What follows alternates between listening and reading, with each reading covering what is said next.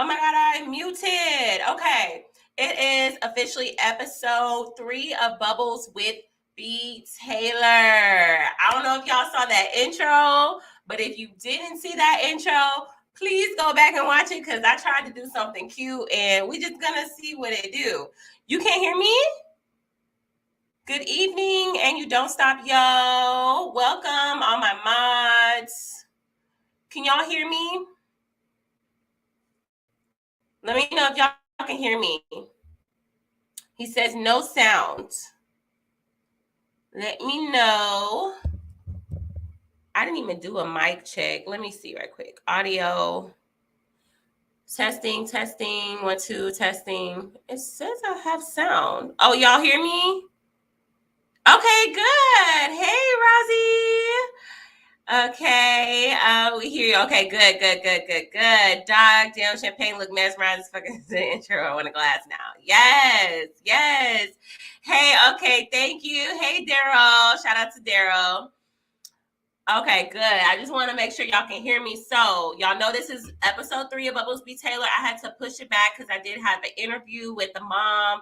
And I just thought her story was very inspirational. And then I got sick, and then I kept getting sick. So I was like, look, make sure y'all take y'all vitamins, please, because my immune system has been in the drain, to say the least. So I have not been in the mood to like drink anything, but I just been pushing out content for you guys. I hope y'all appreciate my effort because I really just want to get back to my channel and provide the content that you guys deserve. But I am sipping on something interesting. I've never had this before, but it is the Capriccio watermelon sangria. I am hoping that this is sparkly. And y'all, please don't judge my lashes because you know, your girl tried, okay? Your girl tried. I was trying to be cute. I haven't worn lashes in a while where I'm like, I don't even like how I look with lashes anymore. I like the natural look. So I'm going to pop this open. Please don't break a nail, girl. Ooh. Hopefully it is bubbly because this is Bubbles with BTaylor. Okay, there's some bubble. I'm going to pour up. Oh, there we go. It's the sizzle. Okay, we having sangria tonight. And I'm going to be talking about a couple of different subjects, and I don't mind you guys joining the discussion. I am all ears and open to different perspectives, so I don't mind at all. Y'all, when I tell you I'm under the weather, I'm still under the weather. So thank you. I appreciate it. Thank you so much. I dressed up just for y'all because I was looking crazy today. So I'm going to go ahead and drop the link in the chat because I want to pin it to the top. Okay, pin message. If you guys want to join the discussion anytime that I'm talking about this. If not, it could be a one-man show. I don't mind talking, okay? I'm going to go ahead and take a sip of this to see if this is any good. It's the Capriccio, I don't know if I'm saying that right, watermelon sangria. I love a good sangria, so let me see.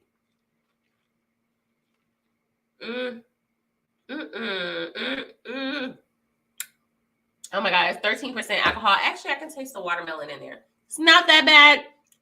I wouldn't get it again, but this is something I'm going to be sipping on. So a lot of you guys have been talking about Carlisha Hood. And I wanted to give my perspective on Carlisha Hood because I wanted to wait to see all the developments coming out because she is currently now going to sue the city and I guess the police department, whoever convicted her. All right, Daryl, that's great. Okay. Hey, Late Night Cutie TV. Shout out to you. So my thing is when this first came out, you know, a lot of people wanted to blame the media. And as somebody who works in the media, let me tell you, like, the media have to say allegedly.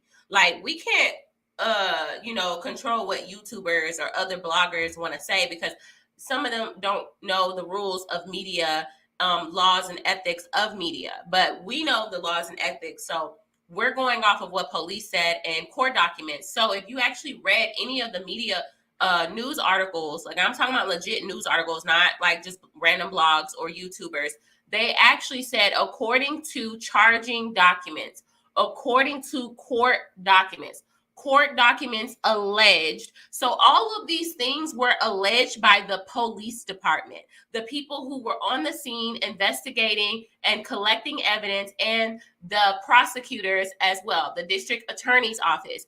Those are the people who said Carlisha texted her son to come in and shoot and kill that bandit. Because we're going to call him a bandit because that's what he was. He was a bandit. He was a hoodlum. He was a menace to society, straight up. Because any man that can apparently punch a woman, you know, unprovoked, because over words, you put your hands on a woman over words. So this was a emotionally unstable man running around who knows how many other women he had put his hands on over words. So there's probably this man, if any man that has that much comfort in wanting to, they popping fireworks, y'all. So they are shooting over here. Okay. I don't know if y'all can hear that.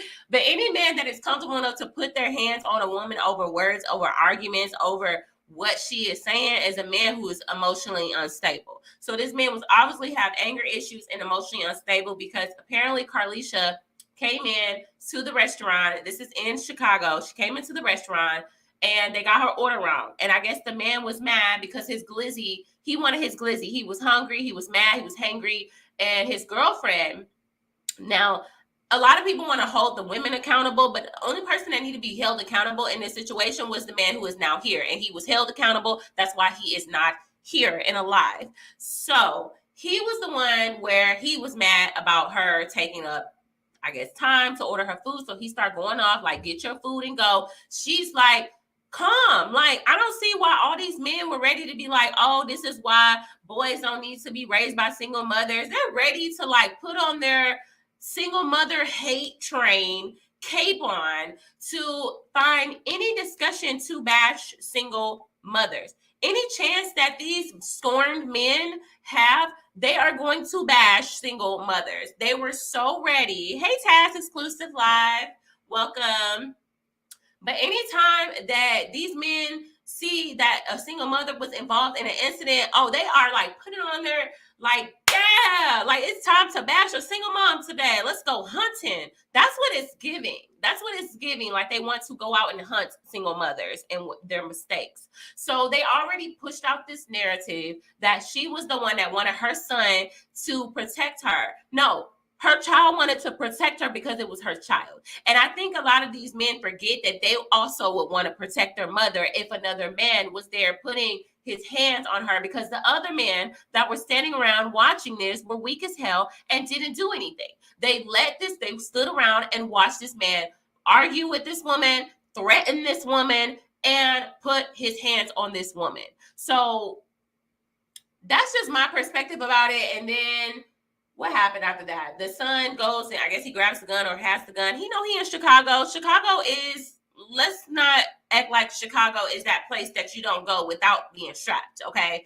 So he was strapped and the man put his hands on her mom and he met his maker. He said, on my grandmother, I'm gonna knock you out. And people made the jokes that he didn't knock her out, so he met his grandma. So you put something on your dead grandma, you end up meeting your grandmother. So a lot of people want to sit here and say, oh, well, his life mattered. His life did not matter to him, or he would never been so quick to put his hands on a woman. And then other people were speculating and saying that he has a history of putting his hands on other women and he has kids. And I'm like, who knows if he even really just see his kids like that? They keep showing this one photo with him with his 2 children. One photo. Like, where the other photos at? Where the Christmas? Where the vacations? Where's the birthdays? Where's the rest of the photos? Because if you only circle around one photo of you and your child, sir, is that the only photo y'all got? Okay, because it's not giving father. It's not giving father to me. I didn't notice he said, oh my grandma. Yes, he said, oh my grandma, I'm gonna knock you out. So he's warning her. So yeah, I just want to give my commentary on Carlisha Hood. I hope she do sue the city because they lied and they accused her of doing something and pushed a narrative out there that could have harmed her case. So shout out to the witnesses that stepped in and really helped her out at that time. So I want to go ahead and move along with the show because that was last week's news and I don't want to spend too much time on it. But I saw this one video before I get into, absentee fathers and single mothers. Who is at fault? Okay. I want to kind of play a video that I saw where it was in the Asian community who have the least rate of single motherhood is the Asian community. And I want to go ahead and play this video. I don't know if I'm going to get copyrighted for it because there's music in the background, but I thought this video was so beautiful. Let me know if y'all can hear it clearly because I'm going to probably have to break it down because him talking is not that loud, so let's see. I know that you love my daughter. I know that you love my daughter. So I'm passing it to you. And I hope you love her and take care of her. How to love her and take care of her. And put her every time at first place. In every situation. Okay, I will. And I want to pray for you. And I want to pray for you and my daughter as he's handing off his daughter. Your love for her will be everlasting. And the Lord is always shining on you and give you happiness and also healthy and put you at the right place at the right time in all right, y'all, because I don't want to get copyrighted. Y'all can hear it? Can y'all hear it? Okay, good. Everything that you are planned. And the Lord is always with you. The Lord is always with you. In Jesus' name I pray. Amen.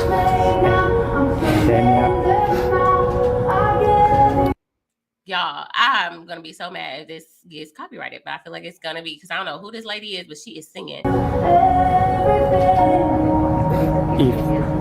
If one day you ever have a change of heart and you don't love my daughter anymore, please don't hurt her. Please don't hurt her. Just bring her back to me. Just bring her back to me. Back to me. And give her back to me. Okay. Okay. It's not gonna happen. Yeah. He's like, hold on. He's like, that's not gonna happen. That's not gonna happen. But I feel you. Okay. My precious daughter is yours. He said, my precious daughter is yours. Now that is a way a father hands off his daughter. It's like this. And then he hands his daughter off to her husband. Okay. That is beautiful. So let me show y'all. Isn't that beautiful? Like, take in that moment. I want y'all to really take in that moment because now I'm going to play an old school black pastor and what he has to say about marriage and how a father should be handing off his daughter. And of course, our old friend, Mr. Let Go, of course, posted this video. So I want to react to it. Mr. Let Go posted this video. Let me see if I can find it. And then we're going to play it. And we're going to react to it. Not looking for a lover. She's looking for a father. You are your wife's father. All the way back in Abraham time, even today. When you get married, you stand at the altar. She's coming down the aisle with her father. So there are two fathers in the house. One waiting and one bringing. Oh my God. You see the difference? Do you see the difference? This is how messed up a lot of these men are. This man is literally saying the father is passing off his daughter so that other man can be her father, her husband, her father. Oh, we on Lock Nation. Hello. I know, right? Oh, Lord. Okay, I'm going to keep playing this for y'all. Follow me now. The father who bringing, he gonna soon release it to another father. So the Bible says a man leaves his father, but it never says a woman leaves. A woman. You see how they manipulate? They manipulate the Bible. You see how the devil just use certain words and manipulate. This man said I am going to be her daddy now. I am her daddy now. Sir, I thought first of all, you get one father. You get one father, and you get the father who is your is God, okay? Your husband is not your daddy. And that's the problem. That's the problem, where a lot of these men didn't have daddies, and they're sitting up there wanting to be somebody else's daddy. Okay, they don't want to be a husband. They want to be a daddy. They want to be a daddy. But what happened? Okay, let's continue. And this is why the house just be looking in shambles. Go ahead. Never leaves. Read the Bible. The woman never leaves her father. Why? Because she just changes fathers. He turns her over to you and says, pick up where I left off, son. You are the father of your wife. This is the reason why most women who don't have fathers have trouble submitting to a man. Because how can a man continue something that never was started? Wait, hold on.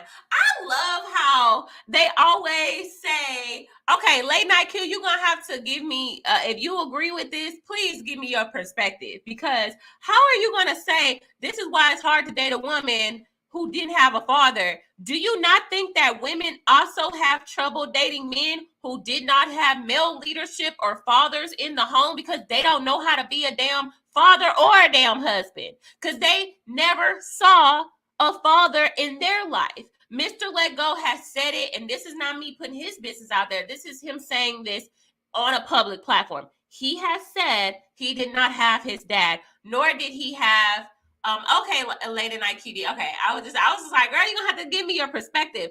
But he said it on a platform, I think on the Lapeef Network, that he grew up in a single mother household. He didn't have a father figure. So, and he's been married and now divorced.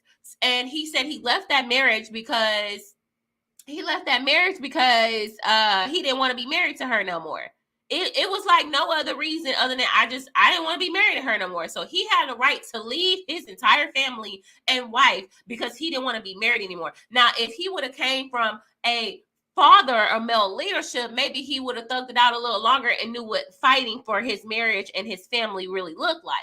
So I just love how all these men who grew up with no fathers have so much commentary about how women are so messed up without their dads, but you're not talking to the men who lack father and male leadership as well. We Unlock Nation, nowadays they want you to look for a father figure. If you didn't have a father in your life, you should look for a father figure. If you don't have a dad in your life presently, you should look for a father figure, whether that's in sports, mentorship, some type of organization or something. Go to your church, your pastor, get underneath a mentorship and a trusting male figure in your life, because that is so important. You may not get the father in your home, but you can get a male leadership. And it's just so crazy how these men try to make it seem like it's the woman's fault for not having a dad. That's like us blaming y'all for not having a dad either. Like, do y'all know that the same man that grew up in a household without his dad, his sister also grew up without a dad? Your father, just like I played in that video, her father protected her. Her father handed her off. Her father approved of her husband. Her father approved of her husband and gave his precious gem, his daughter, to another man because he trusts him. Because that father, that's why back in the day, you couldn't even get a date with a woman without coming to her front door and knocking on that door and asking for the father's permission to take his daughter out on a date.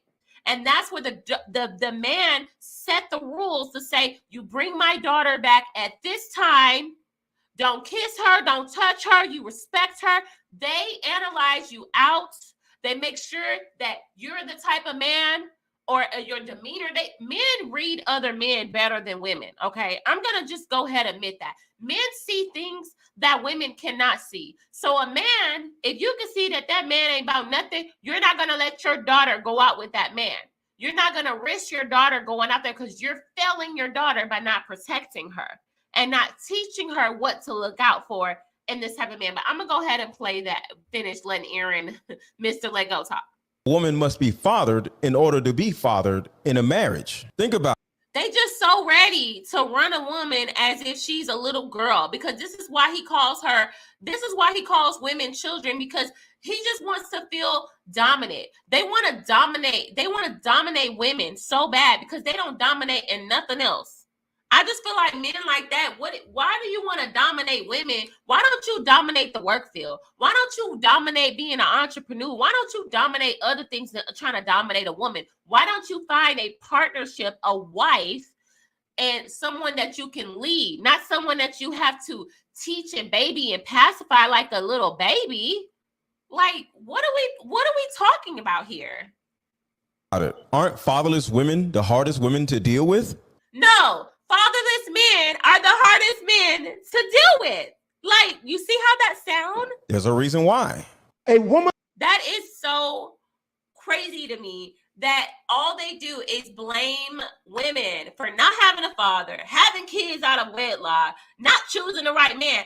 Where do the accountability lie on the man? Where, Aaron? Where does the accountability lie on the man? Okay, so I don't know if I want to, you know what? This is a time where I need to call on a Black man that got some common sense, okay? This is a time to call on a Black man that held the Black manosphere responsible and accountable. Where is that man? Let me go ahead. I'm going to play this special man right here holding these men accountable. With you, but that's not all sisters. No, it's not. It's and not. if you're constantly running into that type of woman, yeah, then the problem is you, because you're attracting a certain low vibrational energy. Why is why that? not have that same energy for women? You just again, you have because the man we having a responsible. conversation as men. Yeah, I got. Wait a second. Did y'all hear that? He said, "Why don't you hold on? We got to play that again." For women, you just again, you have the Because man. we have yeah, then the problem is you, because you're attracting a certain low vibrational energy. Why why is not that? have that same energy for women? Why don't you keep that same energy for the women? You just again, you have because the man we having a responsible. conversation as men. Yeah, I got. We're having, Jesus Christ, thank you, Lord. We're having a conversation as men. Stop talking about the women all the time. Y'all men are too feminine. Y'all are sitting up here talking about women all the time in front of other men. Why don't y'all talk about the men? What are the men not doing? You're not talking to, there's not a woman in that room. But for some reason, they still want to point the finger at women, specifically Black women. And Dr. Umar said, I'm looking around and seeing men. So we're going to talk to the men because I'm a man. And I'm gonna talk to you like a man. Hey, Rosie. I didn't see you back there. Sorry, I had some videos up. If you want to get some commentary so far, just let me know. Yeah. I just wanted to come in right quick. Okay. Can you hear me good? Yeah, I can hear you. Yeah, listen, let me just say this. This is a conversation that I've been talking about for years. I'm on YouTube. So it seems like to me, a lot of these men, to me, are punks. Let me get that out the way. Just punks. Yeah, man, it's like it's the same old conversation, right? Yeah. You know, they love to talk about single mothers, but they ain't telling other men, listen, man, like, we create the single mothers. Exactly. Thank you. Like, you get mad over something you creating. Exactly. That's exactly. it. Exactly. Just you know, if you know, single mothers been around for a long time, man. And it seemed like men ain't got no problems with it. You feel me? So it does, because now they're no longer looking at the men, they're looking at the women. It's like men are starting to talk to the women and they're not talking to the men. So you got women talking to the women, you got men talking to the women. Who was talking to the men? Who? So I'm gonna play. Wait, hold on. Before you even answer that, let's go ahead and play Dr. Umar. Okay, let's finish playing this man right here. I got plenty of interviews with all women where I check them too. all right. But as a man, you should not be concerned about what I say to them. No, as men, we should be concerned of what we're going to do to produce a better generation of black males for tomorrow. Ooh. That's the only, that is where we should be focusing. Women bring the choice of life, right? We understand that, right? I can't have a child unless a woman agrees. And she can't carry one if you didn't put it in her. I agree with that 100% too, right? You agree with that 100%, then there's no argument after that. It starts with you, sir. There wouldn't be a baby to grow if you didn't give that woman that you didn't want to marry and care for your seed. Be a man, okay? Be a man. Because I'm pretty sure if it was the opposite around, if society made it okay for women to actually propose to men, it's the man who finds his wife, right? But say if it was, if it was up to women to propose to men, more marriages would be happening. But now we live in a society where men like 1 foot out the door, 1 foot in. That's why they're not getting married, because they like to have that 1 foot in, 1 foot out mentality. That's why. And they'll start a whole family with a woman only for them to try to go and 1 foot in, 1 foot out. They don't want to fully commit, but they'll start a whole family with you. Like, why is that okay? But whether or not, if you want that child or not, she can still make that decision. It's only up to her. If you don't put a seed in her, nothing else happens. And no woman can make you put a seed in her. Exactly. So the original act was the responsibility of a man. True. Because a man can force a seed inside of a woman, but a woman cannot force a seed inside of herself. I mean, all right. So did black men willingly leave the household, or was it the system that was? It was systemic. All right.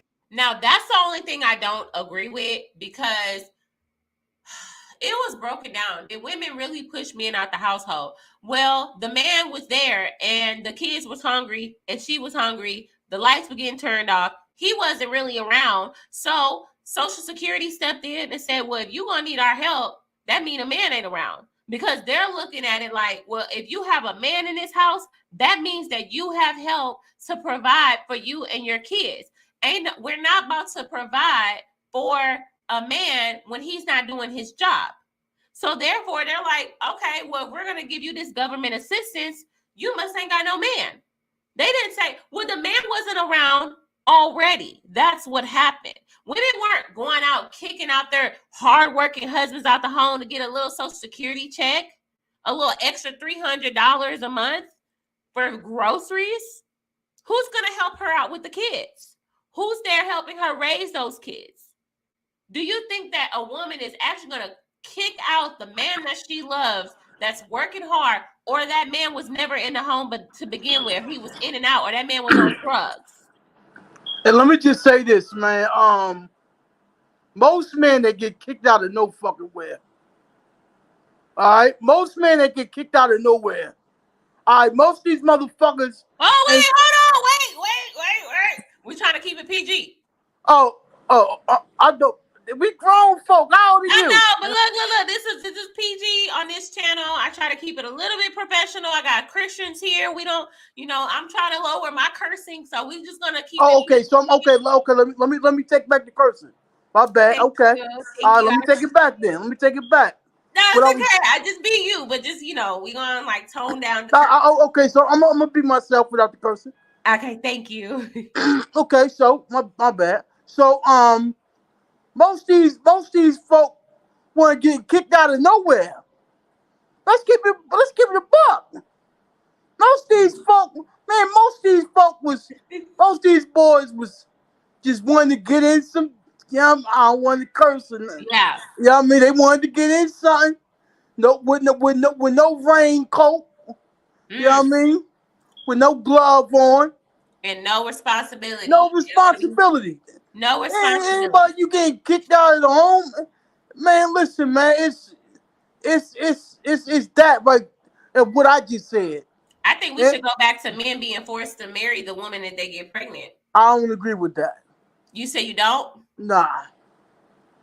You don't agree with that? You should force to marry her? Yeah, he should not be able to go out and live his life and start a whole new family with somebody else when he started it with that woman. Maybe that will make men wise up. Because back in the day, men were not. That ain't gonna look okay. All right. So Men okay, were let's back say, in the hold on, day, see men were right not quick. able to get a woman pregnant. That father came down the street and said, "You impregnated my daughter. Therefore, you need to take her hand in marriage." That's when fathers were in the home. They had to check the other man. Okay, so You owe a debt because guess what? Look. Guess what? Because you got his daughter pregnant. Now that's an extra mouth to feed. That's another person that he has to provide for. So now he's in debt to another man's child. So he's like, you owe me. Either you marry my daughter or you pay a hefty fine of money, which nowadays is child support. If you're not going to be in the home, if you're not going to be the household, you started a household and you left it, therefore you don't get to leave it financially either. Because the one thing to get to a man is finances. So I think personally, it was smart to put men on child support. That's why a lot of men be like, I don't want to be on child support. Some men, I feel like there was nothing put in place. There will be so many men out there planting their seeds in random women all over the world. If there was no accountability for a man. I think, I think they should just stick to the child support thing, man. Like, because to say, man, when you gotta automatically marry her, all right, like let's say if that happened, right? Let's say if somehow, some way, I get a woman pregnant, and then they say, and then I marry her. That Like, You would have to. You should never got her pregnant. marriage is for the rest of your life now. So yeah, you should never got her pregnant. The having a child is the rest of your life. Yeah, but he's not gonna be under your roof for the rest of your life. But it should be something being held accountable where if men were so reckless, there's men out here that's like, I don't want to take care of that child. I don't have to take care of that child. And they keep creating more children. So how do we stop those type of men from spreading their seeds everywhere? Because there are a lot of and they're saying they want to hold against women, but women are so easily manipulated, especially young women, unguided women, unprotected women. They're so easily manipulated. Some men will hide how many children that they actually have. The only thing I could think of, sis, is to raise the next generation of males into being responsible. That's the best way. But who's teaching them that? If you have men nowadays saying that they don't want to help out, they don't want to they don't want to take on the leadership role of being a stepfather to a single kid. Like, you don't have to be a stepfather. Be a mentor. Be a leader role or some role model or something. Like, you not want to make an impact in this world. Like, I think they don't want to make an impact because they can't. Thank you, Farid. You're gonna have to spell out your name so I can make sure, because you've been showing me a lot of love lately. So I appreciate it. Thank you for the $10 super. I think it was a super chat. If you did mean to put something, put it in the comments so I can highlight it. I'm gonna finish playing Umar Jackson. Yeah, Umar Johnson. Sorry, I said Umar Jackson. Umar Johnson. I'm gonna finish playing what he had to say.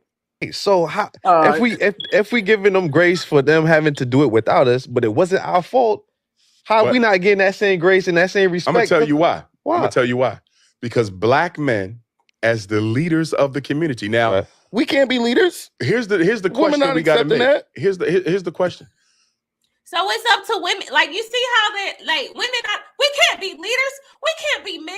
The women got us by our drawers. Like, that's why y'all not men, because women got y'all. Like, what?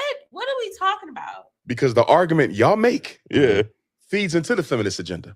Mm-hmm. Okay. It's an argument that says, I don't want the responsibility. I'm a leader. I don't want to fix shit. Period. Look at her. Umar was spitting, and then We on Lock Nation sent me a video of an interview that he did. But before I get into that, I wanted to find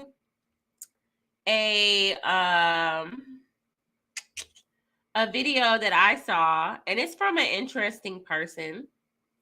It's from an interesting person that, it's interesting. I'm gonna say the least. I know this person. We all know this person. So when I play the video, y'all gonna know who it is. But I want to react to this caller because Yo, more men. can I get in right quick? Yeah, go ahead. Let me get in right quick before you go. The little conversation that me and you just had about that whole thing. The best thing I can say about that, sis, is the child support thing. It's just y'all just keep put these motherfuckers. I almost, my bad. Look, Almost. you're doing okay. You're doing okay. Yeah. So keep putting these boys on child support. See that whole making a marriage thing. That's not going to work. It sounds cute, but that's not going to work, sis. But go ahead though. It's not going to work. Okay. This is Anton,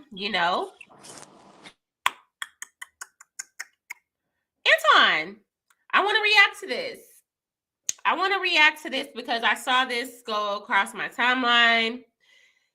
Says, stop getting women pregnant knowing you don't want to marry them. And I was very shocked to see this because I'm like, not Anton holding the men accountable. He's always fond of holding the women accountable. So I was very interested to see that Anton is holding, the men accountable as well. So I want to go ahead and play that. It's not about Anton. It is about this man here and what he's saying, because I want mothers to really take notes of what this man is saying. If you are a single mom and you're still messing around with your baby's father, this man was letting out a lot of keys. So I'm going to go ahead and play that. Y'all let me know if the sound is okay.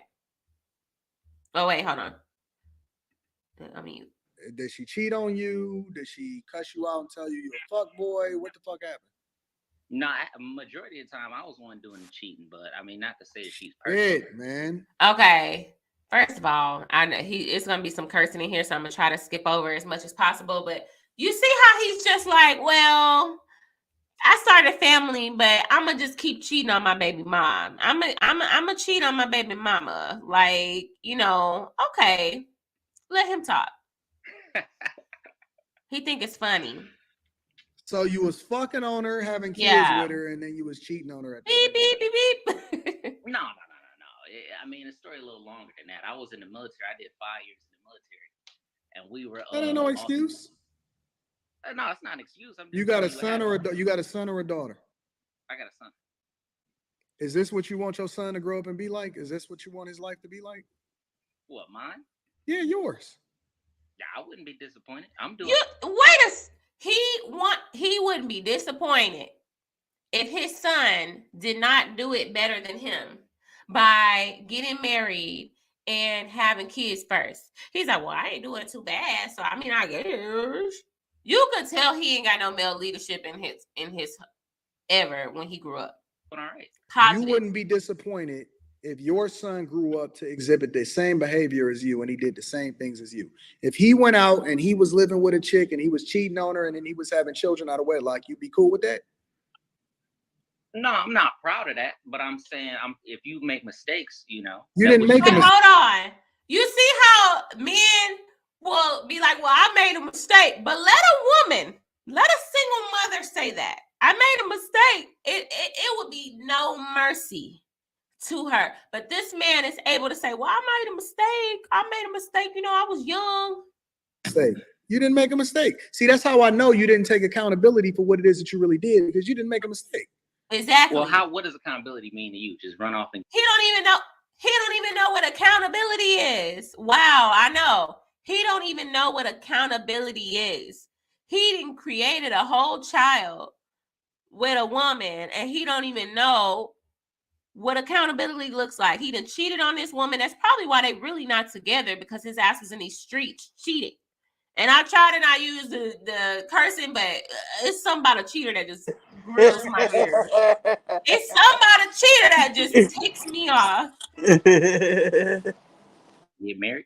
No, accountability is truly changing your behavior to be a reflection of the change that you would want somebody else to see. Right. See, I did that. To take ownership and accountability means changed behavior. Right. And you still saying that it was a mistake. That means that you're not even really owning up to the fact that you just was intentional and you fucked up. Beep, beep, beep. Yeah, I mean, but I'm not saying I didn't. You just did. You said it was a mistake. You just said it was a mistake. I mean, it was having a kid was a mistake. I didn't have a kid gosh. on purpose. Is what I'm saying. Wait, hold on. Wasn't there a woman long ago that? Wait, hold on. Somebody just, are y'all able to comment in the chat? I don't know why the chat is. Hold on. Let me make. Okay. Oops. I don't know why it didn't have the chats available. Okay. I just got a message saying that some people couldn't chat. So let me know if you're able to. Anyway, let's get back to this man here because he about to piss me off. Yes, you did. Because you did not strap up and you knew better. And you knew that if you skeeted off in a chick, it was a possibility for her to get pregnant. That wasn't a mistake. That was intentional. So, but I'm saying after that happens, like what? No, I can't move on until we take full accountability and responsibility for the position that we see. I don't do reactive. I do proactive, right? I fix the core root of the problem so that it doesn't happen again. Then we can get to what it is that you're supposed to be moving forward in. Okay, so I'm asking. So, what does accountability mean? You don't even know what accountability looks like right now for me. Why are you not with her? Listen, here's the fact of the matter. The truth sounds like, now tell me if I'm wrong, because I'm open to the possibility that I'm wrong. The truth sounds like you want to continue to go out here and fuck on other chicks. You know, he loves to curse. No, actually, I don't need that at this stage of my life anymore. No. We talking about forever. When you get married, it's forever. It's till death do us part. And so you not really sure that she was the one, but you stuck around with her because she was convenient at the time. Exactly. Or you just don't want to dedicate yourself to her because you don't want the idea of having one woman that you got to be with for the rest of your life without being able to fuck on something else. One foot in, 1 foot out. Are you saying that that's why I don't want to get what it's like to be an egg bank egg donor? Did you know? Hold on. While that plays, this is what I'm talking about for men who are 1 foot in, 1 foot out. 1 foot in, 1 foot out. That's the problem that we are having with a lot of these baby daddies. Because I'm pretty sure his child's mother will want to marry him. He's the one that probably don't want to get married. So hold on, let me see if I can go back to it. Okay. These commercials. I'm seeing it, and I want you to correct me if I'm wrong. Is it one of those two things, or is it something completely different? I'm not sure what you're asking me with the you saying that I don't want to. Why don't you want to dedicate yourself to the mother of your child? Is what I'm asking. Yeah. Because I don't think that we are compatible right now. She was compatible when you was fucking to have her a baby with, right? But now she's not Probably compatible. Not, that's the thing. So why was you fucking her why and were having you a doing kid by that? her if she wasn't compatible with you then? I mean, I was just younger. Oh my God. You see how they try to, you talk to a baby daddy. See, I bet you he was the same one in the chat talking about, she's young. Nobody cares about her mistakes. Nobody cares about her past. Nobody cares about her trauma. But then he could sit up here and say, well, I made a mistake. You didn't make no mistake. That's not a mistake, sir. You know. As mature as I am now. Okay. So you did your thing, you're moving on, and y'all just good co-parents. That's accurate. When the last time you fucked? When the last time they had last week intimacy? Exactly. So he's still. But y'all not compatible though, right? Right. Not to be in a relationship. Look, hold on. This makes me so mad. This is why I tell women. Oh, they still like. Hold on. I ask a question. They still having sex? Yes. Oh hell no. Exactly. But you know how many baby daddies feel like they're entitled to keep having sex with the woman that had their child, but they don't want to marry her. And I tell women, if y'all not together and he's not with you, Do not sleep with him, because if you weren't good enough for marriage and you see that y'all not even together anymore, why are you still sleeping with him? Because sleeping with him is not gonna, once you realize how sex really is to a man, you will realize that he will lay down with his baby mama, make love to her, and then go on a date with the next chick looking for their future wife. That's the realistic part about that. And that's why a lot of women need to understand that when you keep giving your body to a man who don't want to honor, respect, and love you, when the accountability that a single mother can make is, I'm not going to lay down with this man anymore because he is not trying to marry me or commit to me in this family, in this home, in any way, shape, or possible. Any way, shape, or possible. So the thing that she can do at this point is just stop sleeping with him. Stop sleeping with your baby's father because you're lonely and your hormones are raging and stuff like that, because you're doing yourself a disjustice. Because think about it like this. You could sleep with him, but he gonna be taking that girl out that he really want to be out with on a date and spending his money towards her and playing family with you. So he got one foot in the door, one foot out. If he got one foot in the door and one foot out, you push his ass out the door until he want to make up his mind if he want to step 2 feet in this door, because you don't want half a man. You want all of him. You want a husband. You want a full father in the home. So if he's playing those games, push his ass out the door and let him make a decision. So I'm going to go ahead and like play that. Still fucking on her. Oh. But she not compatible enough to be in a relationship with. She good enough to have a kid. I know he just. She good enough to keep fucking on. Oh, but she just not good enough to actually marry, because the mother of your kid ain't worth that. It's not that she's not worth it. If you still fucking on her, then you have not taken ownership of her. He's not a man. It's crazy how they have. It's real crazy how they have these type of conversations online. Like, I'm like, damn, this is TMI for me. It is TMI. I think this man honestly doesn't have I don't know what's going on with my chat. I feel like my chat is stuck because some people saying they can't even chat. I don't know what's going on. Oh, okay, there we go. Okay, Kelly's able to. Okay, cool. Kelly, if you want to join and hop on and get some commentary, just let me know. The link is at the top. But yeah, like, it's the fact that he's still sleeping with her, and since he is sleeping with her, he's not honoring her. And Anton even said that you're not honoring her. A responsibility. There's nothing I can do for you until you change your mentality and you change your behavior. This is what I can't do. I don't do Band-Aid solutions. Yeah. The only thing that I do is I do true accountability, and I fix the core root of the problem.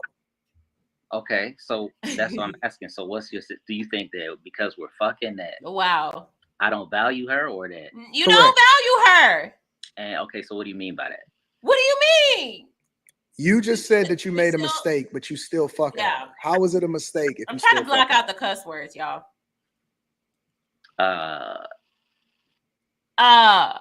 Because we open to the consequences. Whoa. No, I'm not talking to her. Ain't no we. And I'm not French, so I don't know where this we coming from. He's talking to I'm talking to you, young man. Okay, no, hold on. Who is we? Is she in a room with you right now or something? No, I'm here by myself. Are you French?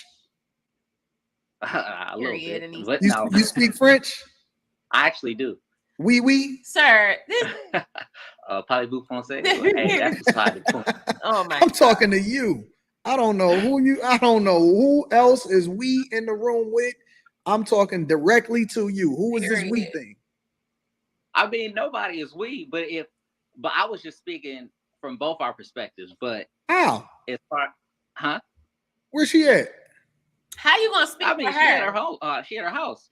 Most likely. So how you gonna speak from her perspective? With your kid in another household. I bet you her perspective is that she want to be with you for the rest of your.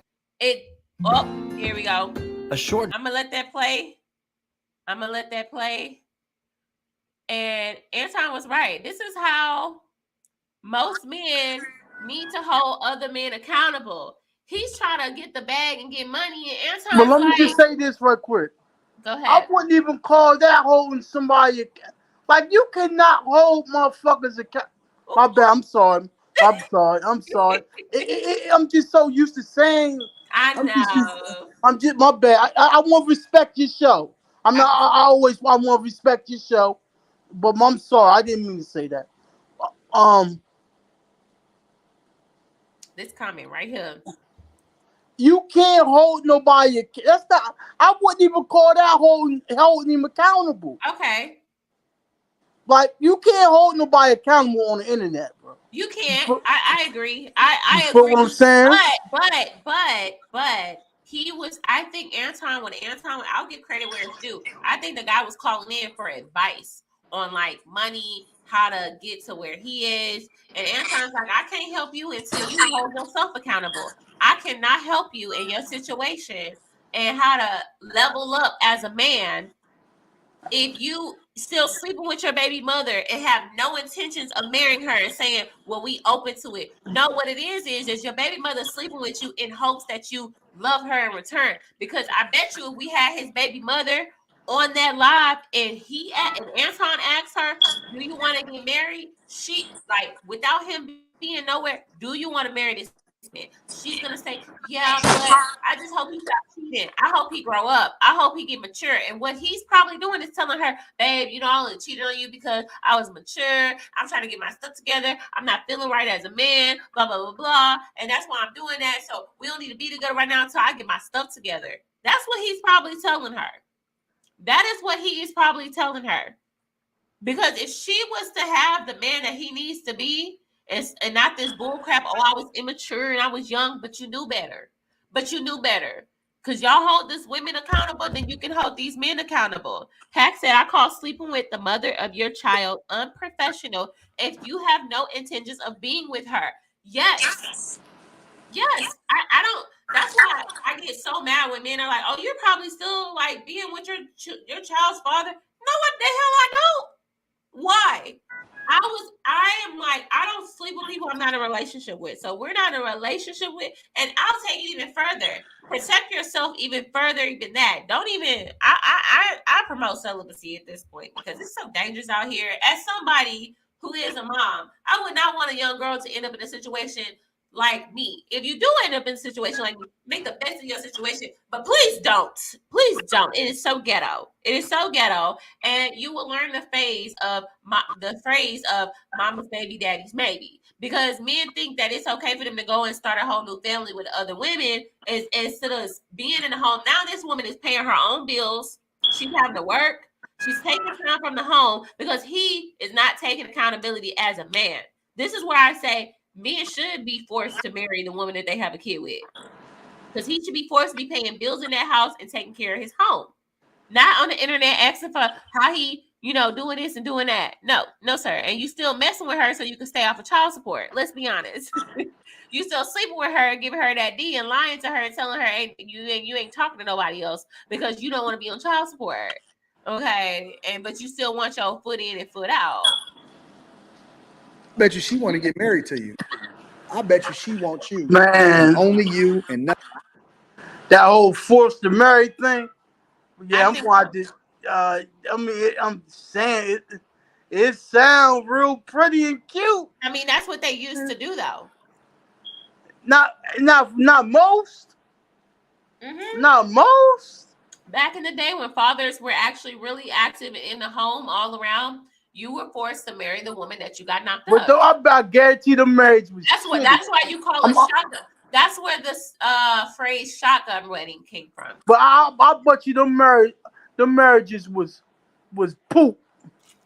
It didn't matter. The man was in the home and he had to take accountability, and that's why men had to be like, "Well, I don't want to end up like so and so down the street." He forced to marry that girl, and he didn't want to be with her. But you still had to be in that home taking care of them kids and coming home to her. Period. Well, I'm gonna go ahead and play. But did those marriages? Did those? Okay, yeah. I'm just saying the family dynamics. Since we want to keep the family together and the family, no, it's not ideal. And I think a lot of people understand that it wasn't healthy, because the men resented the women and they treated them like trash. but it also held the man accountable where that man could teach his son, don't end up like me because I ain't even want to be here. I don't want to be here. Don't end up like me. Protect your seed at all costs, you know? Like back in the day when when a teenage boy would get a girl pregnant, there was no football scholarship. There was But no see, here's the thing. Here's the thing, though. I mean, here's the thing. Here's the thing. Like, let's say if that happened, right? Most women gonna end the divorce. Wait, hold on. I wanna address this person because and don't even delete their thing because I wanna address this person. BTaylor is the biggest black man basher that avoids accountability. You support City Girls and Krishan Rock.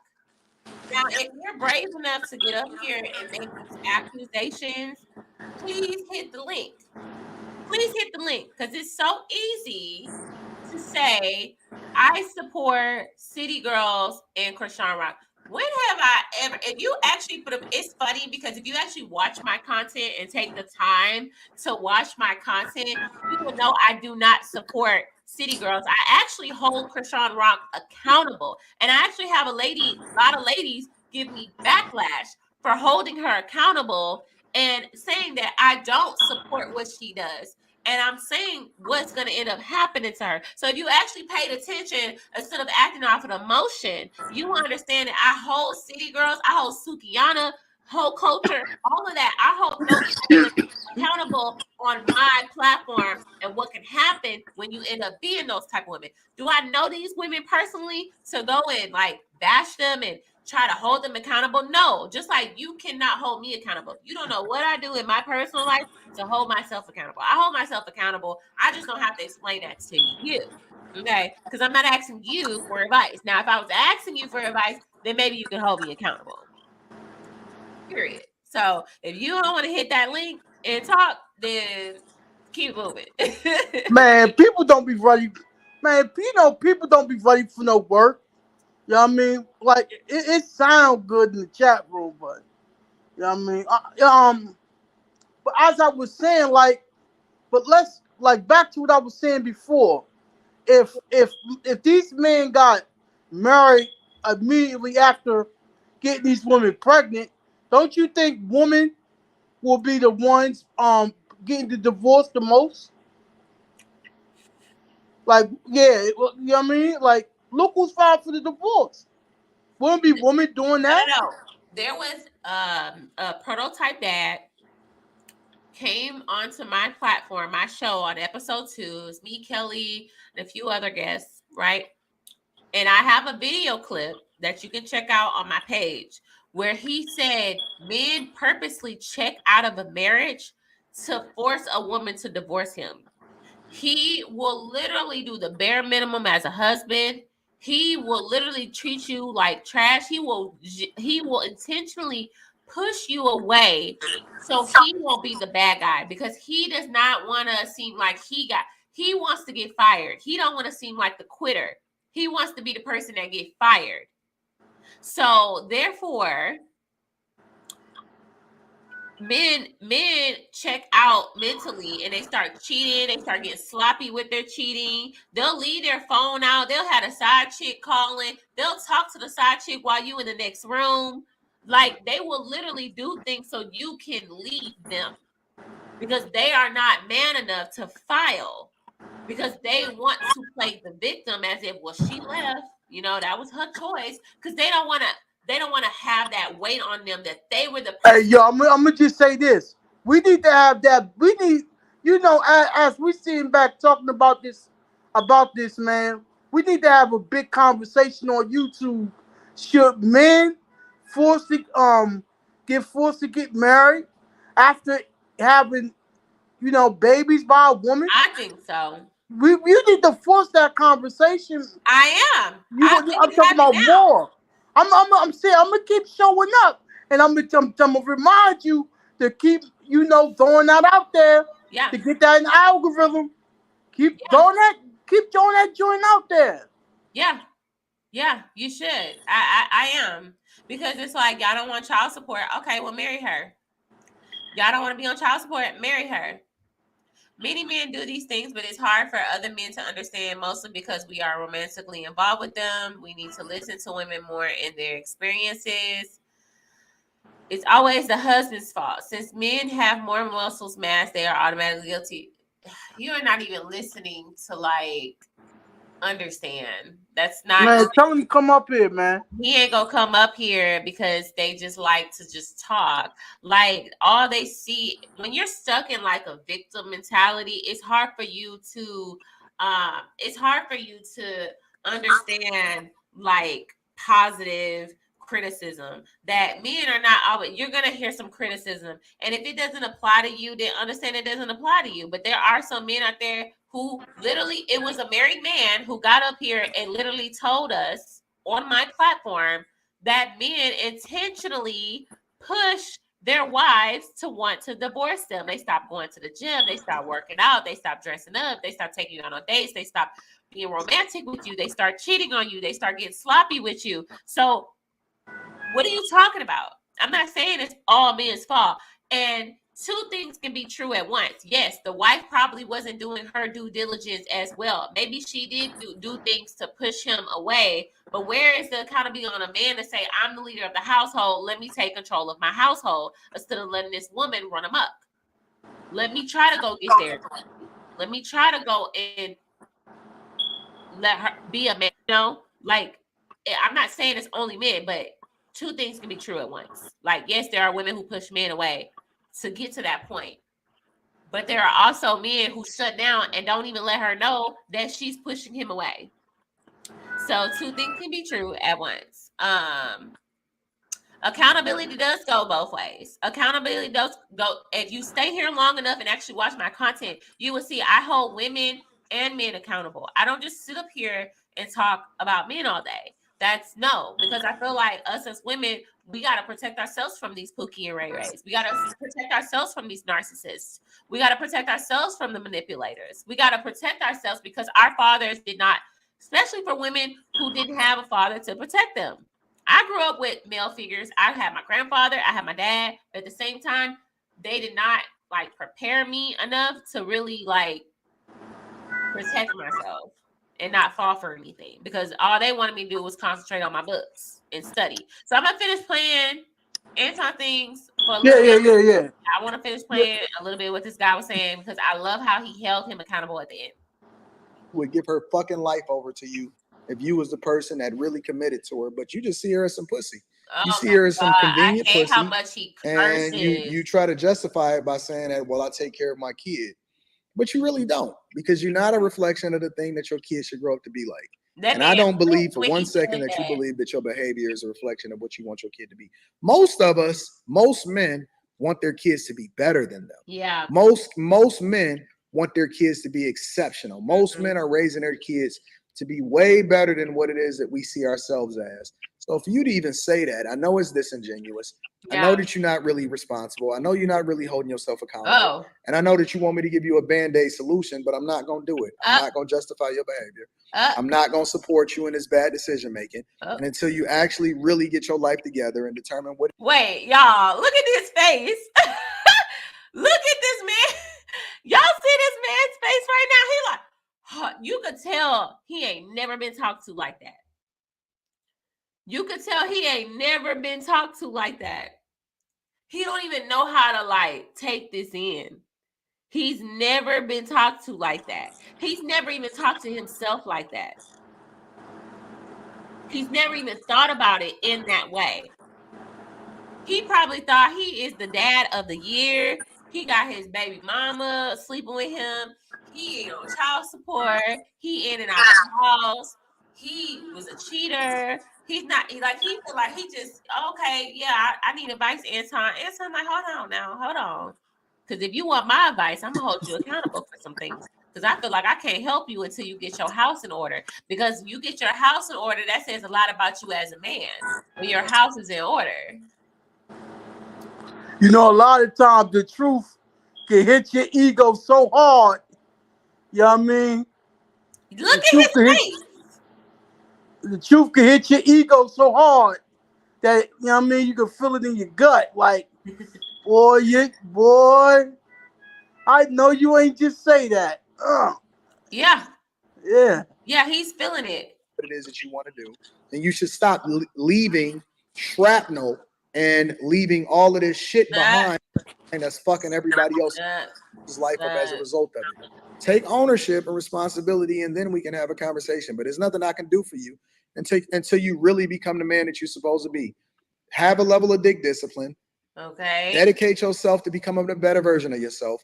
And then we can start having a conversation. But until then, you're just going to keep doing what you're going to do, and it ain't nothing that I can do for you because the character has to come along with the solutions. Yeah. I don't just tell people what it is that they can do in order to get the bag. I don't give people the solutions based off of what makes them feel better. You have to fix what's in here.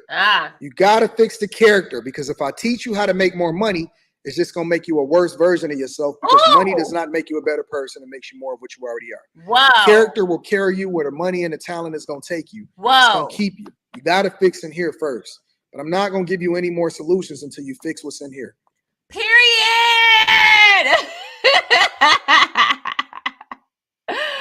Look. You very passionate tonight, man. Look, because I was very shocked that Anton was like going in like this. I ain't ever seen him really just hold a man accountable like that. And I was like, I'm impressed. I'm impressed because that man, it made me impressed because I know that I'm thinking about the child's mother. I'm thinking about the child. I'm thinking about that situation. And I can tell that man has never been held accountable. That man has never been held accountable. And that's why he was like, Anton, I want to get the bag. He like, well, you got to change your character first. Get your home together before you come here. Get your home together.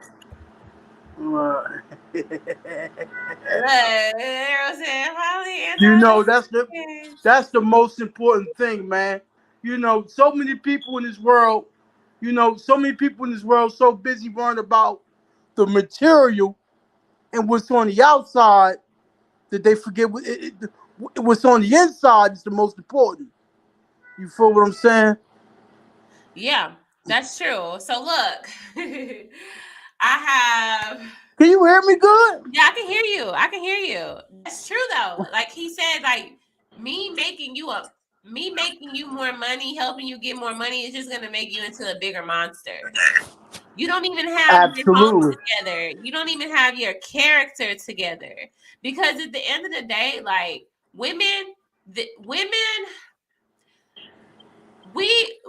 can change their situation by, okay, I was with this girl. What can I do to be better? What can I do to stop cheating? What can I do to get my finances together? I want to get married. I want to be accountable. I want to take care of my family. I want to show my sons, my daughters that what it is. I didn't grow up with a dad in my house. So I want to step up and make sure that I'm marrying the woman that I have a kid with, point blank period. Instead of repeating the same mistakes that your father and mother has done, and living separately and doing all these things, or your father wasn't around, why can't you as a man step into the home and fight it out? I think the thing is that men and women have been given too much leeway of just leaving a situation and giving up when it gets hard. Because a lot of people, we didn't grow up seeing healthy marriages, right? We didn't grow up seeing like people sticking it out and getting together. A lot of people actually suffered from seeing their parents get divorced or never seeing their mother get married at all. So they think that that's normal, which is, I think, is dangerous to have a kid with a man who didn't see marriage as a positive outlook. Because, you know, I've dated men that was like, well, I just want a kid. And I'm like, well, why wouldn't you want a wife? And they're like, well, I mean, I want a kid. Like, they don't even think like marriage is important because they never grew up seeing it. There are actually generations of women seeing other women never get married but always having babies, so they think that that's normal. And you can't. Are you religious? I am. Oh, see, a lot of people ain't religious. No, but also, it has nothing to do with religion. I feel let me tell you what. Let me tell you why I brought that up. Because a lot of people, like a lot of religious people, they believe you shouldn't have no children out. You shouldn't have any children outside of marriage. A lot of people don't subscribe. Yeah. Well, a lot of people don't subscribe to that. I mean, I don't look at it as a bad thing. Hold up. Well, I don't look at having children outside of marriage is a bad thing. In my personal belief. Do you have children outside of marriage? No, I don't have any children. So I do. And I'm going to tell you that it is important to be married. Are you married now? No, I'm not. And that's why I can speak from experience. I'm like literally putting myself on a chopping block of like, I can speak from experience. As nice as I look, as bubbly and personal and all this other stuff, at the end of the day, this was not my ideal to be in this type of situation. And I live with those decisions and I have to live with them. And I take accountability by what can I do now to change that? You know, I know what I took a part in and what part that I played in and the mentality. The best thing that I can do for myself is change my mentality the way God wants it. I think the mistake is that all these men are trying to get in my head to tell me how I should be thinking as a woman only for their benefit. I need to be thinking of what type of woman God wants me to be. And that's who I was not listening to. I need to find my purpose. And one of my purpose is being a mother. My purpose is being a mother because God would never open my womb. There's women out here that's been slaying and laying up with all God knows who unprotected and they never got pregnant. But I get in relationships, I do. But one thing about me is that I never had boundaries in my relationships. So when I was in love, it was like, oh, we're gonna be together, we're gonna be married, like we're talking about marriage. Like I wouldn't lay up and have a kid with a man that I just met or didn't see a future with. Like these were men I was in long-term relationships with. So therefore, I'm like, yeah, like we're gonna get married. Like I was so confident in it, you know, because I thought that that's how the process looked.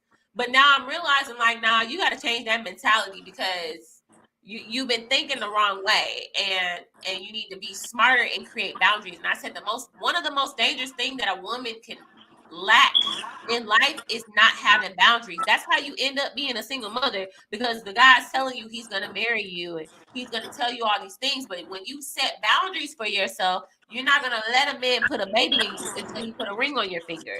That's having set boundaries for yourself and really standing on those boundaries and saying, you're not going to push me past these boundaries no matter how much I love you or I feel like you're going to leave or you feel like you're going to, you know, treat me any type of way because I'm not sleeping with you or I'm not having unprotected sex with you.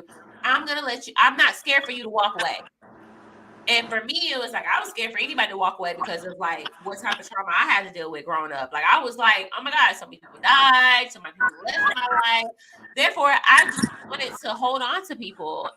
Even if they treated me wrong, even if they seemed questionable, like I wanted to hold on to them as long as I wanted, because I had abandonment issues as well. And a lot of Black women have that because, you know, our mothers were hard on us, yelling at us, wasn't soft with us, didn't have a real relationship with us, you know, we weren't protected. We let the streets get in our ears. Our friends get in our ears. Our friends out there having sex because they didn't have a father figure in their life. Either you didn't have a dad or your dad wasn't talking to you about men because they still looked at you like daddy's little girl and they didn't want to tell you the realities of what sex looks like and how it does feel good and how it does sound good, right? But you're not telling us what it really is out there and the dangers of it and how we should be scared of it, right? So it's like there's a lot of monopolies of how you can end up becoming a single father or a single mother. But I can only take accountability now. Like, and that's changing my mindset. That's me being in isolation, growing, maturing, learning. I don't care what anybody say, oh, you're too late. I'm never too late. And you're never too late. Because how old are you? How old are you? It's on God's timing. I'm 30. Okay. All right. Young lady. You're a young lady. Yeah. Young lady. And you know what? I'm proud of my age and my mindset at my age because there's some women who don't even get it until they're like 40, you know? So I embrace the age that I am at now and the change that I am experiencing and really just being guided and like standing on my boundaries. Like I'm really doing big girl moves and like not, you know, listening to this person, listening to that person. Like, I think the wrong thing about me is I would listen to too many people where I had everybody thoughts and opinions in my head, and I couldn't think for myself. I could never think for myself. And it's dangerous because I knew I was feeling one way, but I was forcing myself to do something else, you know?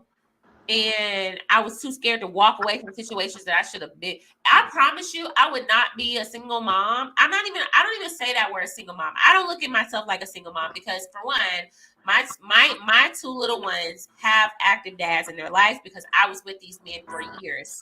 So I was in relationship. I had not a high school sweetheart, a college sweetheart, and then in my adulthood, my further adulthood, I had a long-term relationship. Both of these men I plan to marry, you know. So at the end of the day, I wasn't out here just thought in the bop and end up pregnant by some random Pookie Ray Ray. The men that I have children with are not Pookie and Ray Rays. We just didn't work out, but they are great fathers. And I always say this. I think a lot of these men think like, oh, if you're not married, the dad's not around. That is definitely not always the case. And that's why somebody had to tell me, don't call yourself a single mom. You're not a single mom. You got two active fathers in your life. You are a mother who is single. And I'm like, I know that's right because look, my kids are taken care of. Okay. They are taken care of. Hey, Daryl. But let me ask you something. Is all of your live streams PG? Because you say you don't want no cussing tonight. Is it always like this? It's mostly like I don't mind like, you know, damn or hell or like little words, but like that F word and like vulgar, like what Anton was saying, I don't really want that on my live stream because that gets a little I'm in a transition in my spirituality right now. And so I don't want to turn off a lot of people who are also in that space where they're trying to spiritually like level up and they don't want to hear all the cursing where it's like too much. Like I curse, but I'm trying to not curse as much. And you can get demonetized that way. So if you use too many vulgar curse words, they will demonetize your video. YouTube do not like that. This is very true.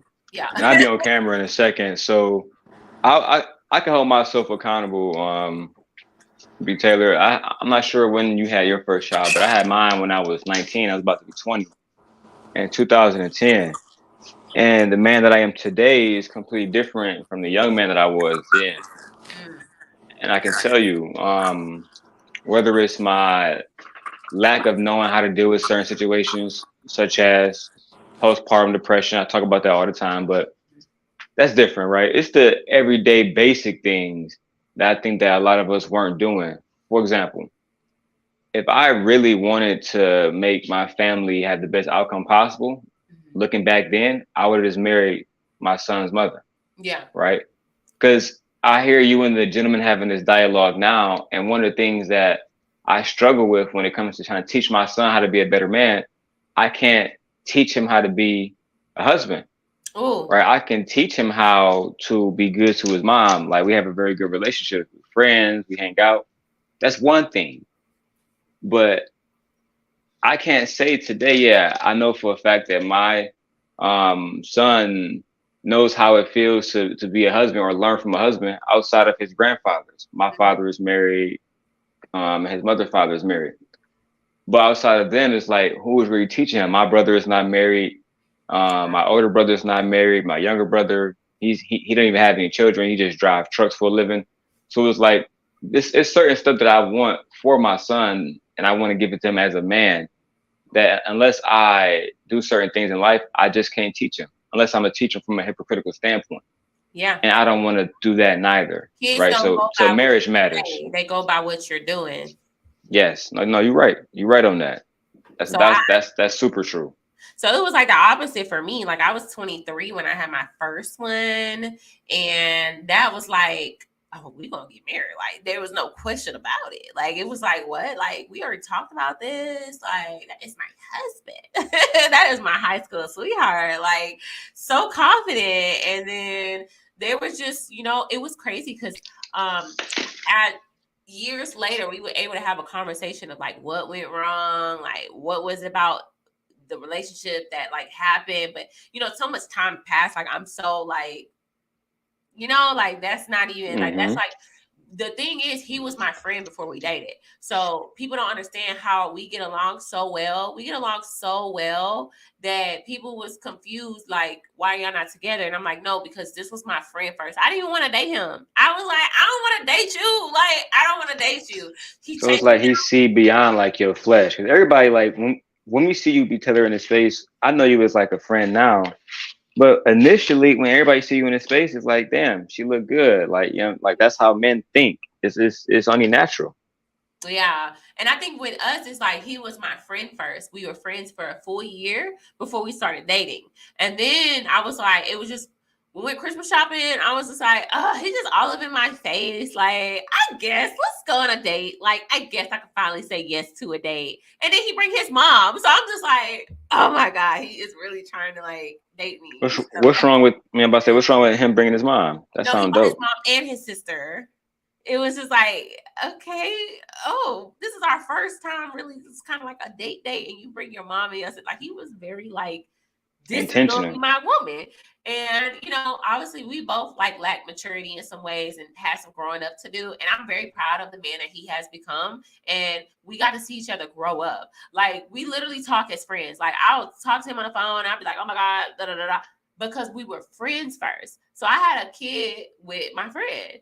Now my second child, like that's recent, so I ain't gonna speak on it. But it's just like I know I had to make certain steps because I want marriage, and I'm getting where like I'm carrying myself like a wife, but I also had some healing to do. So I'm like, I need to heal because it's less of keeping my mouth shut and just being quiet and listen. Like, it's like there's a lot of healing that needs to be done on, like, you know, I can only speak for myself, but there's a lot of healing that I need to get done, and I need to follow what God wants for me. And God has put certain things in place where I just need to follow God, not follow any other man, follow God. And so that's what I'm doing right now, currently in my life. And I was just see where it takes me. You know?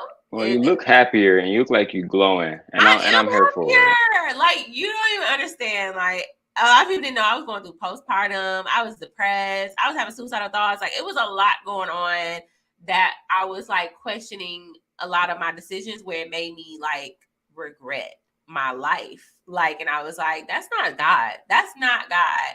That is the devil trying to tear me down, which I'm so glad I'm not in these spaces, because God is good. He had to save me out of and pull me out of that space because it was so toxic. And I feel like I'm in like a better space and more happier. Like, even when bad things happen, like I'm gonna join from my iPhone. Give me 1 second. Okay, yeah. Even when bad things happen, like, I feel a sense of peace. And I haven't had that peace in like years. And I just feel like a certain peace where if somebody insult me, I don't even like get mad because I know who I belong to and I know where I come from. And I come from a higher being. He wants more for me. So I know there's certain things that's being happening in my life for the better of me and what God wants and to help other people. So while I'm healing, I want to heal other people. I want to help them. So my channel, I may talk about, do commentary on like trending topics and stuff like that, but I'm always giving a message in that video because I'm not just randomly talking about people's lives just to talk ish about them. Like, I'm saying, what can we learn? And if it's a situation I can relate to, most of these things that I talk about and have commentary on is videos that I relate to, or a girl that I relate to, or something that I have done in a similar instinct. So that's where I'm coming from. Thank you, Tiana. Wait, is it Tiana Vaughn? Okay, thank you. I'm so proud of you. Thank you so much. Following you. You got some good energy tonight, man. See, you pretty passionate, city hype. You know what I mean? Yeah. Hopefully Daryl come back so I can play this. I have one more video because I don't like to do too long lives. You know, unless people just come up and start talking and stuff. I thought I was gonna get more pushback, but it is what it is. I wanted to have this conversation because, like I said, if I can help one person that's watching this silently, I'm doing what I need to do, you know. So Daryl, I was just saying I wanted to play this video. And this is our good friend, Mr. Let Go again. Yeah, play that nigga. Oh yeah, with the white boy, I'm here for it. Yes. You already know. Hi, thank you. Covered by Key. Thank you so much. Okay, we're gonna play. Are Wait. Okay, hold on. on the entire planet. Statistics back that over 70% of young men that grow up under a single mother in particular, end up in prison. So everything that this man just said is a complete lie, which means it must be time for another round of These Aren't Facts, they're just things you made up to justify your feelings. Now, the often quoted statistic is that 70% of inmates come from single mother homes, which would represent about 840,000 of the 1.2 million people incarcerated according to the Department of Justice in 2021. Meanwhile, 70% of the estimated 19 million children raised in single mother homes would be about 13 million. And I'm not sure how Aaron's defining young men, but even if we adjust for that, it would still be an absurdly wrong number. Okay, so Aaron misspoke, but what about that 70% statistic? That has to be correct, right? After all, it's repeated everywhere. Women gotta hold themselves accountable because 70% of boys in jail are raised by single mothers. Single sisters are to blame for the high population of men in jail. 70% of youth in juvenile delinquent facilities come from single mother homes. 80% of all youths in prison are from single mother homes. If you compare a single mother, is 80% chance of going to jail. 80% of all prison inmates came from single mothers' homes. I did the research. 80% of black males who are in jail come from single mother homes. And we are filling up these prisons with fatherless kids. Okay, so we're not sure if it's 70% or if it's 80%, if it represents all prisoners, just young men, or only black men. But what we do know is that prisons are full of young men from single mother homes, and the women folk are to blame for it. And this statistic has been copy-pasted across every website for fathers' rights groups and family law attorneys representing fathers. But notice that it's different. It's 70% of juveniles in state-operated institutions, not prisoners. But even that claim is wrong. It comes from this 1987 report from the Bureau of Justice Statistics. And it says across all juveniles in state-operated institutions, 70% of them did not come from a two-parent home, which includes single mothers, but also single fathers, homes. Wait a second. I thought single fathers raise better kids than single mothers. Give them to the dad. Give them to the dad. They raise them so much better. Okay, what happened to that? So it's not just single mothers. Where the child was raised by other relatives and foster homes. In fact, single parents were only 54%, and of that, 48.4% were single mother households. It's important to remember that this is 35-year-old data about juveniles in juvenile institutions, not prisons. And they only surveyed about 10% of juveniles, so while it might be indicative, it should not be taken as a concrete fact. Now, the statistics on inmates are actually fairly easy to get, thanks again to the Bureau of Justice Statistics. And in 2002, they showed that the number of offenders from single mother homes actually dropped from 41 to 39% and went back up in 2016 to 41.1%. Meanwhile, homes with a father represented 40.7% of all offenders. It's almost neck and neck. So while prisons may not be overflowing with offenders from single mother households, it does represent an elevated risk, about 2 to 3 times. And since your lifetime incarceration risk is about 5%, what that means is instead of 70% of children raised by single mothers going to jail, actually well over 80% will avoid ever seeing a jail. Okay, but that still means that single mums offer the worst outcomes, right? Well, studies have also looked at incarceration rates for different household types. And they did again find that 3 times risk for single mother households. And you can see that when we adjust for social, educational, and economic disparity, that risk drops to about 2 times. But before single fathers start to crow about this, look what happens when dad gets a new partner. They offer some of the worst outcomes. And when we remove the economic advantage that single fathers often have, you can see that single fathers with a new partner offer the worst outcomes, beating out single mothers with stepfathers, and even children not raised by either parent. So if we really care about childhood outcomes, we need to be teaching men not to ignore their children the minute a new woman shows up. Woo! Okay. First of all, I gotta pause on that because that's triggering. That's triggering for me because that's what happened to me. My dad got married and the stepmom, it's been some drama with her, and it just seems like we just wasn't around as much. And I don't know what it is about men choosing other women over their children. I don't understand it. Yeah, no, that's crazy. Can you hear me well? Yeah, I'm just trying to see if somebody knocking on my shit. Okay, never mind. I don't think so. Somebody knocking on my door? No, you good? You good? All right, so go ahead, yeah.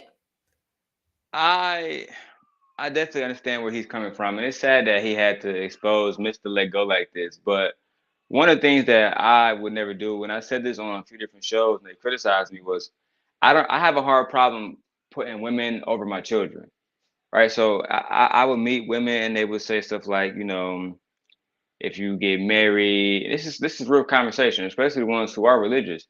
Like it's something in the Bible that says like if you get a wife, she's supposed to come before everything, like your children and everything. And I'm not really here for that.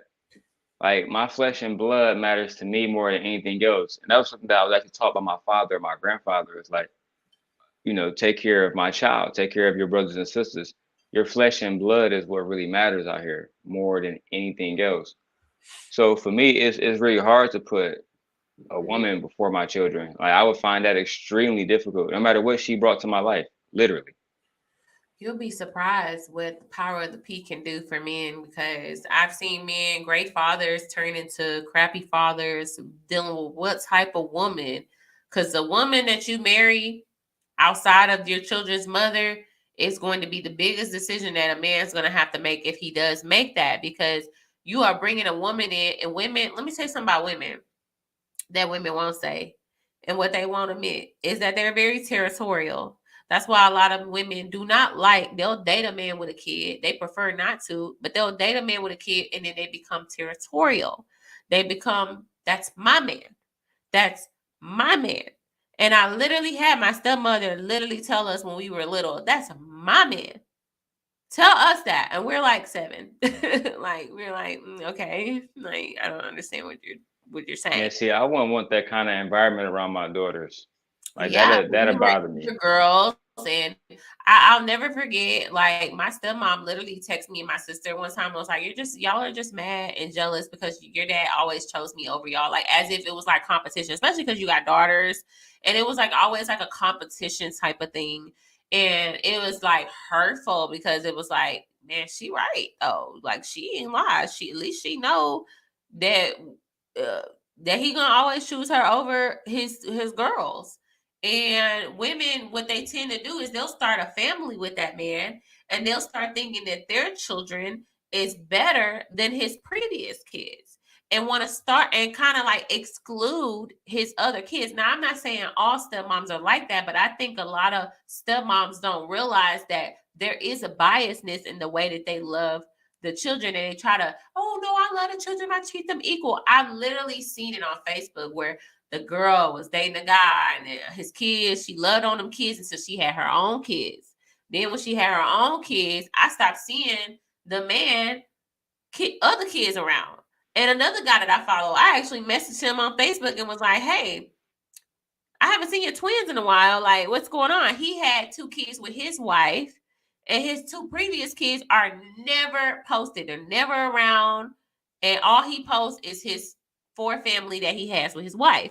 So I've seen men literally delete off their previous family because I personally feel like it's them thinking, here's a fresh new start to do it the right way.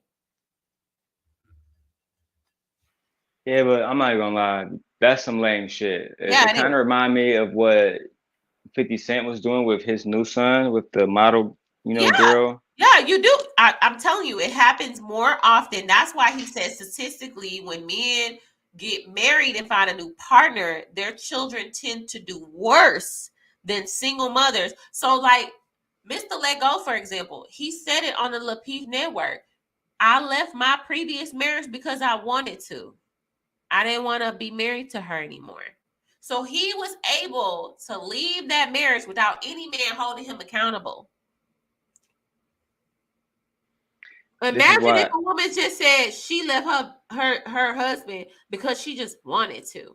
That was the excuse. Nothing. Women say, oh, he was abusive, he was narcissistic, he was controlling, he was this, he was that. But a man can sit on a panel full of other men and say, I left my ex-wife because I wanted to.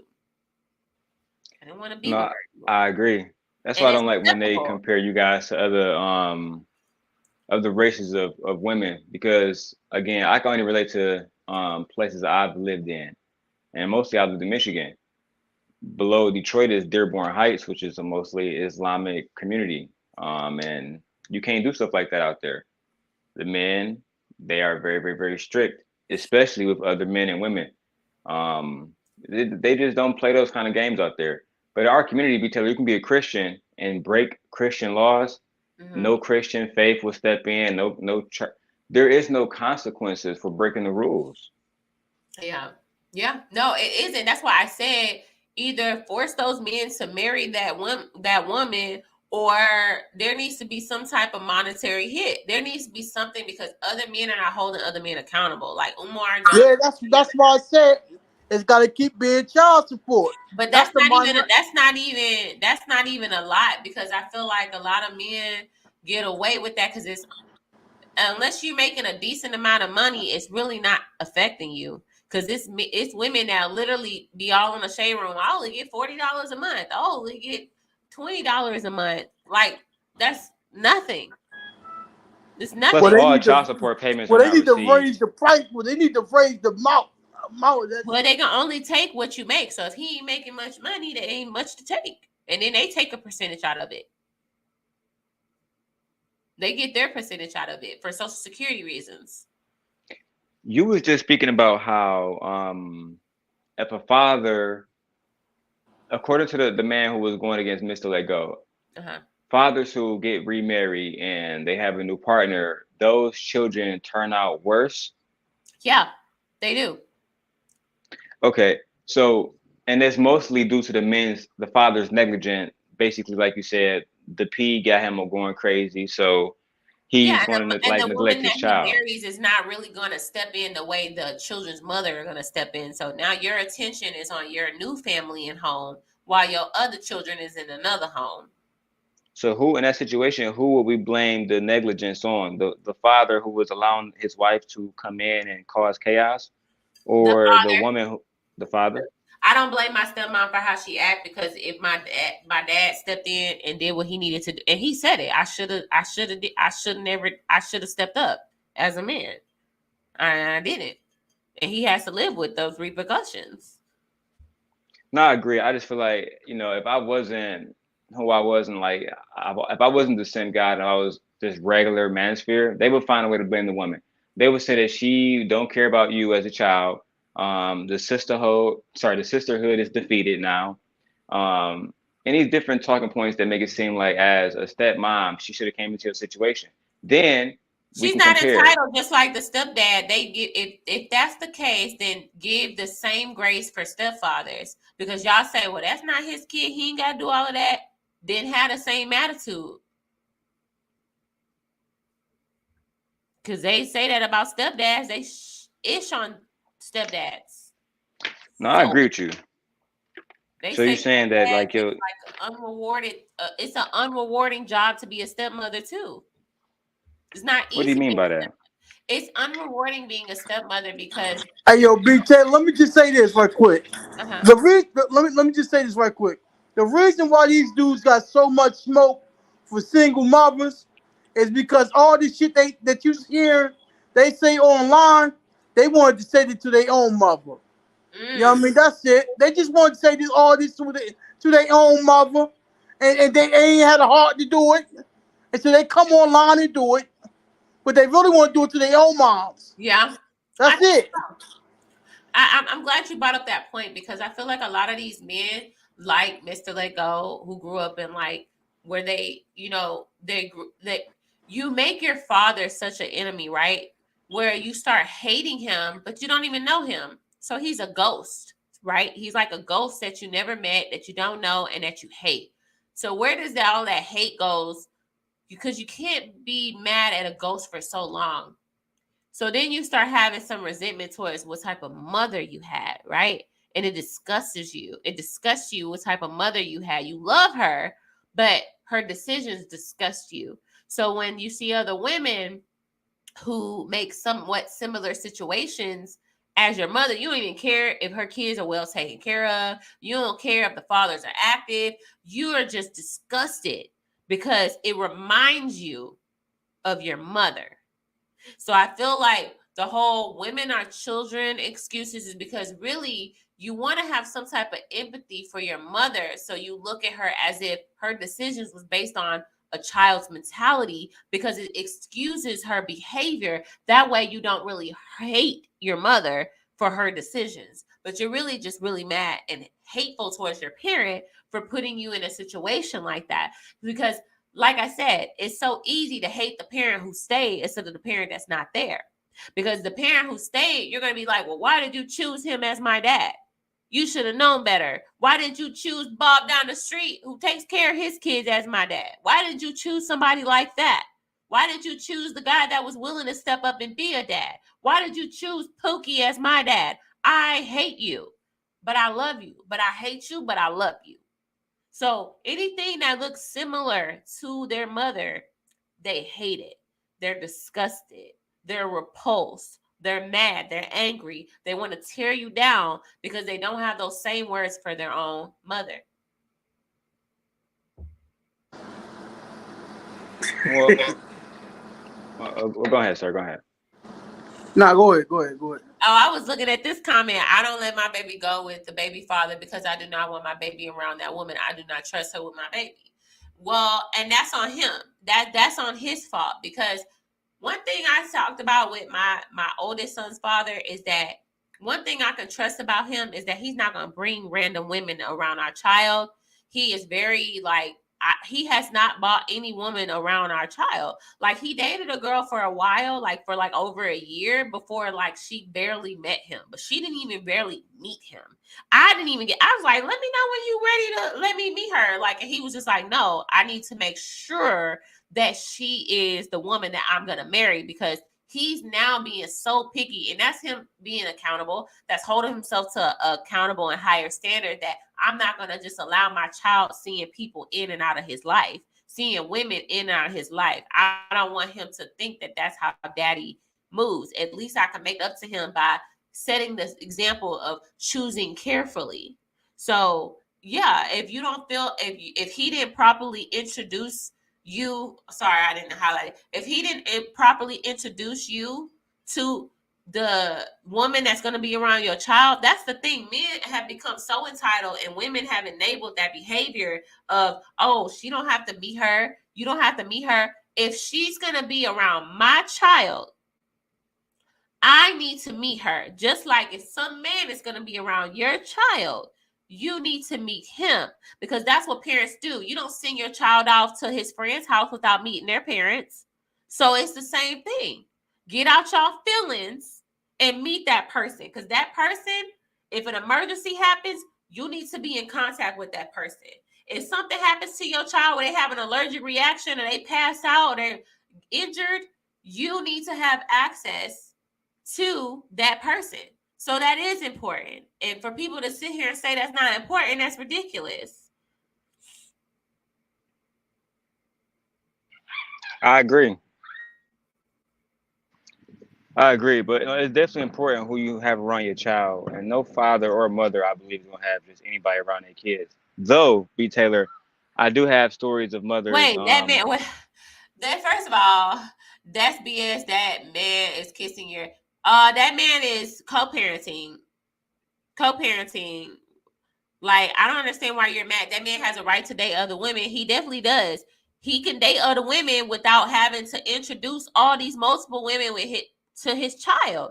That is a man of principle. That is a man with standard. A lot of y'all men don't have that. Y'all lack that. That's why y'all be bringing multiple women that y'all done just met around y'all child, because y'all be too busy trying to impress, get some kitty cat, instead of thinking about your child's mentality of, daddy, why every time I see you dating different women? Why would you want to expose your child to that? Why would you want to expose your child to daddy always running through different women, and your daughter look like, well, my daddy did it, so that's how I'm supposed to be treated. I'm supposed to get ran through from different, you taking it somewhere else. No, I'm not.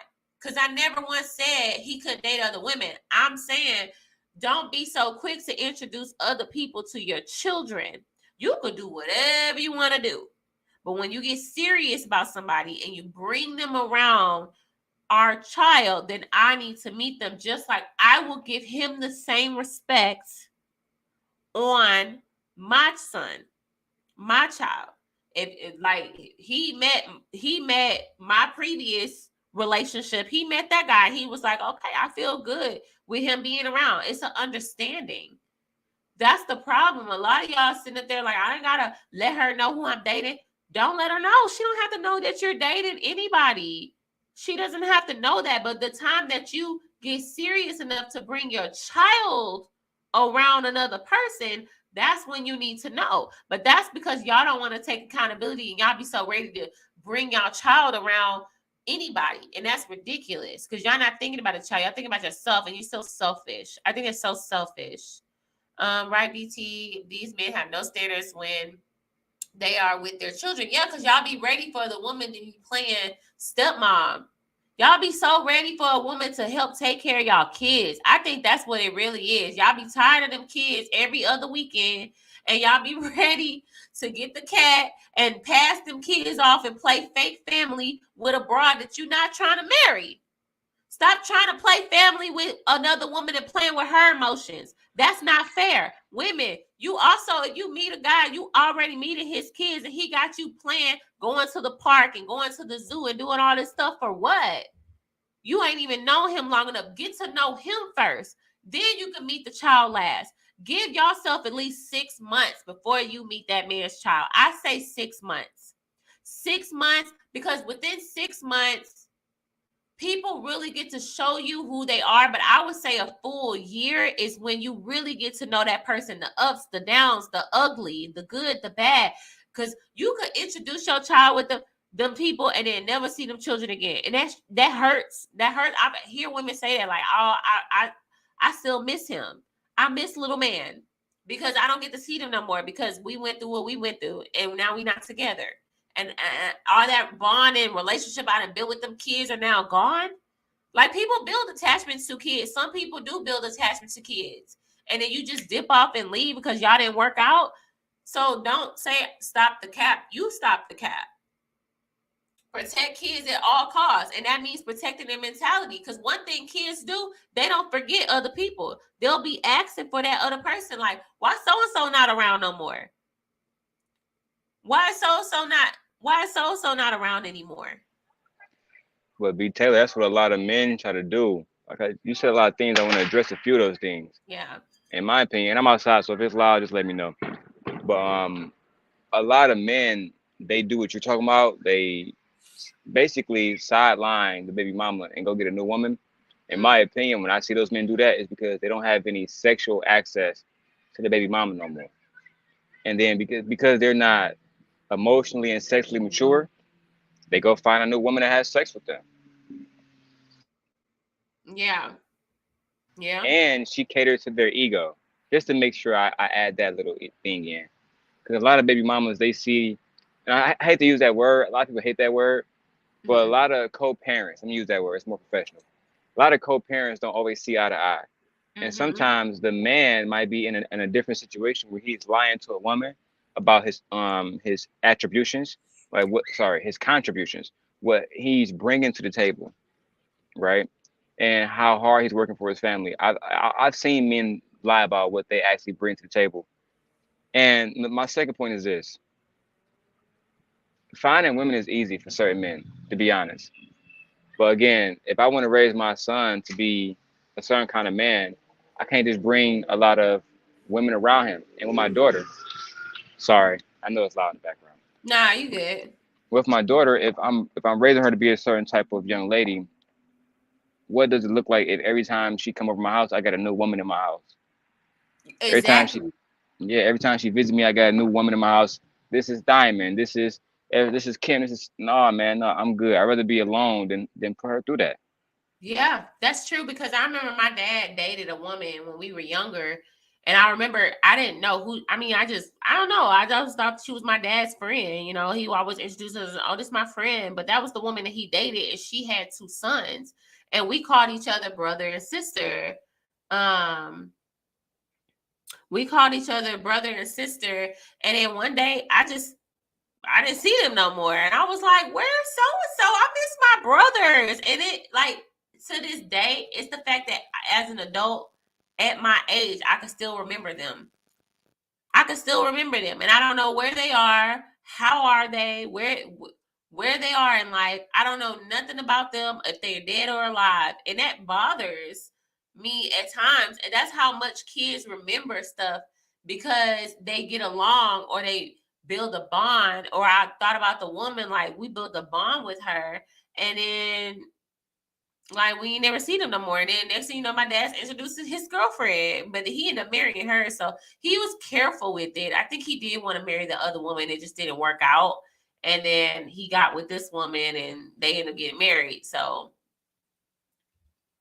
is that why you don't really spend too much time dating right now and bringing multiple, like just keeping a no, man when I was around? on the dating scene, I was not like, you're not gonna meet my kid. Like you're not gonna meet them. You're not gonna hang out. We're not gonna like. You'll be surprised how many men like wanna like play stepdad. They don't care. Like it's so crazy because men really don't care. Like they don't care.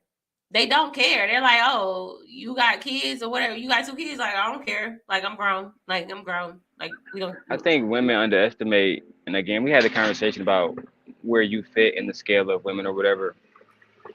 But men do care, BTaylor. But that Okay. is a ticket worth paying for to get access to certain women. That's really what it is. I don't think They certain say women men would. do it to get sex. That's. I don't want to say that because it's I you, mean, but they that's what I probably mean. do, but they're not gonna get that, and that's where that's where accountability comes with me, because like you're not gonna get that. You ain't got another thing. You gonna be very disappointed. And Candace brought up a good point. She said some of them are, and that's why they're so excited to meet the kids. That is true too. That is true too. That's why, like, some people be thinking I have a daughter, and I'm like, nah, that's weird. Like, why you all suddenly think I have a daughter? Like, that's weird. Like, I don't know. I don't play that. Even with your sons, you got to be careful. You know Yeah, what I mean? Like me, that's I true take my too. family very seriously. I can't bring nobody around my family until I know for a fact that you've been vetted. Just because I got to hold myself to a different accountability within my own family. My children, not just my children, and my father's grandchildren. Right, so there's different levels of accountability that, at least different chains of accountability that I believe men should go through before they meet somebody. Like if somebody was to date you, they should meet the kid's father before they meet the kids. Like he should Yeah, for okay sure. it face to face, shake their hands, all of that. Yeah, In my humble opinion. for sure. I think so. I think that's a respectable thing to do. And like for me, like I'm not married, so I'm single because I'm not married. So therefore, like if I end up meeting a man that's supposed to be my husband, like we're gonna date, it's gonna be us. It's not gonna be, like, oh, I'm trying to put you off of my kids and all that. No, it's me and you. Let's see what we can build together within 6 months to a year. And because what I'm learning is that what I'm learning is motherfuckers will really show you their real colors within 6 months. But a year is when you like, this crazy this man is lunatic. Did Like, you drop the F-bomb on me, I sure baby? did. Look, I'm triggered because like I'm triggered because Did you drop the F-bomb on no, me? You gotta put $2 in a swear jar. I don't even think I should. Let me know. Wait. Covered by key for some. Okay, there we go. She Covered said she triggered. Hey, covered by key. Kind of. It's a little far away. Okay, I'm trying to. Okay. I think she's trying to get her stuff together. But yeah, you need to fight a couple of times. That's true. That's what I'm saying. Like people, they ain't really had a really big argument because you go through a toxic phase in your relationship. So you got to make it through the toxic phase first. Do you believe that you are done with your quote unquote toxic phase and prepare? If a marriageable man was before you today, would you be a woman that he can marry? No. Explain why. Or elaborate, please. Because I am still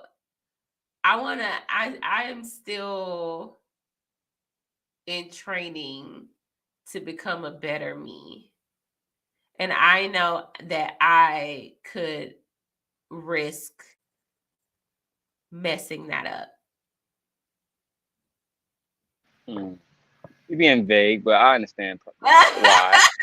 I understand why people react to your channel. I definitely get why. Right. Yeah. And I was like, how would I live this in like a safe way? I wouldn't. I am a wife. So you're saying God is still working on you? Yeah. Mentally and spiritually. Yes. But the practicality of being a wife, you would say that you have those things prepared. Yes. Okay. Like the basic stuff, but it's like the like I grew up seeing marriage, but I didn't see the most healthy marriage. So I don't want to, some things I picked up from seeing other wives do that wasn't healthy in the marriage. I don't want to do those things anymore. I don't want to be that way. Okay, Covered by Key, you ready? Are you ready? Yeah. Okay. Okay, there we go. Hey. Hi. Thank you for letting me on. And Welcome to the channel. Thank you. I was like, who is this? I think, did you do a live talking about the men like kind of sabotaging their relationships when they're ready to okay. That was really good. That was good. So this is good too, and I thank you for even bringing this as a topic, because I do talk about this a lot and experiencing the same thing you're talking about. Mm-hmm. And taking accountability too for picking Pookies and Ray Rays, which I think is because that's the community that we came up in. We grow up with Pookies and Ray Rays, not because you know we not doing maybe what they're doing, but we are from the hood. I don't know where you're from, but I'm from the hood, so nobody was in Bel Air, you know, having a great life. You know, this is what we given, and you don't know that they're going to be like that, turn out to be deadbeats. When you do find out, it's like late, you have the kids. Now, I'm going to start by taking accountability for myself, but not picking. Where you from? Where you from? So I'm from Massachusetts. Okay. Boston. All right. Mm-hmm. So you say you're gonna you were taking accountability because of what? Like how are you taking accountability? Well, I'll have to say now, you know, it's too late. I already have 5 children. I have adult children, and I have younger children, so I don't plan on having any more children at 44. So how I'm doing it though, because I still can have a child, is celibacy. First of all, celibate. And was in a relationship. I've been engaged for a while, and we, you know, have been practicing celibacy because, like, I could get pregnant, you know? It's a possibility, you know, I could have another child. So, one, if I'm not ready for that, I don't think you're a good dad, which he is a good father to his child. But, you know, that's too late, you know? So, to not continue to have, you know, the wrong person as a father for my children. Right. No. And they don't do enough, you know, to respect us, I feel, in my relationship. And I am a woman of God, and it didn't change because I had kids. That was before children. You're trying to do the right thing. You can't make anybody marry you. And I thank goodness I didn't marry any of them. Children's dads. And if you mind me asking, like, you got grown children to like young, like how old is your youngest? And my youngest is 7 and 8. Yeah. Okay. And then like so you're in a new relationship now. Yeah, I mean, we know each other a long time. We're ending one. Yeah. Would you say that when you were having these children, would you say that you probably lack boundaries, like in those relationships? Because were you in relationships with these, like the man or men? Yeah, so boundaries is now something that I'm working on. I'll say for the last 10 years. Mm-hmm. So, you know, the children, the 2 smaller ones are 7 and 8. So I do have boundaries that I didn't have then, or following through with the boundaries, you know. So, I mean, this topic right here is very sensitive and you keep me, on track with you, where you going. I didn't come here to vent and cry and stuff like that. You're so safe here with me. I'm gonna make sure you're good because I understand. Like I just don't want you to get into a space of like listening to too much toxicness because I feel like I got in that space where I started beating myself up real bad and regretting a lot of things. But I just really had to realize like everybody's time is different. God has a time for everybody, no matter how old you are. Like your calling and your gift, it may be to raise your kids to stop that generational curse. You may be the person that realized now, like, you know what, my mom, my aunts and stuff may have done this, but at least I know now that I don't want this for my children. So let me like really talk to them as if I wanted somebody to talk to my younger self. Because when I talk to ladies now, I talk to them in a mind where I was at.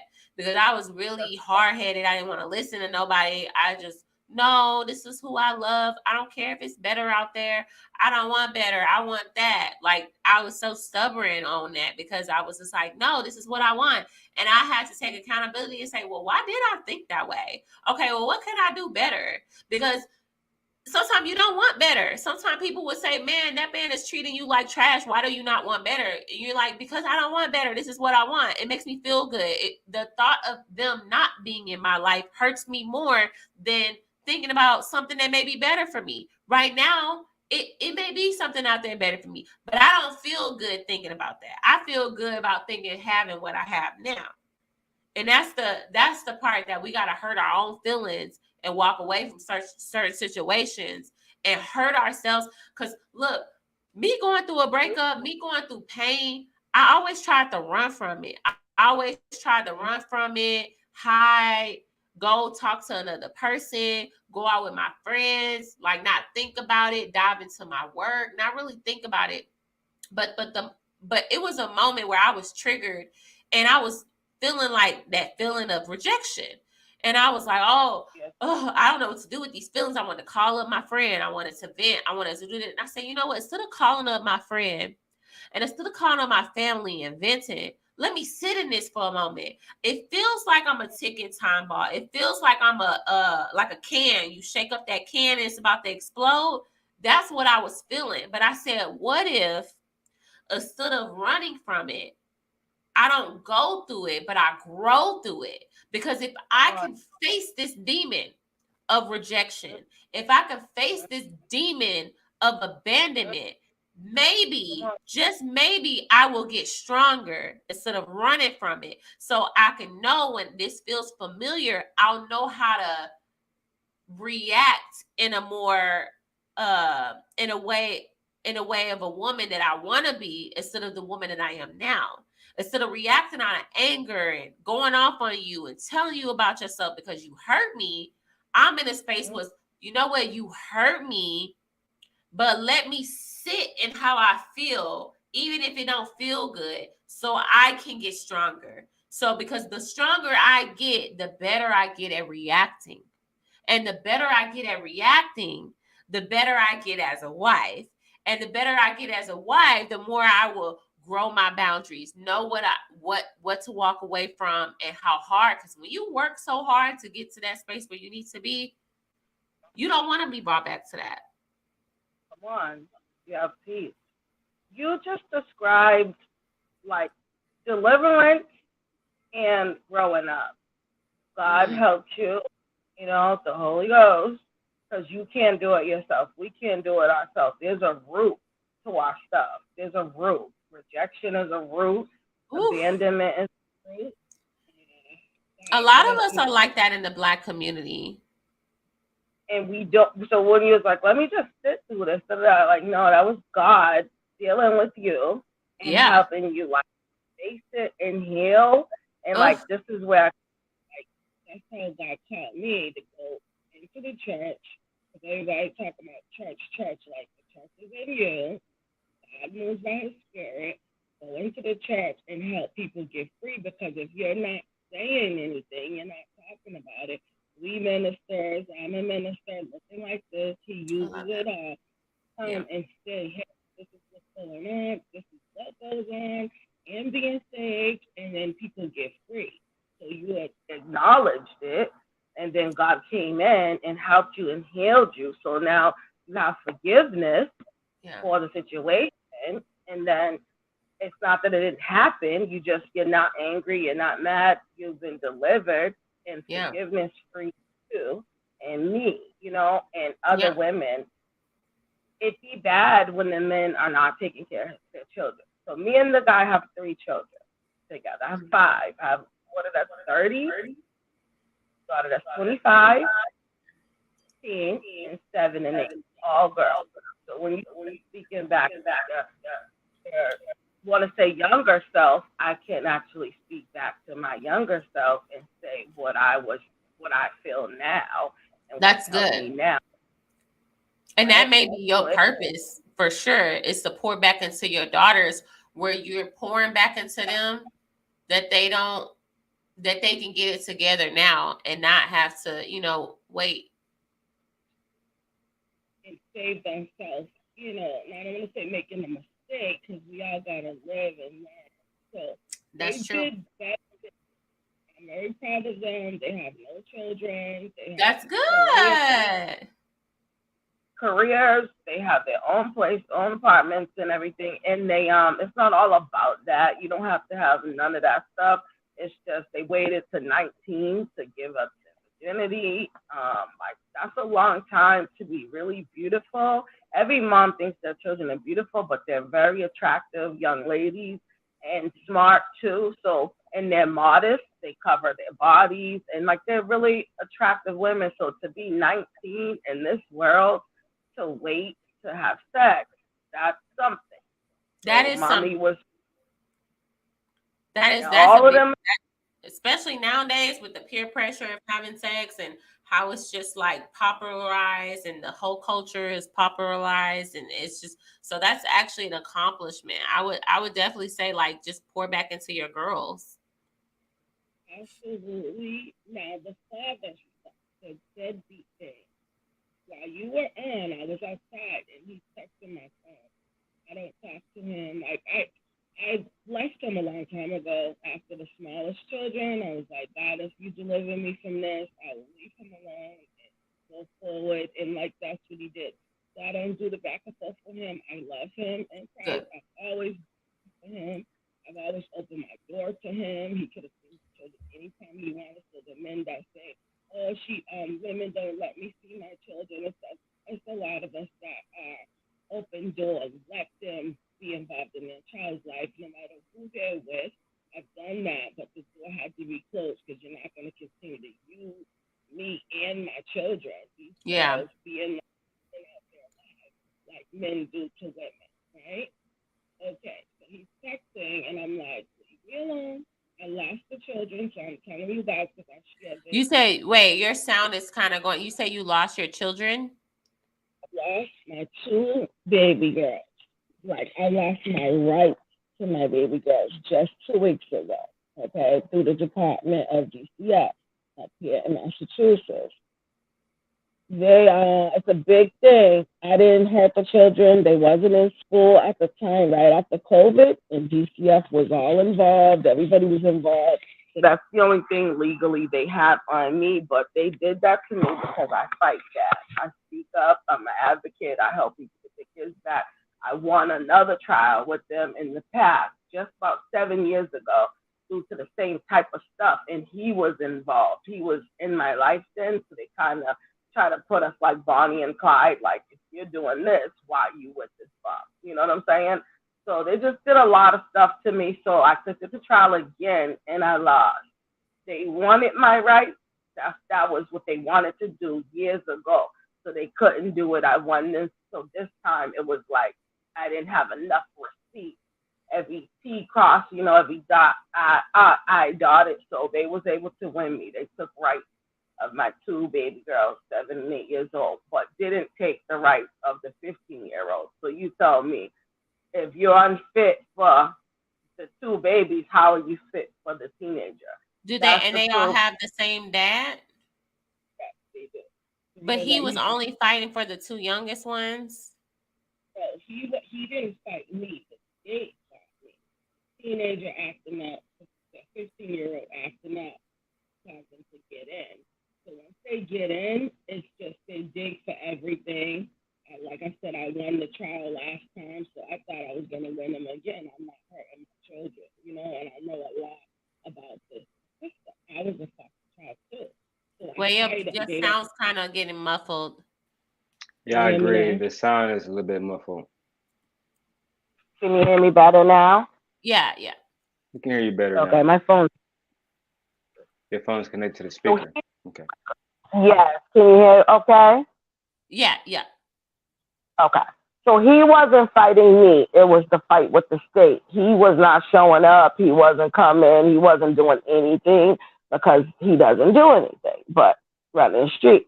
So not to stay there, but it's like I don't have rights to my children at all. We are going to appeal it. They're in foster care. Yeah, I know where they are. They are with a nice woman. Well, she's nice as far as taking care of my children. She did a great job. It's way too long to go into, but just that's what's going on. He never did anything. And my thing is the mom, we're always blamed. So the single mom and your title, it's like just my situation. We're always blamed for everything, and we're doing the best we could do, trying to take care of all the children without dad's help. No child support, $25 a week when I was getting child support. Wasn't on welfare for a while. I had to fight for that. So just your topic alone is very important and it's major because, I mean, I don't hate him. I'm very angry with him. I don't want to have anything to do with you. Now we lost, I lost our baby. There's it's nothing to say to you. Now, no one ever looks at, well, if he was helping her, his parents, his grandparents, his family, nobody was doing nothing in my family. If he was helping me, even just to, watch your kids, you're not supposed to be watching your kids. You're supposed to be in their lives. It would be more support that I can deal with the 15-year-old, a little better, and maybe he can help handle the little ones. So not having enough support, as I don't want to use the black mother thing, as a mother and a woman, my responsibility and this is only ours, just me and you, I'm always taking the weight of everything and trying to fight and be a mother, the money, all that. It's a lot. And I don't think the men, even men that are not fathers, respect us enough in what we're doing. We stay. They get to just walk away, and you can't even go to the store without packing everybody up. 3 kids, and then now I'm disabled. I'm injured. So I'm in a wheelchair with 3 kids, traveling, whatever. And I'm not making it like a sob story. I'm strong. It is what it is, But they don't look for the fathers. No one says, well, if the father helps maybe, she would have a little more support. And then let's talk about the mothers of the boys.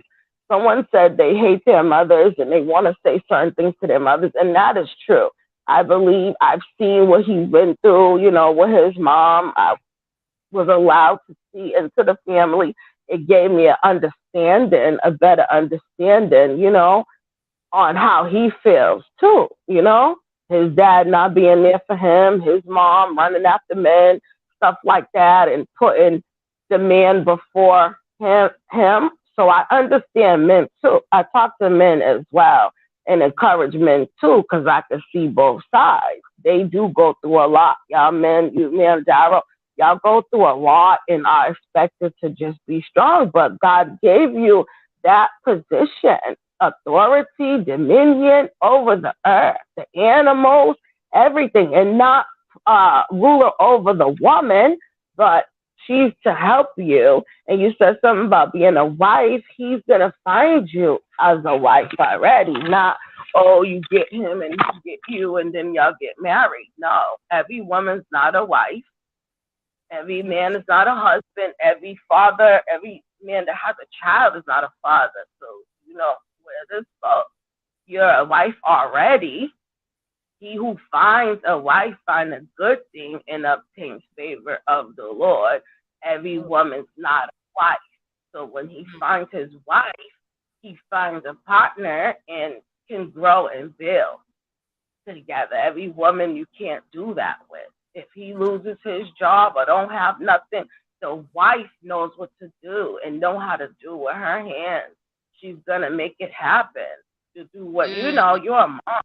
We're gonna make it happen for him and the kids. Yeah, a lot of women are not going to sacrifice that. They're not going to sacrifice when that man is down. They don't want to step in and be the helpmate. They want to be taken care of. And I think that this misconception of what a wife actually is. But I think with men nowadays, there are a lot of women who don't want to step for men like that because they're not marrying them either. So women are like, I'm out of place. You out of order. You want me to ride and die with you when you're down and out and suffering, but I'm not even a wife. You're not even honoring me. So how am I supposed to be your helpmate for free? Like, and I'm supposed to endure all these things with you and you're not marrying me. So first of all, I want to say I'm so sorry what you're going through. And like, I'm gonna have to pray. I'm gonna have to pray for you tonight. I'm still practicing my prayer, but Father God, I just ask you to look over her children and keep them safe, and just look over her, Father God, and that, keep her lifted and her spirit's lifted, that she needs you, and to help her out physically and mentally and spiritually, and just to give her that faith that everything is going to work out in her favor. Everything with her children are going to work out in her favor and in your favor, and your will to be done, Father God. I just thank you for this moment, for having her coming on and be brave enough to tell her story, because she didn't have to give us this testimony. She didn't have to give us her hardships, but I do believe that this is going to help out just one person, Father God. So you sent her here to tell her story for a reason. And in return, you are going to pour into her and bless into her and bless everybody that is listening to this, Father God, and listening, that's on this panel that has opened up and shared their own story and intake. In the name of Jesus, I pray, amen. I'm sorry. I had to pray. I had to pray about it. I prayed for somebody today. I feel like God been testing me, because God told me he wanted me to start praying for people. And I said, I don't know how to do that. And he just put me in situations where he's pulling me to pray. So I just wanted to say that little prayer for you, and that everything is going to work out. Your girls are safe and they're protected, and they know that you love them and that you're doing the best that you can. And they understand that. And that's the beauty of having daughters, is that they know mama is doing the best that she can, and they love you for that. And they're going to pour back into you when they get older. And you're already doing a good job with your oldest ones, and they're going to have that same protection as well. So everything's going to all work out in his favor. Amen. You're an evangelist. I don't talk to you as an evangelist. I don't see what else, but definitely an evangelist and an intercessor. So that's why he even making you pray that you're bold and you just step one out on it. He's when we say cleaning you up, like not like you're dirty, but we'll always be striving. We all fall short of his glory, but just obey him, because he's dealing with you. Dealing with you. He's using you now, but he's gonna use you more effective, and he's gonna use your platform. So like even language, we can't be cussing though and preach. Right. I call you God because that's what he called you. So he's calling you. How old are you? I'm 30. How old are you? I'm 30. Okay, you can be my daughter. But he's called a lot of the young people. You already was, many are called, chosen a few. It's real. Everybody's not chosen to do this, but he's chosen you. This is why you have this platform. Use it to be God to be glorified, what you are. You just bust out and started praying. You didn't care who was watching, who was listening. Continue. He's going to grow this platform. And you're an evangelist, so you're going to go all around the world, kind of like Sarah Jakes. Everybody. I love me some Sarah Jakes. That's Thank you. You know that. Just know that. I don't know if you're around people that, have a relationship with God. Because church, that's not it. That's by his spirit. You know what? I'm in an isolation period. God got rid of all my friends. Like I didn't have falling outs, random falling outs with people. They just got mad out of nowhere about something, and we just got into it, or just people. I'm in an isolation period. So honestly, I haven't really just talked to anybody, and it's no beef with anybody. God just got me in a space where he told me, I don't want you going out. I don't want you doing this too much. So I try not to go out and do too much with people. So he got me in an isolation period, and I'm embracing it. Just obey him. If this is a lonely walk, it's not so you're 30. He called me at 16. But around 30-ish, that's when he did the separation. I was at 29. Where he called me out from doing hair, all the friends, all that. You have to get you to yourself, because then he's gonna even how you said, I don't get upset like I used to, going off on people. Oh no, you're gonna still be bold. He's gonna use that, but it's gonna be different. Like yes, you won't. It'll be like water off a duck's back. So you're on the potter's wheel. He's shaping you and like molding you, so everybody can have access to you. And the reason why y'all are fighting is because if he doesn't cause a problem, he allows it. You'll stay. You'll still be holding on. You'll still be hanging in there, still trying to hang on to them and all that. So when he causes like some conflict, girl, you prophesying to stuff nobody even know. You saying stuff that and nobody even know what's going on, and you just that's confirmation for me. I said my name was Keisha. I didn't tell you nothing else. I let you speak, pray and everything, and I'm just watching, and all that this is what God's saying. This is why. If you're wondering, like, well, what's going on, Lord? That's why, because it's a developing you season, and it's like it's not dark, but it's like quiet, and like you're like, why am I? When he's speaking to you, don't go here, don't go there, don't do this. That's you hearing his voice. He's training you to hear his voice. Obedience is better than okay. Obeying him is better than giving up sex, the celibacy. If you don't obey him, you might as well just be laying down. Okay, so you doing that? That's great. But to hear him and do what I'm like, I want to wait until I'm married, and I don't care what nobody had to say about that. I'm just like, it's tempting. The Lord dealing with me. The Lord is dealing with me because it is hard. It is hard being celibate. I'm like, I don't even want to say I'm celibate. I'm just saying I am refraining from sex, but I don't even want that title because I'm like, that is so challenging right now. I'm gonna tell you, like I would tell my daughters, and like how they helped me. When they was discipling me, they was telling me the truth that we don't talk about in church. The feelings are not gonna go away. Men too. The sexual feelings are not gonna just stop like a light switch. You're gonna feel that. You have hormones. Baby, them hormones be rising. I'm like, But it's all to protect you. You know how you're gonna feel if you go do something and it's not the right spiritually. And this the way we say this about why we're having all these problems with the men and the children and all this because of not waiting until we're married. That's true. That's true. I'm pretty sure if I would have waited, I would not have,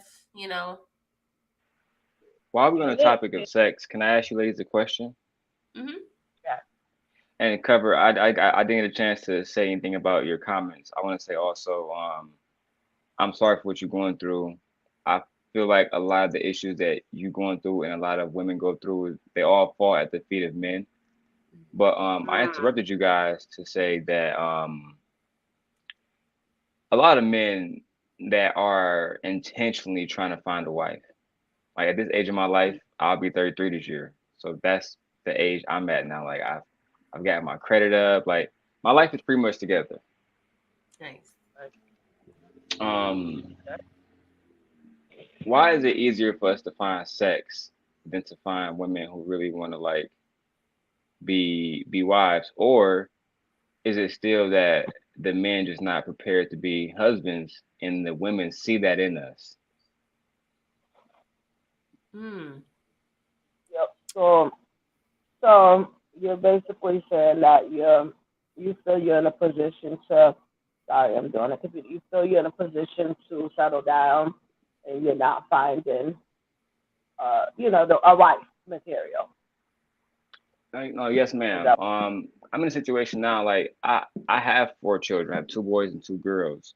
I've never been on child support. I have great relationships with their mothers. One of the mothers live with me now. So I have, and she hasn't worked since our daughter was born, and our daughter will be 3 in October. My whole thing is like, I understand how to make money. I understand how to provide. I understand how to be nurturing. I understand how to be emotionally secure and to be emotionally available. Um, but for some reason, it just seems like it's easier for, I don't want to throw it all men, but even the men in my circle, some of my cousins, my family, some of them married, some of them not. And at least in Michigan and Detroit, it's so easy for us to find women to enjoy sexcapades, hanging out, going places, shopping, having sex, getting hotel rooms, going places, traveling. But once you start to say, I want to invest into a life, like let's build a life together. I want to see you as somebody I can see together when we're 60 and 70. That's when I think women and men start to get afraid of that kind of commitment, at least in my experience, and they self-sabotage the situation. I think some people are just having fun. I think that they don't even view you as a husband or a wife. And that was my thing. It's like, if we spending time together every day and we're going out, we're doing all these things and we going on trips and we doing all this other stuff, like I thought it was leading to marriage. And I think a lot of women make that mistake thinking that sex is going to lead to marriage, and hanging out with him is going to lead to marriage, and doing all these things is going to lead to marriage. And you really just the fun person that they're just having fun with in the time being.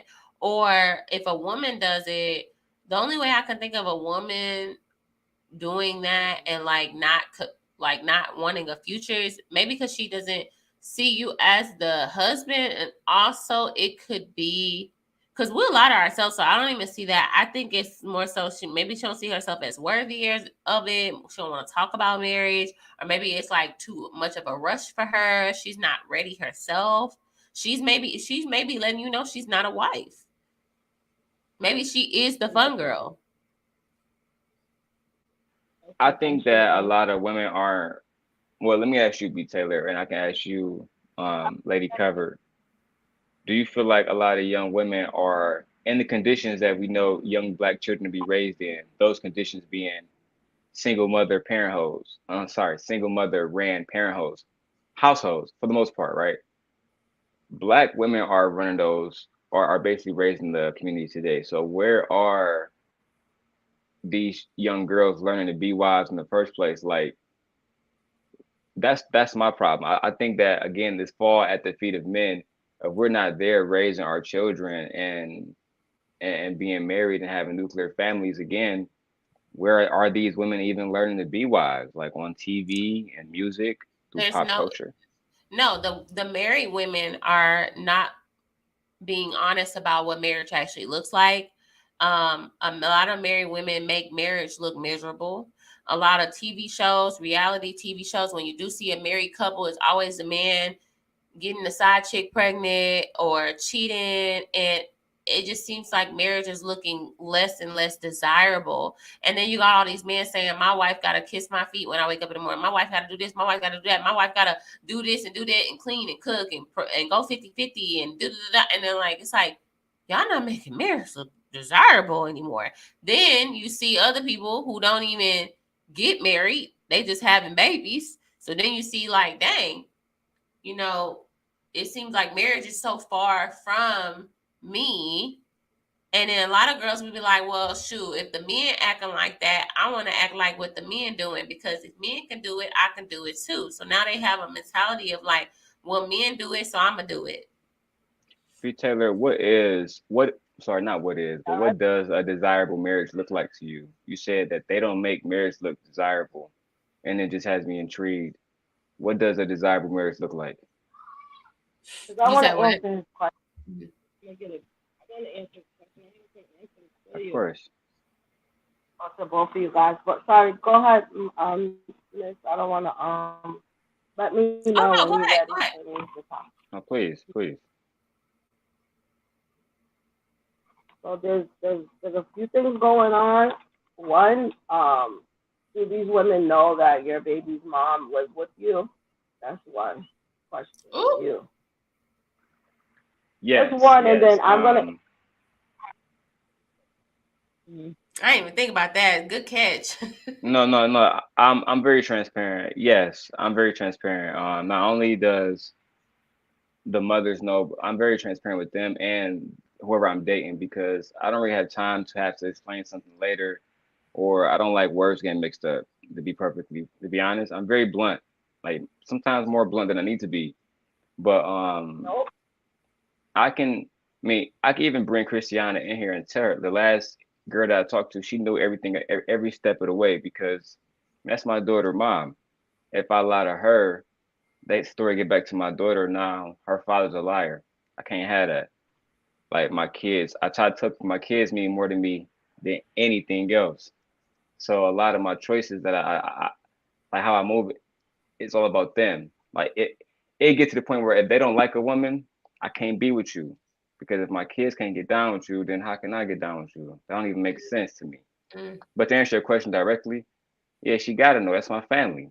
How you dating me and you don't know about my family? That's stupid. Okay, so let me start a little bit on that. One, yes, women are more acting like men today. Wait, adjust your mic a little bit. Yeah, your mic is muffled again.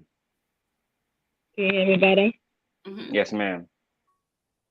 Okay, women are like acting more like men today, and I heard you earlier talk about like the city girls, and which I just asked Suki, like I don't follow none of that stuff. I'm not like of this world. I look like it, but I'm not.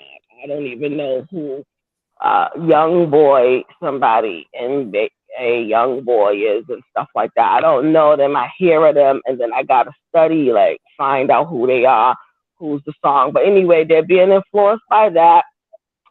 Today they're tired of men and games and all that stuff. That's one part. But the woman, I know you love your family and that you're the father and you sound like a man taking care of responsibility, and the mom might be having troubles that you guys have to live together or whatever. But that's kind of like, I don't want to use red flag, but we're afraid of that. One, like he's still dealing with her. This is too much.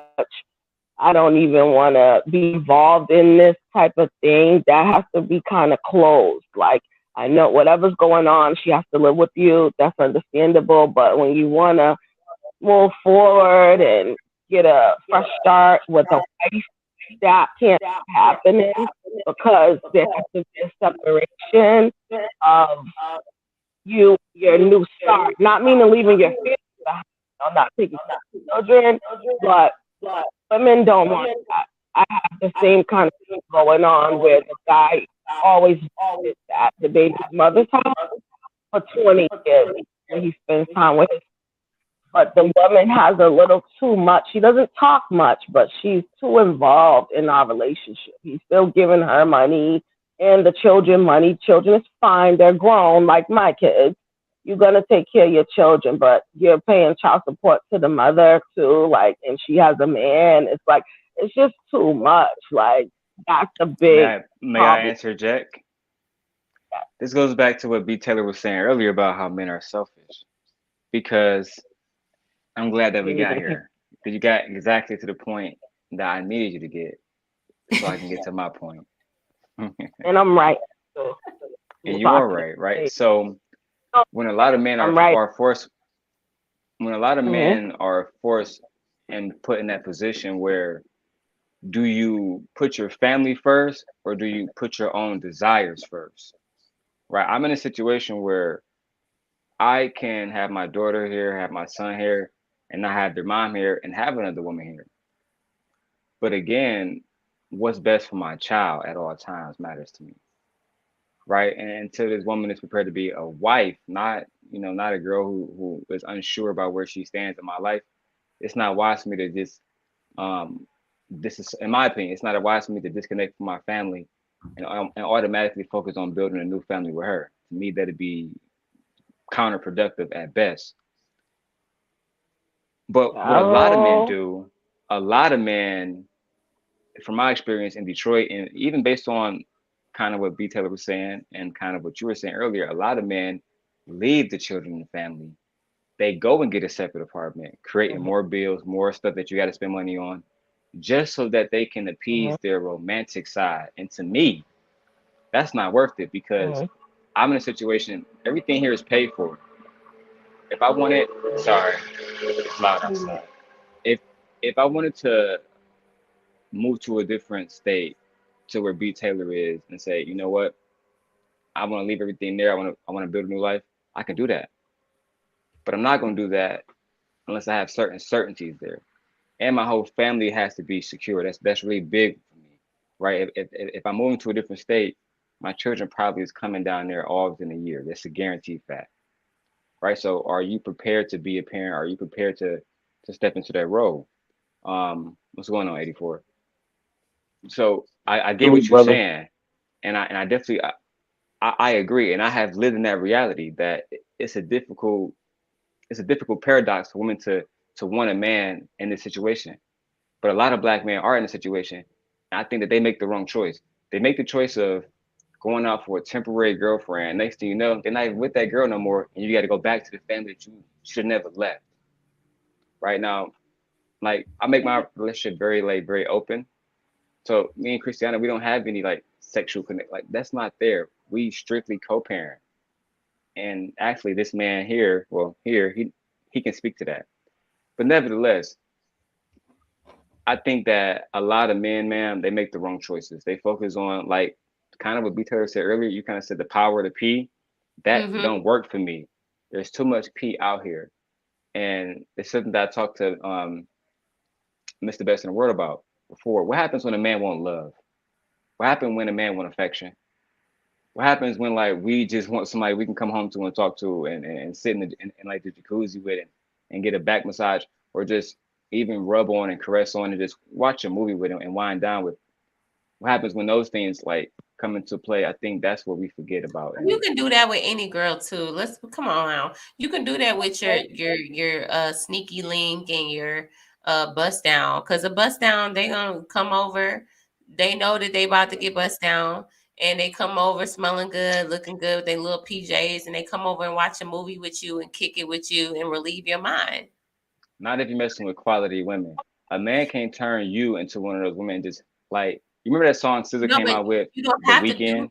You don't have to even do that with a quality woman though. Like maybe you're not in a point in your life to even be with a quality woman. Maybe you're at a point in your life where you just want somebody to be your company that you want to keep. So you're using a person to get. No, I'm not really with that either. I'd rather be. I'm not with that, but I've heard. Okay, so for example, like my ex, when we broke up, like my ex from long ago, when we broke up, he was messing with a girl, right? And I always wonder, like, why? What was it about her? And he was like, it wasn't nothing about her. I knew that we split up temporarily, and I wanted to just relieve my mind because I was stressed out about everything. And I already knew it wasn't going to last with her. Like, he literally went into it knowing he wasn't going to last with this girl, but he went into it like, man, she made me feel good at the moment. Good conversation, but she was not somebody I wanted to be with in the future. But I did all of those things with her. And I think a lot of women confuse that, like, well, he's doing all these things, but that don't mean he see you as a wife. And that's what, like, the hard part of learning. Like, women, we're told to go off of a man's action, and we don't know exactly what those actions are supposed to be. So that's why we get into situations where we're in a situationship for so long, because it don't even feel like a situationship no more. It feel like a real full-blown relationship. You taking me out on dates, you coming to family events, you doing all this stuff, but you're saying one thing, but you're doing another. So which one am I supposed to listen to? And how do I know you don't see me as a wife? That's confusing to a lot of women. Well, I'll say it like this: that's small. Those are different. It's different levels to manhood. It's like it's different levels to womanhood. right? And in that, women, y'all make mistakes too when y'all are younger, and y'all make decisions that are not the best for you. Or sometimes you chase the guy who, who's a flashy guy, or he's a jock, or things of that nature, and he doesn't really have your best intentions sometimes. But this is what you want, or this guy's in the street or whatever. You know what I mean? So those are what you may chase when you're younger. Same thing with men. We're gonna chase certain women when we're younger. You know what I mean? As we get older, we mature, and our mindset starts to develop. We start to understand what we really need. And not only that, I think men of today, the problem that men of today make is that they put every woman on the same level. Not every woman's on the same level. There's certain women who are just, who are just associates. Like I have women that I told you they're only business. You know what I mean? That's it. You know what I mean? There's nothing personal. Now we may talk about things that's personal here and there, but it's strictly business. There ain't no flirting. There's none of that. You know what I mean? There's nothing that's going to elude that there's any interest, right? Then there's women who are friends. You know what I mean? They're friends, still nothing crazy. You know what I mean? Then, there may be women that are friends with benefits. You know what I mean? Then there's women who are, who you may see as potential. Then there's women who are actually wifey or girlfriend material. There's different levels to it. You know what I'm saying? And if a man doesn't understand the different levels, or he doesn't put women on different levels, then of course women are going to be confused. You know what I'm saying? Or they're gonna have he's gonna be confused as well, because he's doing all these different things and he's kind of mixing things up, and now, he's confused, they're confused, and it's just a ball of confusion because he himself is not basically he has not matured as a man and has not set standards and boundaries. That's all that's about. It's very simple. You know what I'm saying? And if a man sees you as a wife or something on that level, you know what I mean? That's when you'll get certain things. That's when you will have your name on bank accounts. That's when, you know what I mean, bills will get paid. That's when you're signing leases together. Those are wifey things, okay? Yeah. If that is not happening for you, then he's not taking you seriously. Okay? Him paying a little cell phone bill, a little bill here and there, he ain't taking you seriously. Okay? Him taking you out to eat here and there, or y'all may go through a drive-through, he's not taking you seriously. Okay? You may spend a day with him, a couple hours with him, and then you leave. He's not taking you seriously. A man who really takes a woman seriously, he dedicates time, attention, and you actually are involved in his endeavors. If you're not involved in his endeavors, then you are not. He's not taking you seriously. You know what I'm saying? And the thing too that women have to do, and it's the same thing with men. Men have to do the same thing. We have to make people qualify for their position. Okay? If they don't qualify for the position, if they're not willing to qualify the position, don't put them in that position. That's for men and women both. Okay, for women, listen, if he's not trying to put a ring on it, you know what I mean? I ain't trying to steal my Beyonce lines, but y'all get what I'm saying. He ain't trying to put a ring on it. He's not trying to meet your family. He's not trying to take you anywhere special. He doesn't really cater to your needs. He doesn't have a plan. That's another thing too, ladies, that you gotta look out for. Because I'm confused, because I've been in relationships, 2 serious relationships, and it's like they'll do all of that too, but it's like, why is the marriage part taking so long? There you go. Because that's a part of the plan. If a man does not have a plan, and he does not tell you about that plan, which includes you taking the next step into marriage, then you already know what time it is. You already know what time it is. If he's not discussing that, you know what I mean, within a proper time. You're having those discussions, and he has to be action. He has to plan to have. He has to have the plan. Yeah. He's the man. That's what men do. We ask. Because you don't press the GL said you don't press the plan. No, I feel like the more I pressed it, the more I pressed You shouldn't have to press the plan. It's not your job.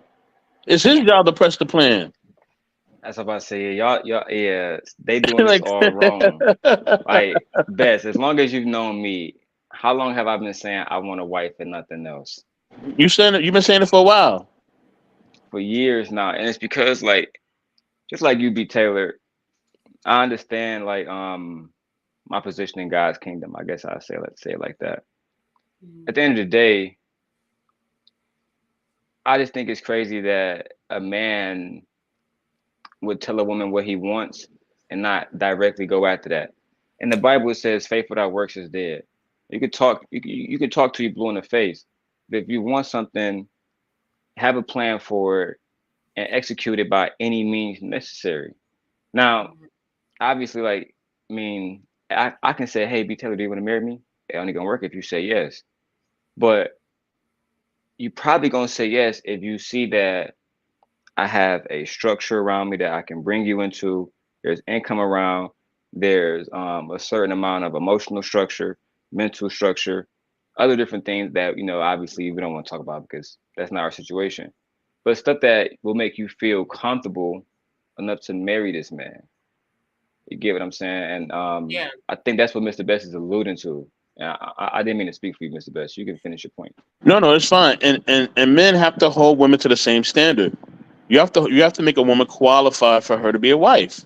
You know what I mean? If she wants to always go out on the weekend, if she always wants to go on girl trips all the time, if she, is gaslighting, ghosting you, or if she just has you on the phone as lunch and she's acting on these behaviors, then you kind of know what time it is. Yeah, men gotta be held accountable for that. Y'all, men be so quick to want to take a woman out on a date without vetting her and texting her and talking to her on the phone. When you're FaceTiming that girl and texting her and calling her and she's being consistent with you, then you know that she's serious about you. If she got you saved as food in the phone, she is not going to be texting you, FaceTiming you, call. She's gonna be like, "Oh, I'm busy. Like, why are you calling me? Like, why are you?" She's gonna be annoyed. She's gonna keep the conversation real short.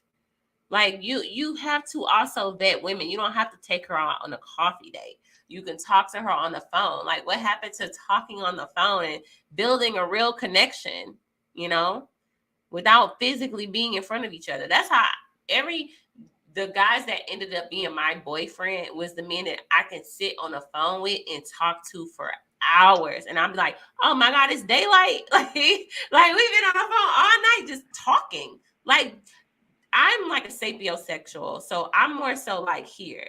You can't get me anywhere else until you get here. So for me, it's like, if I can build a bond with you and talk to you for like hours on hours, like you got me. Like, so for me, I don't understand how people can date people they never went through that phase of just talking on the phone before y'all met, because that makes meeting you in person more intense, because it's like, oh my God, I can't wait to meet them. Like, this is gonna be so exciting.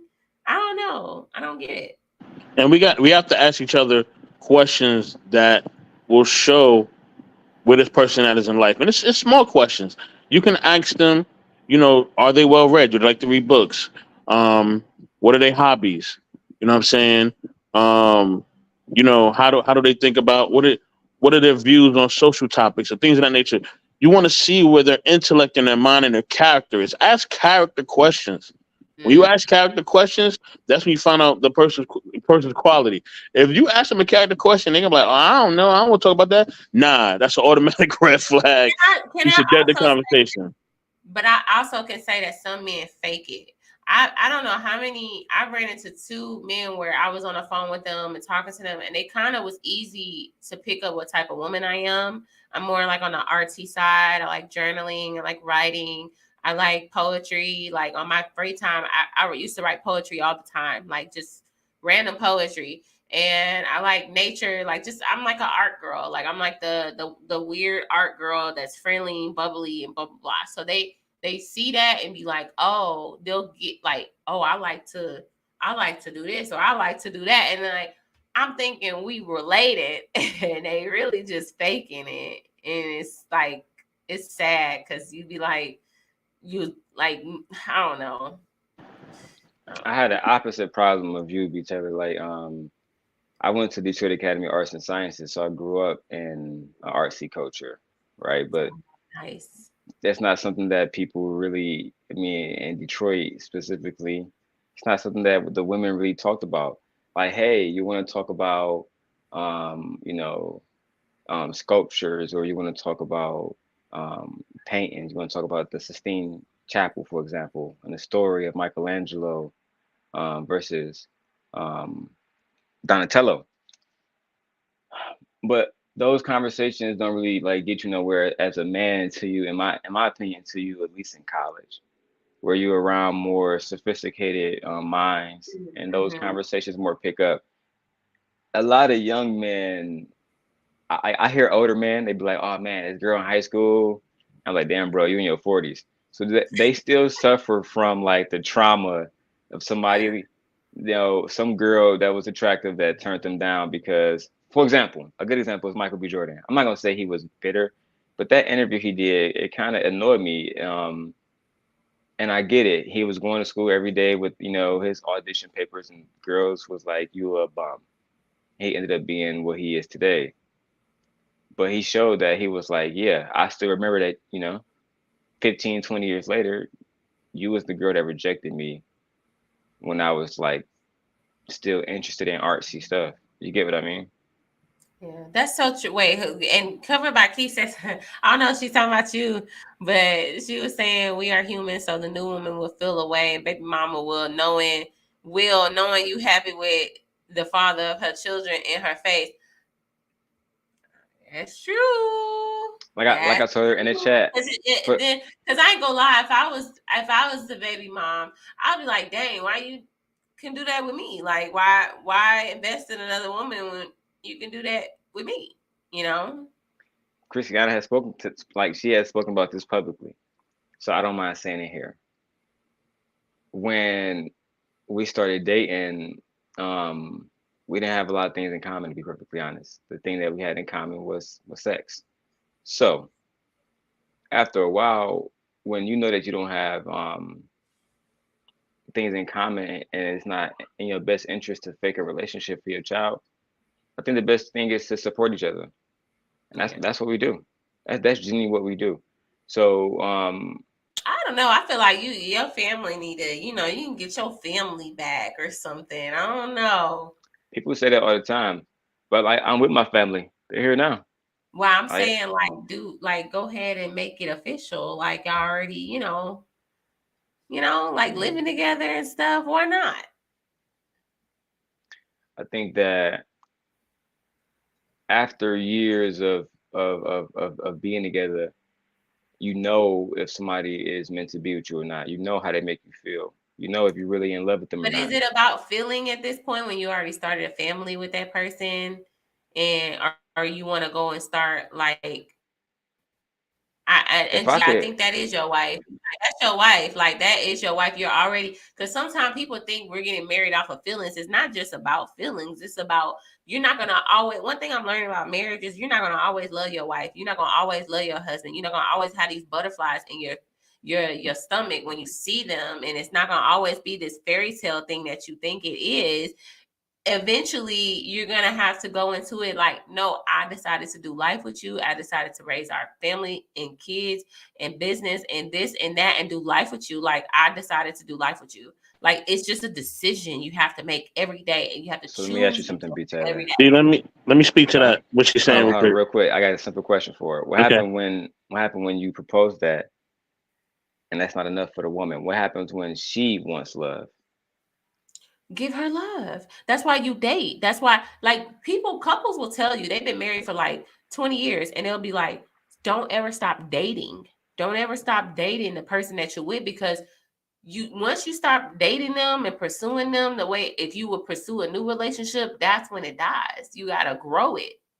A relationship is like a plant. Some days it's gonna be sad, and then other days it's gonna be thriving, and other days a little bit of the leaf's gonna die and fall off, and then other days the new leaves are gonna grow. Like you gotta nurture where you want to put it, where you want it to grow.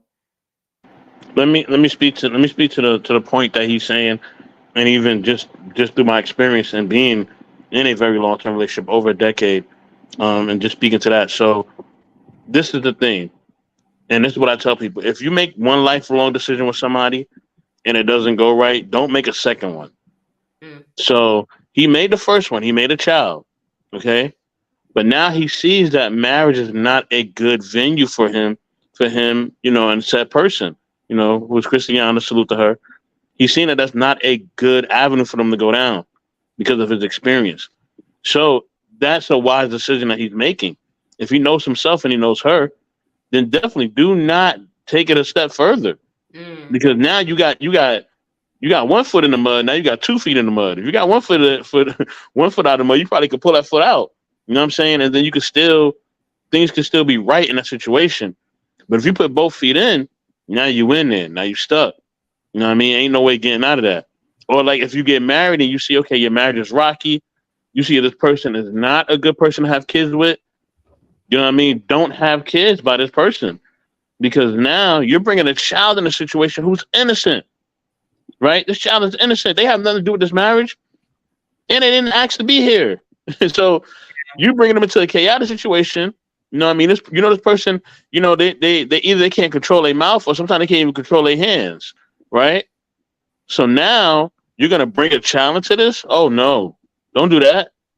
You know what I mean? Get some help. Try to work on that marriage, or you know what I mean. If it don't work out, then you need to go your boat. You need to go your separate ways. But bringing a child into the situation is going to cause nothing but chaos. It's not going to bring you together, because now you're making another lifestyle decision, and you're evolving another human at that. So we as a people got to stop making lifelong decisions once we see that that person isn't compatible in certain areas. Doesn't make him a bad person. Okay, Christiana's not a bad person. He's not a bad person. They're not bad people. He just knows that going down that road is not the best for them, and that is a wise decision. No, when I think about that, Mr. Best, and I hate to bring up, this is a celebrity, but Dr. Alanya Vanzant, is that how you pronounce her name? Yes, sir. She did that exact same thing. She stayed in her marriage for her duty, and I'm not even gonna dare say what happened in her marriage, but awful things happened, things that wouldn't happen if I was married. But nevertheless, I believe those things happened because those people were not happy. There was no love there. So for me, and I hear a lot of young men saying this, and it's low key dangerous for me. Like when I hear young men saying, "I just want to just do duty. I don't care about love." How can you honor something that you don't love?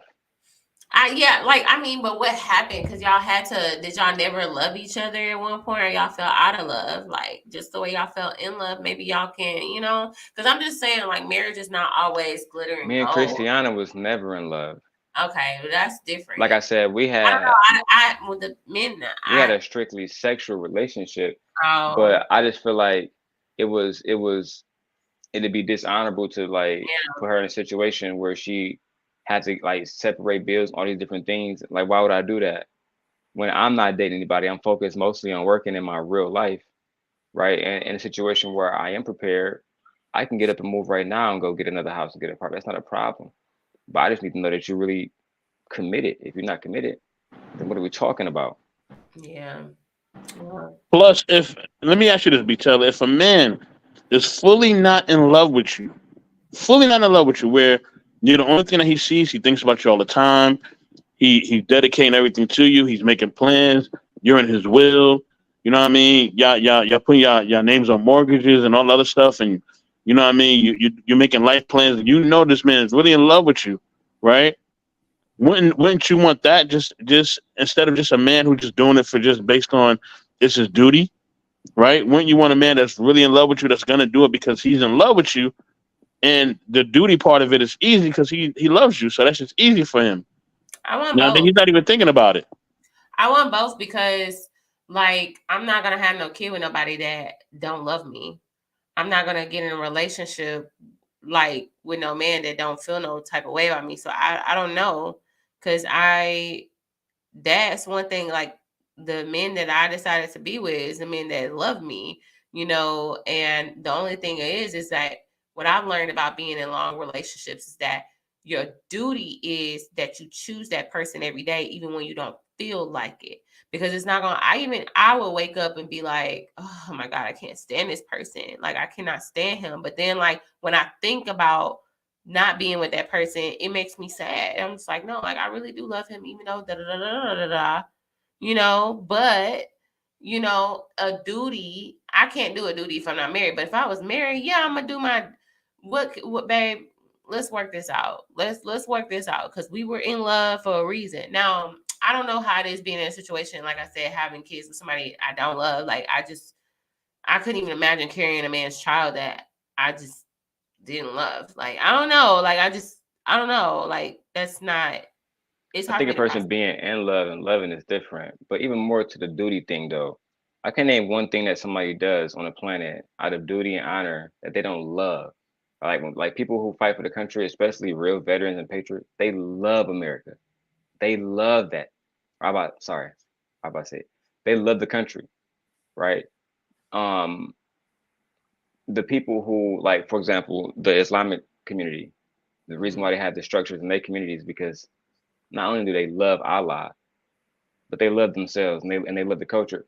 They love what it does for their people, right? I think that, again, for example, in Christianity, it literally says in the Bible, God is love. I was arguing with a Christian like the other day on a different stream about that. Love doesn't matter in relationships. Then why does the Bible say God is love? Why is that? Right? If I don't love you, why would I die for you? If I don't love you, why would I take care of you? Just because honor dictates it? What is honor without love? Yeah. And that's how men really see this. And I think a lot of men step away from their families because love differently. I don't know. I'm starting to believe that Queen Haymaker lady, because I'm like, I don't understand y'all love, because y'all love a woman and be busting down girls and come home and give your girl a kiss and be like, love you. I don't get it. Do you really think those men love their wives? Like let's say if we was married, can I go and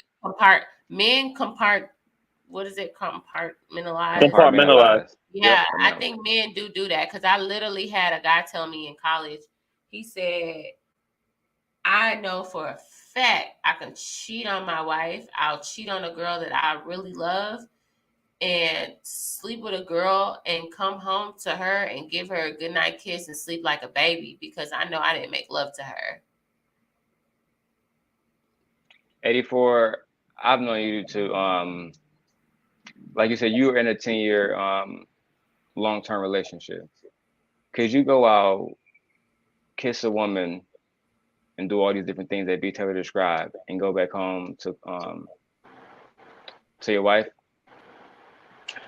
I will say this, right? Let me say this, and this is why I speak to the maturity of men and women, right? There's a time when, as a younger man, doing something like that wouldn't affect me at all, because I was a younger man. My mindset and my maturity wasn't there. And plus, I didn't have balance. My father wasn't in my life, so there wasn't a balance there to teach me how to be a man and how to move. But as I've gotten older, you know what I mean? Yes, there's certain things that I couldn't do because, you know what I mean, I'm an older man now. So my mindset is different. You know what I'm saying? When you're a younger man, you're not like she said, it's somebody that she met in what? You said in college, right? That's a younger man mindset. He's not thinking about anything else. He doesn't even know what love is. You know what I'm saying? He don't even really know. He hasn't even probably even been through any real situations in his life where he has to love somebody or even been in love. You know what I mean? So, but also in the levels of love, you have to understand too, if a man is able to do that, you know, a lot of times when men do that, you know, it's based on the fact that they may still love that person, right? But there are things in that relationship that is not going right. There's things that are missing. You know what I mean? There are things there are things that's not going the right way. Now it doesn't take away from their love for that person. You know what I mean? Like I have, you know, I look at my family. I look at, you know, some of my forefathers. It's like you know what I mean? The 80-20, right? Yeah, I look at my forefathers. One of my forefathers, he had. Keep talking. I gotta check on my food real quick. Okay, he had two different sets of families, right? And it wasn't the fact that he didn't love neither one of these women. I think he really did. But I think back in the day, there was something that was more tolerable than it is now. Men were able to do different things that they can't do now. So it's also a level of tolerance that men are able to get away with now. I mean, away with back then that they can't get away with now. It's not going to happen now. You know what I mean? It's a different, and plus the men back then were willing to work from sun up to sundown to take care of all their kids and their family. Mm-hmm. You ain't getting that nowadays. It's not going to happen. You know what I mean? For the most part. So I think that is really the main issues that we see. You know, so, you know, it's like I said, it's a mentality. It's different levels of manhood. It's also different levels of womanhood. So we have to understand that, and then we have to understand that this is what my bad, y'all. It's 4th of July, and I'm in Cali, so I know it's loud in my neighborhood too, a little you know bit. what I mean. BTaylor, what you eating on? Whatever you eating on, it ain't taking long to check on it. Oh no, because I had chicken and potatoes and like veggies in a crock pot, and I'm gonna put it over rice and had like the broth, and it's really good. Man, yeah. Hey, them crock pots be working. I'm telling you. Crock pot, and we just throw some vegetables, carrots, and some potatoes, like, and season that bad boy up, and then make it its own juice, and then you put it over rice. Really good, really good. Highly recommend. Anyway. I think that BTaylor, that you kind of alluded to what I was saying in the first place. You said you want both, and a lot of women, that's their answer, and a lot of men who really are serious and taking women serious, that they and taking God serious, we want both. I want love and I want duty. I can't have one without the other. My family is tied in through blood. My duty is bound by blood, right? In the same ways that I would say that, like, your son's father, he doesn't have to be married to you to make sure his responsibilities are covered, because it's bound by blood. Had nothing to do with you, to be honest, no more. They're his now, in a certain way, as far as his responsibilities. But when it comes to his romantic life and yours, you guys, like you said, you want both. And I feel like, why settle for a person who's just gonna say, "No, I'm not gonna love you, but I'll do right by you"? Yeah, you know what?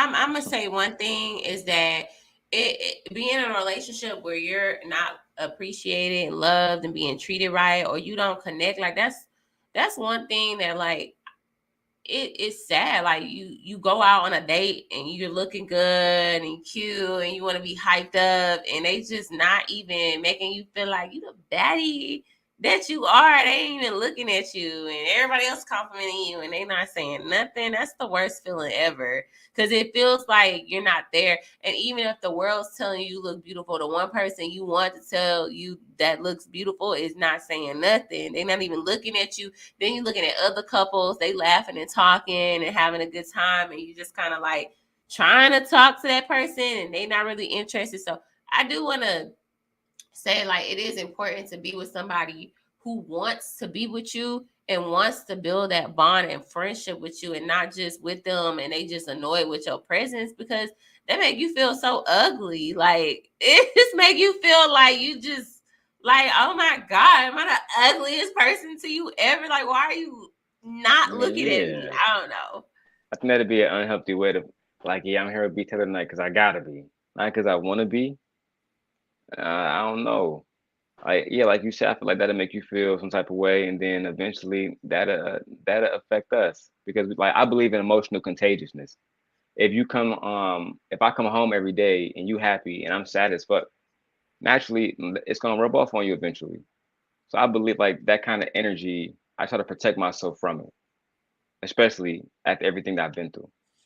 Oh my God, Radical just said something. It doesn't even have to be physical cheating. If he spends time with his female friends more than family, that is disloyalty. That is so true, because there are men that would sit there and befriend other women and talk to other women and text other women all the time, and they just that's definitely cheating. Hey, Matthew Washington. But here's the thing, also, as well. I think when it comes to our community, I'm speaking only for our community because I don't know about the other communities. I don't know what they deal with. When it comes to our community, right? Make sure y'all hit the like button on your way in. Sorry. Definitely like and subscribe, y'all. Like and subscribe. You got I don't know if she has membership. If she has membership, become a member. I do have a membership. Thank there you. You go. I said I was gonna start a little prayer thing. I need to promote it more. I'm getting this together, y'all. I was nervous, but anyway, go ahead. But yes, definitely. I would say this. We also, in our community, we also have to be. I think one thing we do, and we do this a lot on YouTube and just even outside of YouTube and everywhere else. We do a lot of stunting, right? We act like we know and we have more than what we even really have as a culture and as a people. Okay, we have to understand where we really are, just overall as a people. Okay, and if we start really taking that seriously and really start really understanding where we all are as a whole, as one group. I'm not talking about just Jay-Z and Beyonce. That's one couple, okay, that has a lot of money. I'm talking about all of us. You put all of us together, and you take all of our backgrounds and all of our finances and everything else. We are not the top of the echelon. We're not. No, we're Okay. not. So, and we have to understand that. We have to understand that a lot of us grew up, and some of us, not all of us, have grew up in impoverished neighborhoods, or we grew up without we grew up without structure and without proper parenting, right? Especially if you're in your 30s or above. Okay, that is definitely a very, very high number. Okay, of a probability. You also have to understand that in that we don't understand family structure or finances or anything else, and most of the stuff that we're learning from other cultures. Yeah. Marriage is not something that we develop. We didn't develop marriage in this country. We didn't develop relationships in the country. We didn't develop the economic structure of this country. Somebody else did, and now we're following their structure. I mean, we've always had, but even if you go back in time, like it works. Like we're supposed to procreate. We're supposed to raise our families together and not in separate homes. And let's be honest, men who want a poly type of relationship can't even afford different homes and different women and different children. Like, so go where your tax bracket is, sir. Because a lot of men want a poly relationship, and all the woman is getting out of that relationship is penis. He ain't No, doing but nothing. what I'm essentially saying, sister, is that whether it's monogamy or poly, right? What I'm essentially saying is that we've never defined what that means for us. We just follow what they But if gave we us. see that it works, and we're not, but what? No, See that? I'm not arguing with you whether it works or not. Yeah. That's not my argument. You know what I mean? Or if it works for certain people, if it doesn't. I believe it does work for certain people. For certain people, it doesn't work for them. Right? We do see certain people it doesn't work for. Where we're like, yeah, marriage ain't for you. You know Well, what I why mean? would it not At be? least right not right now. Then you're not a wife or you're not a husband, and y'all shouldn't But be making a family. but it's not even that. Not okay. Not all of us believe in the same thing as far as religion or basic morals and values. We don't. You got two people that say they're Christian. You'll have one that's a Protestant and one that's a Baptist. You have one that's Catholic and one that's something else. And they I think it's all all have different rules. and You know what I'm values. saying? And different values. So we have to understand this. So we have to define what works for us. Essentially, what works for us. Can just being one person having a family work for us? Yeah, it can.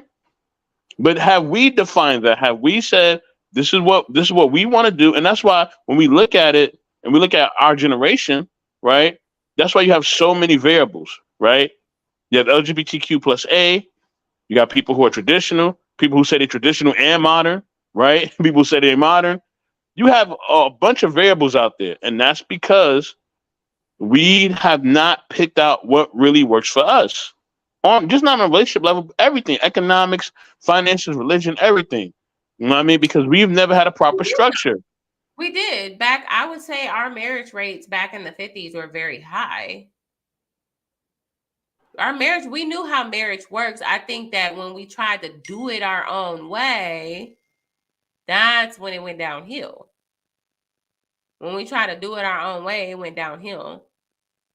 But let's be honest too, sister. During that time too, most of us was forced to be with each other based on survival tactics.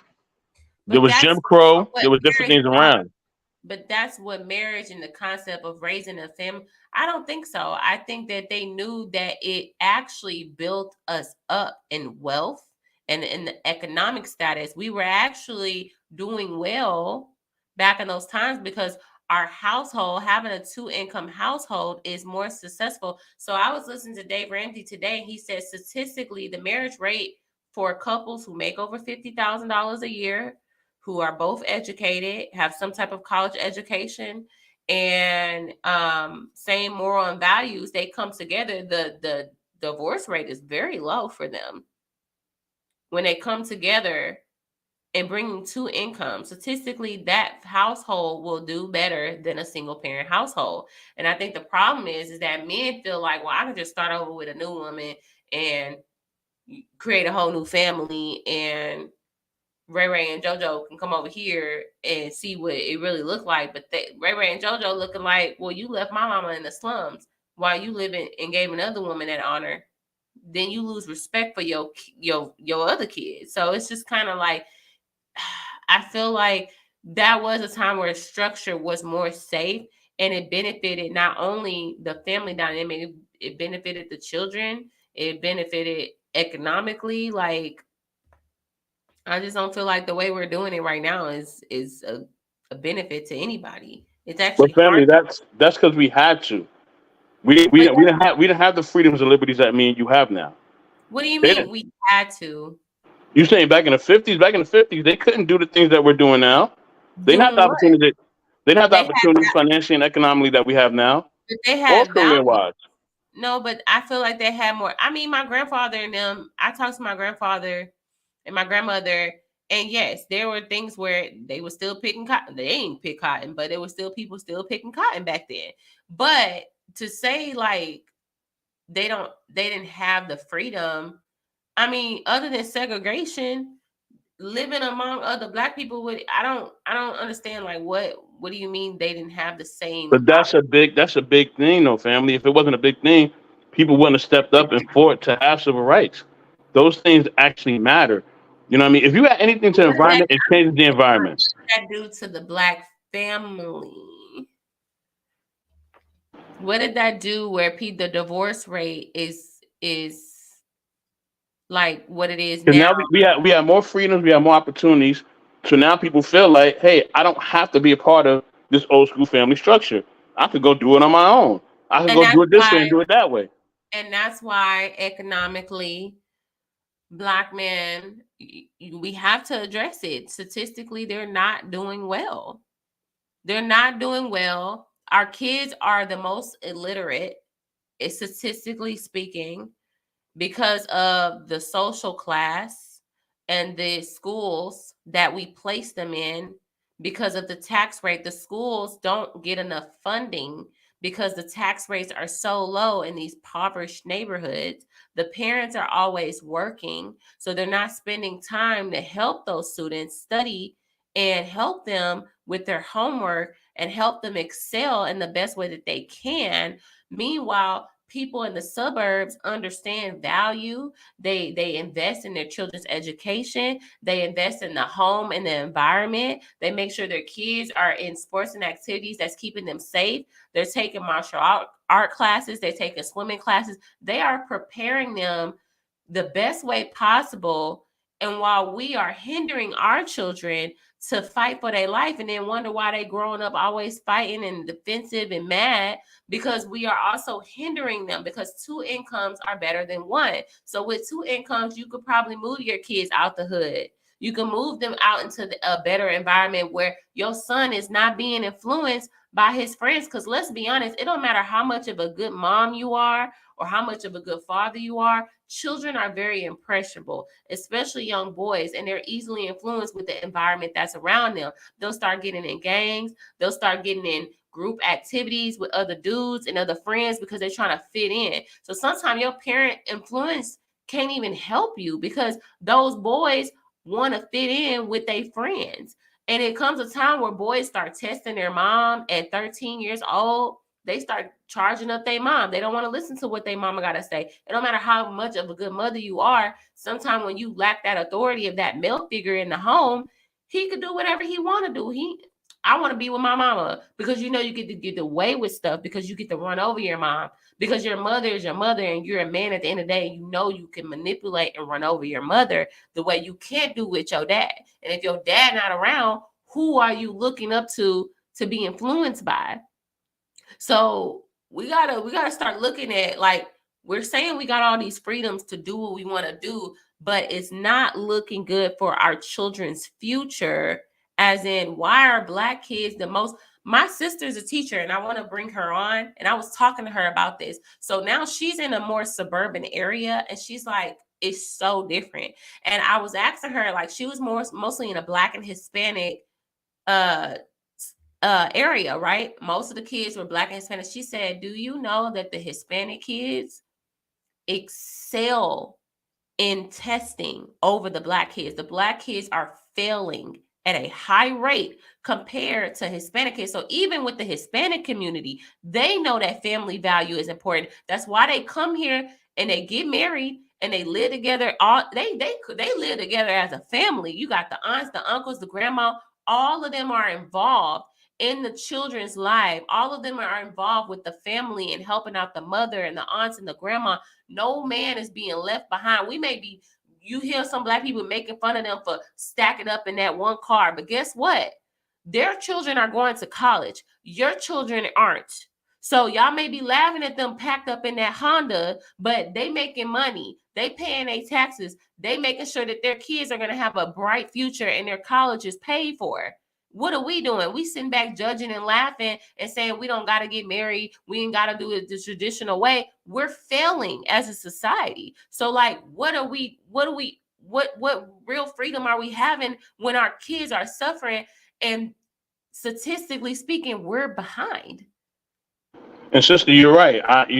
But you're making my point as well, because what I'm saying is that because our people have fallen for the illusion of individualism, right? We're falling for that illusion.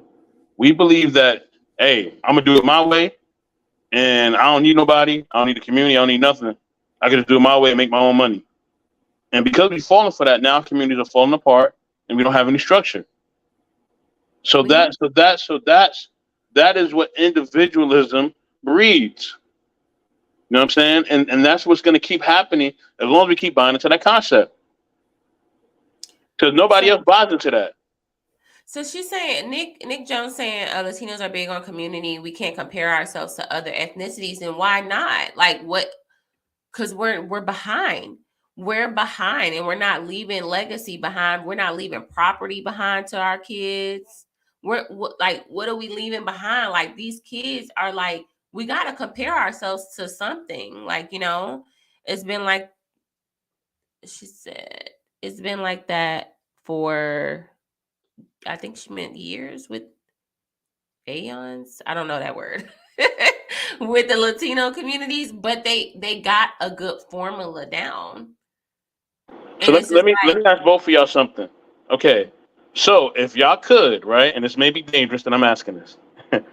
If y'all could take away certain freedoms in order to build back the community, would you do it? Why would I need to? Take away freedoms to build back community? Like what freedoms? Yeah. Because since we're out of Jim Crow and we have civil rights and we're able to do things the way we want to do them, now people are shutting away the community and just doing things the way they want to do it, right?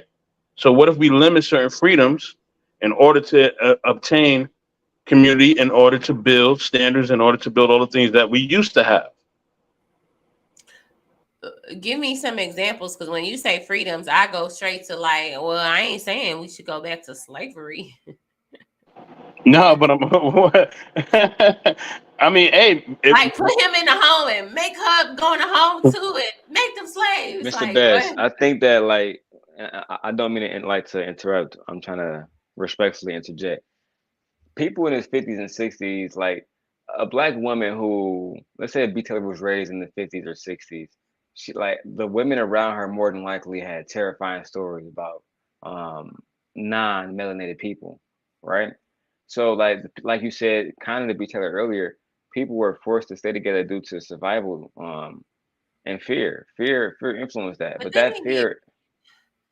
I actually said that, D. I actually said that. They didn't get married because, oh my God, I'm scared of the white man. Let's get married. Like, no, I think it's the opposite, BTaylor. The white man knew that in order for him to get a congressional seat, marrying a Black woman, it don't matter if he was in love. Marrying her was automatically and from his position, it was a societal fail. They were not marrying Black women at high rates. If anything, the Black family is more powerful, which is why they wanted to break up the Black family, because that's my point.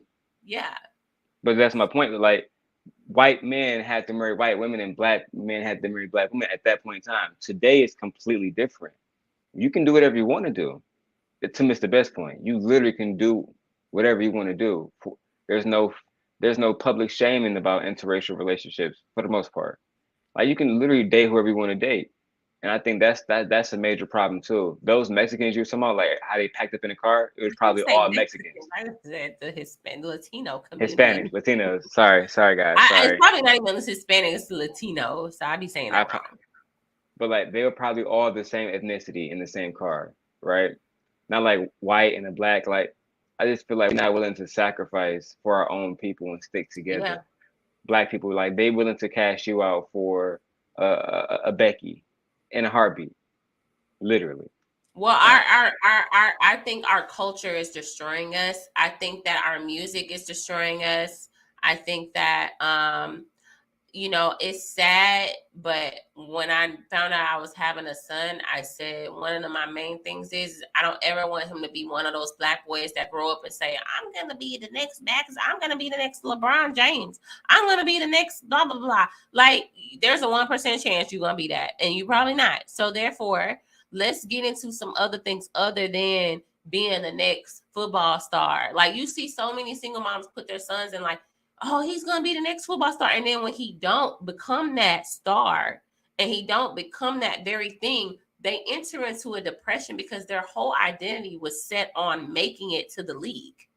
Their whole identity. You'll hear, I swear to God, go to any family gatherings and it's always that one old uncle that's sitting up there, yeah, my knee would never got hurt. I would have been in the NFL. And you just like, okay, like, why is it always the same story? And then they be like, yeah, but my son, he just good. And it's just like, okay, all right. Is that all we got for our sons? Is rappers and athletes? Is that all we can do? Absolutely not. No, absolutely not. The culture don't promote those other things though. Like nobody cares about. I like that. Doc is right. Sorry, I'm sorry to interrupt. No. It's your show, please. No. What did he say? I know. He just said basically he's saying back then your fathers are giving his daughter away to a man who can protect, provide, and give her the best life and form of stability. He is not choosing off of love. That is true. I don't mind that. Because when we choosing for love, we choosing wrong. And we choosing, like the girl from the video earlier that was, baby, can you take a charge for me? She did that out of love. She loved that man. She took all them charges for him out of love. See how I love that scenario. Trouble? Yeah, but like even then, those scenarios don't last. Like when people say that, they be like, "Yeah, the fathers gave them like," and that's true. At one point in time, why do arranged marriages have a higher chance of staying married and a low divorce rate? Because they're usually connected to a culture that's connected to a religion, like Islam, where they take God extremely serious. Usually, some people don't though. Some people just are arranged in marriage and it works out. They have the lowest divorce rate. I'm talking about the majority. But I know, but the majority, I'm saying they have the lowest divorce rate. They are allowed to divorce. It's not illegal to divorce, especially when domestic violence is involved. Like I know a girl that was married and she was arranged marriage and it was abusive and she was able to leave. So, but why is it that they are the lowest rate of divorce? One of my friends, his name is Shabam. He's an Indian guy. He'll be married, I think, next year, and he has been in an arranged marriage since he was a young man. They've known each other since they were young kids, and they both are Hindus, right? Happiness is something that doesn't really matter to them because, like Nick Jones was saying, it's literally like their culture, like it's tied to their God. Like when they think about doing this, if you dishonor this relationship, you dishonor God. Like literally, and for them, that's everything. I think that's like their love for God is something that our community don't have. We don't have a strong love for God like we say we do. So this whole thing about duty in our community, I don't think that these arranged marriages exist in our culture from a general standpoint because I mean there is no love still. And like what assets is a black man gonna pass along today? Most black men are not passing along assets to their own kids. So they don't have nothing to pass. That's what I'm saying. I feel like that's a fallacy now. Yeah. And we're acting like that's like like we're not the British or something. We have to be very, very, very honest about our situation. But we can be, but we can be. We don't have to stay down. I think that's the sad part. It's like we can thrive as a community. We just gotta believe in ourselves and get out of this victim mentality that's like, oh, I can't do this because I'm black. I can't do this because of my skin color. I can't do this. Oh, like I'm not affected by what the Supreme Court is passing by. If anything, it's like we as like, for example, when the Supreme Court passed by, like business are able to discriminate against the LGBT community. I don't think that's what that is. They're saying that because of these people' religious beliefs, they are not being forced to make a website that it goes against their religion. They are not forced to make a cake that goes against their religion. But what we can do as a people is not support that business. Because they we've can't never gotten into a debate before. But now we're about to. We never got into a debate before, but now we're about to. I'm about to force you to concede. So here we go. Fine. You wanted it. Here we go. So usually in those arranged marriage situations, because a lot of black men is preaching, we need arranged marriages, right? Again, I go back to my friend Shabam. He's a virgin. The woman that the young lady that he is in an arranged marriage with, they both went to Michigan State. They both were there for medical school, right? They both became doctors. They both are virgins, right? They have the same exact principles. They both are Hindu. These bandits today that are saying they want to arrange marriages, they don't have those principles. Like you're out here, you're saying you want to arrange marriages one day, but then you want to bust down 5 different women who you take on coffee dates. That is the difference ultimately, and why. Oh yeah, for sure. It's the morals and the structure that go along with the thought process. Well, those men, it's too late for them because their mentality is so messed up. They may want a traditional wife, but they're not traditional men. And I think that's what Saada was trying to say to a lot of these passport bros is like, you want these traditional women, but you're not traditional men because you're not even marrying these women. You're just busting them down, which are making them non-traditional women anymore. They're just cheaper, modern women. You're just turning them into cheaper, modern women. Be honest with yourself. It's the same. Look, we had a conversation with my friend Black Dawn, right? He was like, I would not date a woman with high body count. I don't want one. So we said, all right, Black Dawn, let's say that she doesn't have no like high body count. You date her. Before you marry her, do you got to have sex? Yeah, of course. Okay, cool. We concede. After you have sex with her. I remember this conversation because I had the same discussion and a lot of them was like, oh yeah, no, I'm gonna have to do it. But then after you marry, like after you have sex with her, does she get a guaranteed ring? No. So why would you compromise her value then? Exactly. Give her a ring, get engaged, I don't even want to condone that. I'm just saying, give her a ring. You know, people used to get married so much faster, but now the more that women give up sex, the longer it is for a man to really, like, I probably could have been got a ring if I would have just held out. I probably feel like I would have been got a ring if I would have just held out. Oh Lord, here go Trigger Mike. Y'all know y'all weren't gonna get away with this. You knew it. You already know. I'm up here trying to do some work. Like, who is this talking about that? And I want all the smoke. Okay, go ahead. What's going on, 06? What's up, man? How you doing? Bless. I'm ready, Trigger Mike. No. Please continue the dialogue. I'm just coming in on it, you know. Okay. Yeah, you missed a lot. You missed a lot on like the family. We're talking about the black family dynamic. Me and Daryl kind of had a disagreement, you know. So he's saying that, you know, a lot of these men want traditional women when they're not traditional with themselves. And how marriage has gone down. The black family, I'm saying that we should compare ourselves to other ethnicities because we are behind. We are really behind. And I'm saying that most of our black children are illiterate. I said, yes. Statistically speaking. So I'm like, well, why not take who is it? Mr. Best in the World was saying like, well, why do we have to do what they're doing? Why can't we do it our own way? And I said, we've been doing it our own way and look where it's gotten us. Like, damn. It's gotten us here. Listen, that is some real stuff right there. I couldn't believe it. I was on JP's show and I'm gonna air them all the way out. I didn't understand how bad it was until I went on that show maybe, I don't know, like a month ago. Mm-hmm. And I need people to understand, like when people hear me talk, they try to paint me as some kind of staunch traditionalist. I'm not a traditionalist for the sake of being a traditionalist. I'm a realist. Show me something else that works and I'll start promoting that. You see what I'm saying? Okay. Because I'm just one of those people who will look at the institution of marriage and people like marriage is outdated. No, it's not. Nothing is wrong with the institute of marriage. Something is wrong with the people. It's something wrong with us. Not nothing wrong with marriage. Marriage is damn near perfect. It's a perfect institution. Till this day, there is no better way to raise children. There is no better wealth creator for average people. You know what I'm saying? So there is no better, I guess, behavioral equalizer for men and women than being in a marriage and a community around married people. You cannot win that debate with me because I am sitting out here waiting for everybody to give me a viable alternative, and nobody can. Nobody can.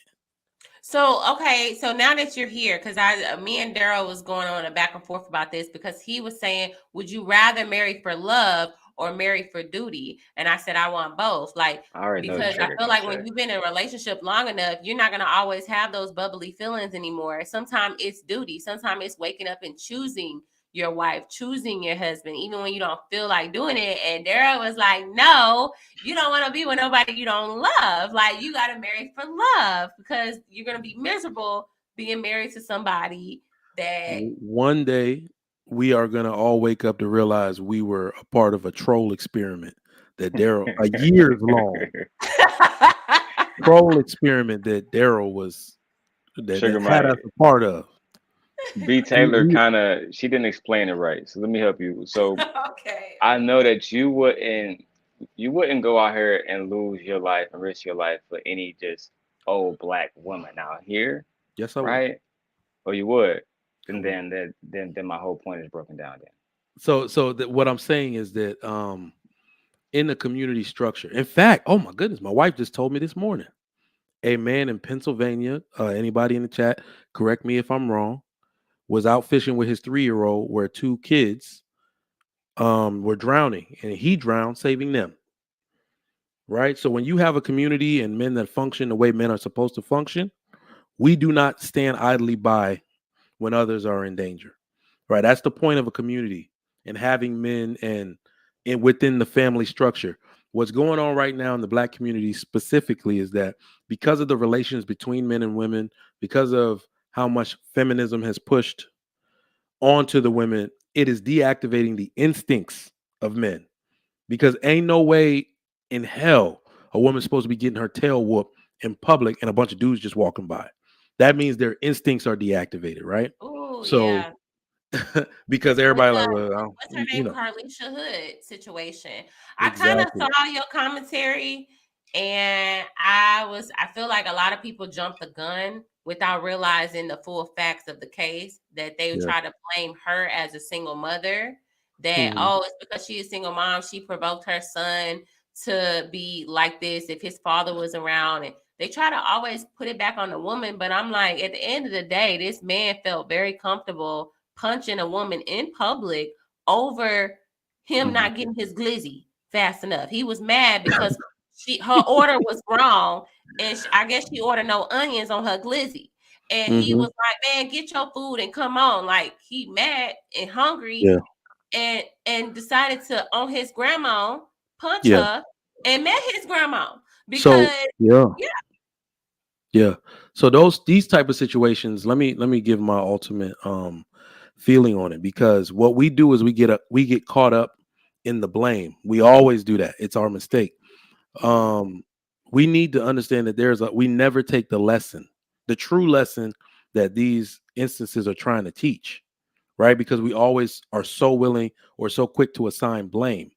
This is a breakdown of everything. That whole situation was a breakdown of everything that's wrong with the black community in general. All right. So the dude, like the reason why you'll hear me and I get a bad rep, they'll be like, you don't talk to the men enough. Well, I'm somebody there's somebody who I understand very well. You cannot rid the world of evil. Those men exist. You see what I'm saying? Though, because what women tend to say is, well, talk to men so they don't behave that way. That is very delusional. Men already know that we cannot rid the world of evil. So what we do is try to teach women and our the men that we raise, to know better. Because what I want to happen is no woman should ever engage with a man in a manner to which he feels like he has license to do that. Of course, it's not her fault. But what I'm saying is a man behaving in that way, only another man or the police should be dealing with him. But why the other men didn't step in? So this is what I'm saying. As a culture, that's why I said it is a representation of what is wrong with the black community. These men, we see this all the time. Men now, and this is the black community is the example. I have never in my life seen a woman stay feminine, stay in her feminine frame, and a man start bullying her and doing what that man did, and a man not step in to help that woman. Actually, I actually have one of my friends. She was very, very soft spoken, very feminine, very, very, very small, like tiny frame woman, you know. And she walks in to a restaurant by herself. She just wanted to go get lunch by herself or dinner. And she accidentally stepped on this black man's shoe. He turned around and said, "Motherfucker, why you?" And start going off on her. And she was like, "Oh my God, oh, I'm sorry. I'm sorry." And she was so scared. And his friends just looked, didn't say nothing. Every man around didn't say nothing. And she just kind of like stood there in shock, and she started like kind of crying and just left. Yeah, so I would say I'm not saying that these instances are like a one-off or, you know, everybody's going to react the same. I think somebody put it in a great perspective yesterday. When we talk about the Ja Morant and the Zion situation, right? We got to, even though I'm saying why doesn't anybody stop them in their circle, is because the people that are more likely around them, like their friends, are exactly like them. So what I'm really looking for they know is it's wrong, because this is what I'm saying. As a husband and as a father, you can't do that shit around me. Yeah, you see what I'm saying? You can't do it around me. I don't want my kids looking at it. As somebody who has the size, you know, to do something about it, I'm just gonna step in. I'm not even trying to protect her. I'm trying to talk to the dude. Do you want to go to jail or no? How about you turn around and go? I've done that plenty of times. And usually it just takes that one dude stepping in. That the dude that was there was like an old head. And unfortunately, as Sean Antonio said, in that part of Chicago, you don't want to get just in anybody's face or you're gonna get shot in the face, right? So I just really feel right. Because you're in Chicago, you're in like war zone. So the son just acted off of what he was supposed to do. Chicago is a war zone. So I'm not even blaming the son. I'm saying that was a complete failure, a breakdown and failure of bad interpersonal skills, lack of masculinity. So masculine, like real, true masculine, mature men do not impose their will on women that way. Right? There's a lack of femininity. This is the part where I'm like, lady, please. And I'm really trying to plead with women. When you see your child, especially your son, stepping up to help you, learn to disengage, because this is this is something. No. I'm talking about her. Whenever, like, you got to understand that there is no time in history where women are supposed to take an aggressive posture against men. Literally de-escalate. Like, women are always in a de-escalation stance. This is why I said only another man or the police should be dealing with a crazy ass dude. These dudes exist. Like, I'm afraid for my wife to come in contact with these dudes. I'm afraid for my daughter to come in contact with these dudes. So I tell them, retreat. You don't ever go toe to toe with them and my daddy's gonna come. Don't do none of that. As a woman, you retreat. Right? Because that punch in the face, what if the son wasn't there? So we can sit here and try to justify what happened, but that man would have just been wailing on her. And the reason why we can't just go out to, he got shot, is that, like I said, you can't rid the world of evil, and those men's consequences are always set in stone. He going to jail. He was going to prison. He's getting assault charges and all of that. Right. But what I need the society to learn from this is that we need to have a sit down with our women to say, in these situations, when you encounter this type of evil, this type of impatient male, only another man or the police should be dealing with him. Do not stand toe to toe with him. Do not stand your ground and try to talk back and throw fit. None of that. Retreat. Because if I was there, that man standing there, the second she tried to dip, like take that defensive tone, like, please, I'm like, and he tries to wail on her, I'm hitting him first. You see what I'm saying? That's your instinct as a man to do such a thing. So I'm just saying. So just a regular guy said she was in line waiting on her foods to be redone. So should she have left with no food after she paid? Yep. Absolutely. I'm gonna tell you what I would have done in this situation. I'm not gonna lie. What I would have done as soon as he would have started yelling at me, I would have walked out and called the police on him. I would have been like, he hit me. I would have lied. I don't even know what I probably would have lied to them. I would have probably, oh my God, I think he have a gun. I'm calling police. Now you turn into a Karen. What you will never see me do. I'm going full blown Karen mode on your ghetto ass because so I don't what you will never see me do like that. As a men's advocate, what you will never see me do is advocate for a man's impatience or irresponsible behavior. I never do it. You see what I'm saying? So that dude, and even in his, they always show men when they that riled up. But by the time you got there, first time I watched the video, I'm like, oh, this is just another ghetto argument. That's what I said. But the second he stepped on that back foot and threw that punch, I was like, dude, you punched her like a dude. Yeah. Like a whole dude. No man in his right mind is gonna sit there and defend a man like that. Right. Yeah. This is why we want to this is why we want to talk to our women to say no woman should ever get punched like that. But I think there's too many men talking to women and women talking to women. Where who's talking to the men? Why are there not men mentoring young men before they turn into that? So that's a Band-Aid solution. So your whole show tonight is dedicated to the actual solution. Mentoring pales in comparison to fatherhood. There's mentor, but if you don't have fathers, no, that's what I'm saying. Listen. I know it sounds bad, but damn, mentoring barely works. And somebody like Daryl, who's in the community doing the work, somebody like me, who's in the community doing the work, you are literally giving all the time and energy you have to save 1, 2.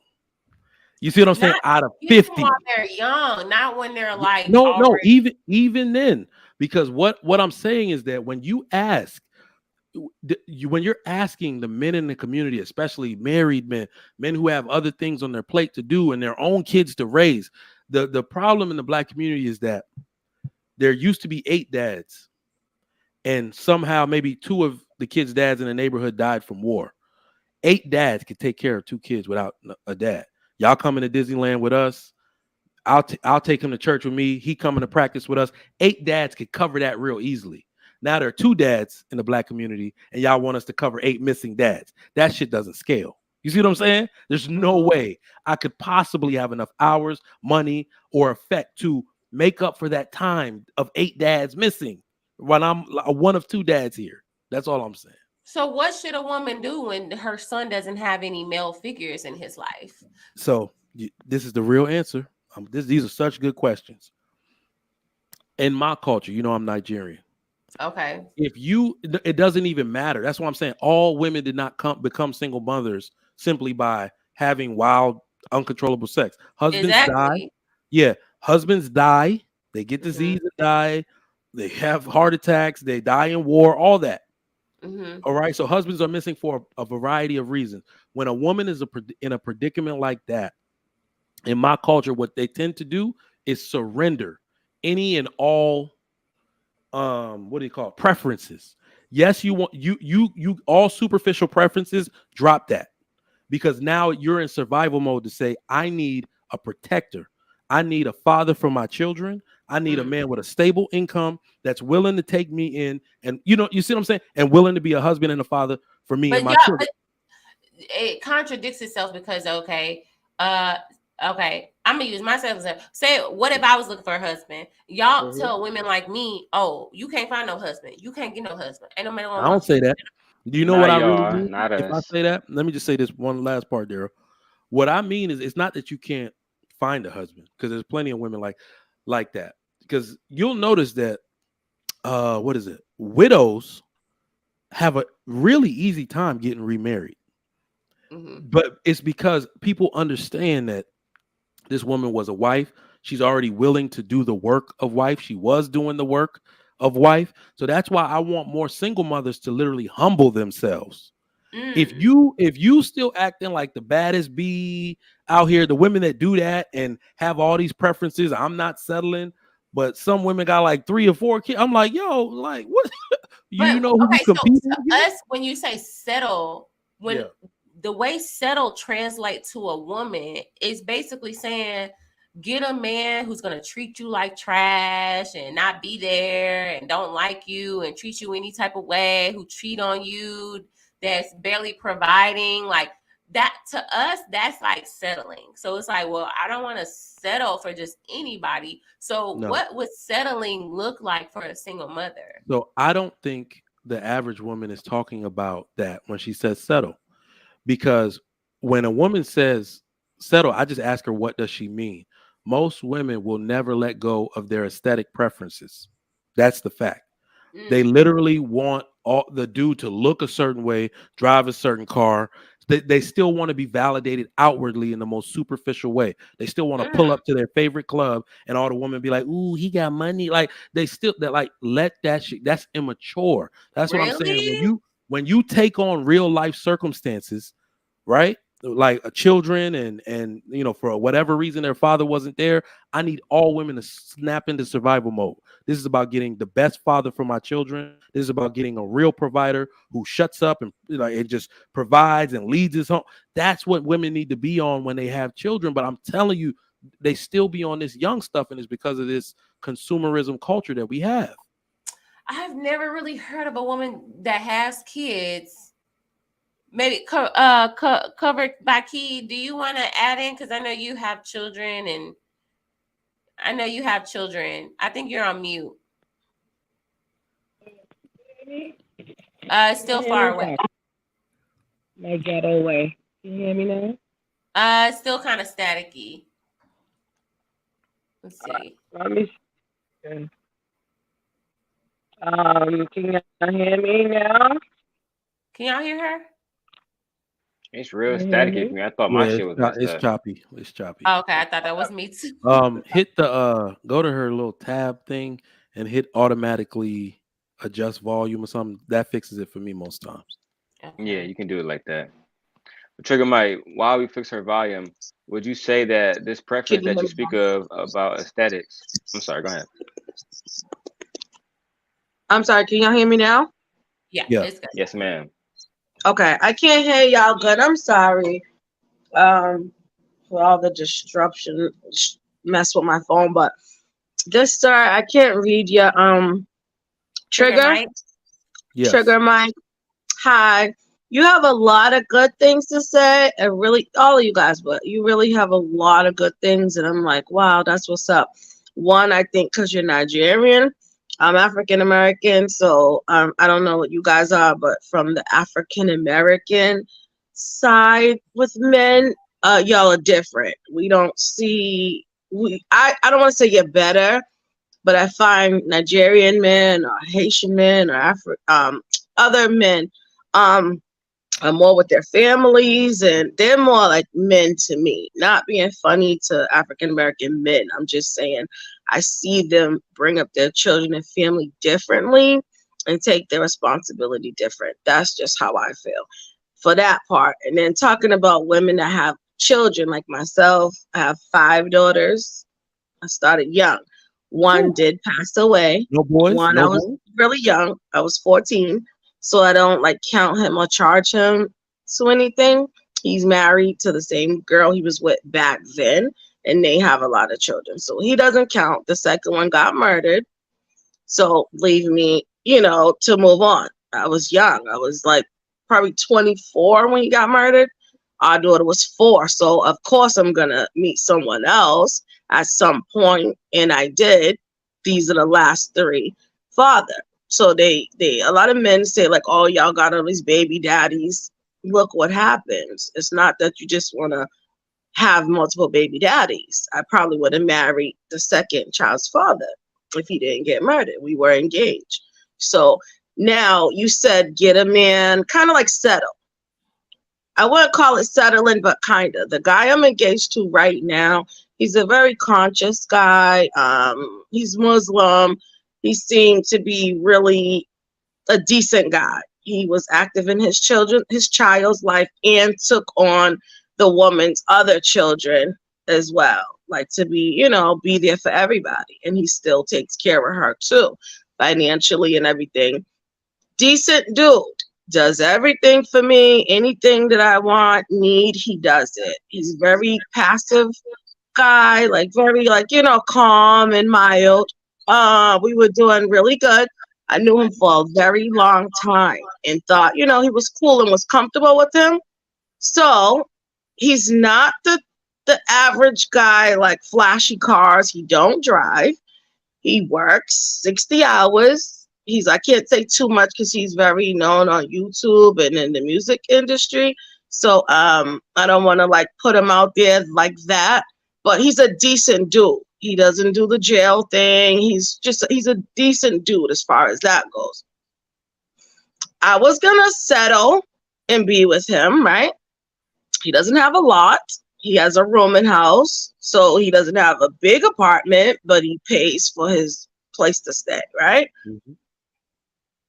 I gave him the opportunity and the chance and everything, clean slate, not what you have. I don't look at men for what they have, who you are and how you are with me, how you treat my kids, how you are with your children. So he had a fair chance at everything. And women today wouldn't even give him that chance. You know what I'm saying? Like, you don't have no car, like you don't got nothing, you don't got much. He gives me like $100 a week, which I feel is not that much, but it's, decent. We don't live together. He's here a lot. So things were pretty cool, but he's abusive. Oh, shit. Mentally, verbally, psychologically, he is a narcissist. And I'm not just saying that. I speak on narcissists, teach and learn, and I wonder how I found myself here. But anyway, he is a narcissist, and he's abusive. So he did all the verbal stuff. I thought I was tripping until his mom, stand-up woman, said, yes, my son is this, and that. Everything I was going to tell her, she's telling me. And I thought I was crazy. Like I was questioning my reality. And she's like, no, he's this, that, and that, and that. Don't marry him because you're going to have to buckle your seatbelt. Domestic violence is real. This is what she said. Domestic violence is real. Mama is telling you that's everything you need to know. And I knew what hers was. It confirmed it for me because I thought I was tripping, but he got physical. Now, this is a person never got physical. He claimed to not hit women. He's not even like that. Like, I have to protect me and him. Like, he's very, punkish. And he put his hands on me. And men chased him. A young guy chased him, one man, to go fight him for how he did me. They all saw it and everything. And it's like, what do you call that? I gave him a chance, to be a good woman with him. I felt he was a decent guy out of, the pickings today, right? And I knew him a long time, 20 years. So it's not someone I just met. I've watched him. I've talked with him. I know him. I never thought he would ever put his hands on me because everything he lives is opposite. About family, children, community, and it's like a whole lie. It's a lie. And he's a part, I won't say he's part of the conscious community on here, but he follows a lot of probably you guys on here. And you put his name in the back chat, please. I'm on Facebook a lot. Like I'm on Facebook when I go live. Looking on the side, it's gonna say private chat. Because I want to know. No, meaning I was saying that to you because it's not a secret. I'm on Facebook talking about this stuff. So I'm not on YouTube. Like I'm not a content creator on YouTube. I have a page on YouTube. But I'll just say, how can I say that? What's his I'm name? gonna tell you this. He's one of Chuck D's artists. Chuck D, Flavor Flav, Daddy-O. You know what I'm talking about? I mean, Y'all either never way, heard of it? either way. No, I mean, I know who Chuck D and Flavor Public Enemy, right? So Okay.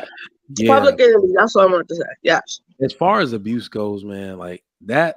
So I know that some women, because of their love for men, think that that's going to change or go away. And not even to make excuses for these men, but these men go through traumatic experiences that lead them to do that to women based on what they saw and what they grew up with. But it's no excuse for you to deal with it. Mm-hmm. So, it's unfortunate that you love the guy. It's unfortunate that you don't want to give him a chance. You want to give him a chance and want things to materialize from that. But he won't ever learn from keeping you. He got to lose you, right? That's right. So he can change at some point, but it ain't gonna be with you. So I'm gonna be honest. I really don't see, because damn, I've never hit a woman. Like, I don't see a man. You'd be surprised how many men actually hit women over words. So I not only do I agree with you, I just want to know, did that happen because the woman hit them first? So if it's unprovoked, it's like we gotta do two things: unprovoked and provoked. Unprovoked. So I was gonna tell you. Sorry, I'm trying to listen to you guys when you're talking about the hitting thing. I want to tell you, I don't put my hands on men. I used to when I was younger, and said, I can't put my hands on them because they're gonna hit me back, and then I can't be like, oh, you hit me. This is 20 years ago, y'all. We're talking 20 years. So in the last 20 years plus, I won't even do that. You know how we do, and I don't hit them on they cheating and you pushing them. Like, no, I won't do that, because then that is being provoked. I can't say, hit you and be like, you hit me back, or I'm calling the police. No, I didn't touch him. I've learned a lot, from that type of thing. I did not touch him. We were outside. He got mad because I said he's a narcissist. So I called him out on some stuff about some things that was going on, and it was in front of people. So he got too like, oh my God. And he hit me, and not like just, I'm not making excuses for him neither, but it's not like a little push or he like hemmed me up or something. No, he binged on me. Like that man hit that lady, something like that. And I'm not even being funny to you guys. I said it in the chat. I watched someone's live and she was talking about the story, and that's my first time going on. And I told them, like, yeah, talking about the topic of men hitting women like this and like why they doing it, why no one's saying anything. And I prophesied that morning the release of the people. They're like, oh, she's going to judge. I said, they're not. God said he's going to overturn it. He's going to dismiss it and let them go. That was at 4 a.m. It was recorded. That evening, we all heard that they let them out of jail. And I was like, wow, God. The lady took it down because I was going to take a little clip of me talking about that and posting it, give her credit like I did. It's XOXO Gossip Girl, that thus saith the Lord, this is going to be dismissed and they're going to be released. And it happened. So when you was talking about the men hitting women and men not protecting them, that's why this came up. I didn't hit him. I didn't provoke him by hitting him. We were arguing. I would have just went on home and we just would have been arguing, but he stopped and like he punched me like 20 times. Was there other men around when that happened? The men from the store at McDonald's, all the McDonald's came up. Like, I couldn't even cover for him if I wanted to. Like, I don't want him to go to jail. You're stupid. I didn't want him to go to jail. That he did that and you still had it like, I don't want this man to go to jail. I want to still protect this man. Like, there's so many women that think like that try to protect these men. But it just made me think, like, so the other men stepped in and handled him. Yeah, he chased him, and I'm like, no, because I don't want no one else to get hurt. You know what I'm saying? Behind my stuff, though, I don't want to sound like I'm defending him, but like, that guy could have got hurt for trying to protect me, but the police got him first. So luckily, they got to him before the guy did. And he was a younger guy, and he was so mad. Everybody was mad because it wasn't as strong as that man did that lady, but it was bad. It was like 20 times he was punching me. And like I told you, I'm in a wheelchair. So people saw this and they was like, oh, hell no. And they chased him down and they stayed with me, very supportive. And I felt bad too, though, because I'm like, we've been together a long time.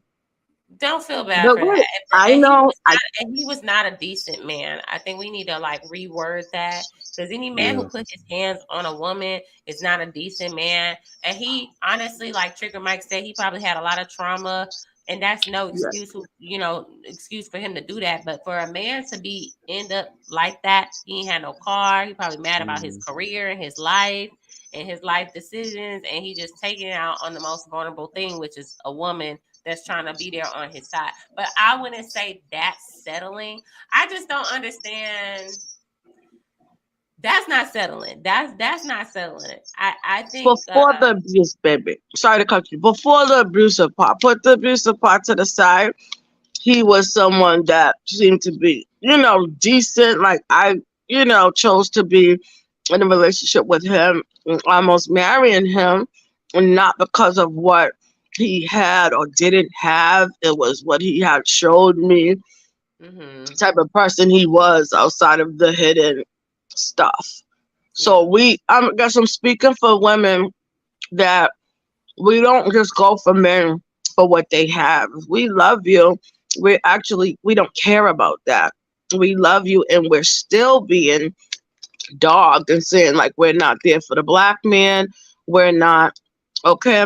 I'm not trying to put it to the side like that. I'm just saying about not picking the right guys or decent guys or let me not speak to saying. Let me speak to this a little bit because I've tried to do some have some education on this, right? And because nobody wants you to be in an abusive relationship. I'm certainly not going to advocate for that, right? But a large part of the problem is women picking their own partners, especially black women.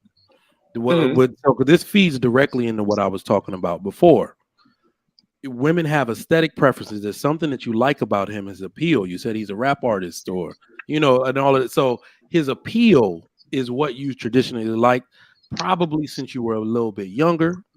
You don't like him for that?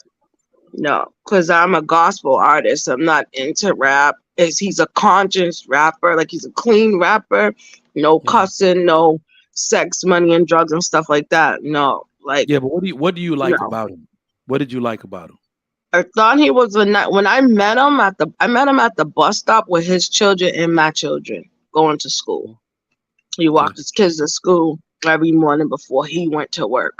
That's how I met him. Yeah, maybe not even your situation, but what I'm ultimately getting at is that I know that we're never going back, at least in the black community, to your father picking your husband. I mean, it should. Yeah, but we're never gonna go from the air is out of the can now. It's never gonna go back in, right? But what we can do, and this is what I try to preach to women nowadays: your future husband is in your past. The reason why a lot of relationships aren't working and you can't detect a lot of those red flags or you're going to ignore them is because you don't know the people that you're dating. You don't know.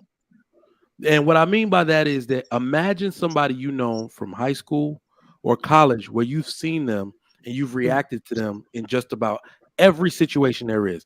So much so that person can get picked up mistakenly by the police and you can say without a shadow of a doubt, they didn't do that. That's not him. That's not his character, right? So because this is the way that person is, this is how they respond in those type of situations.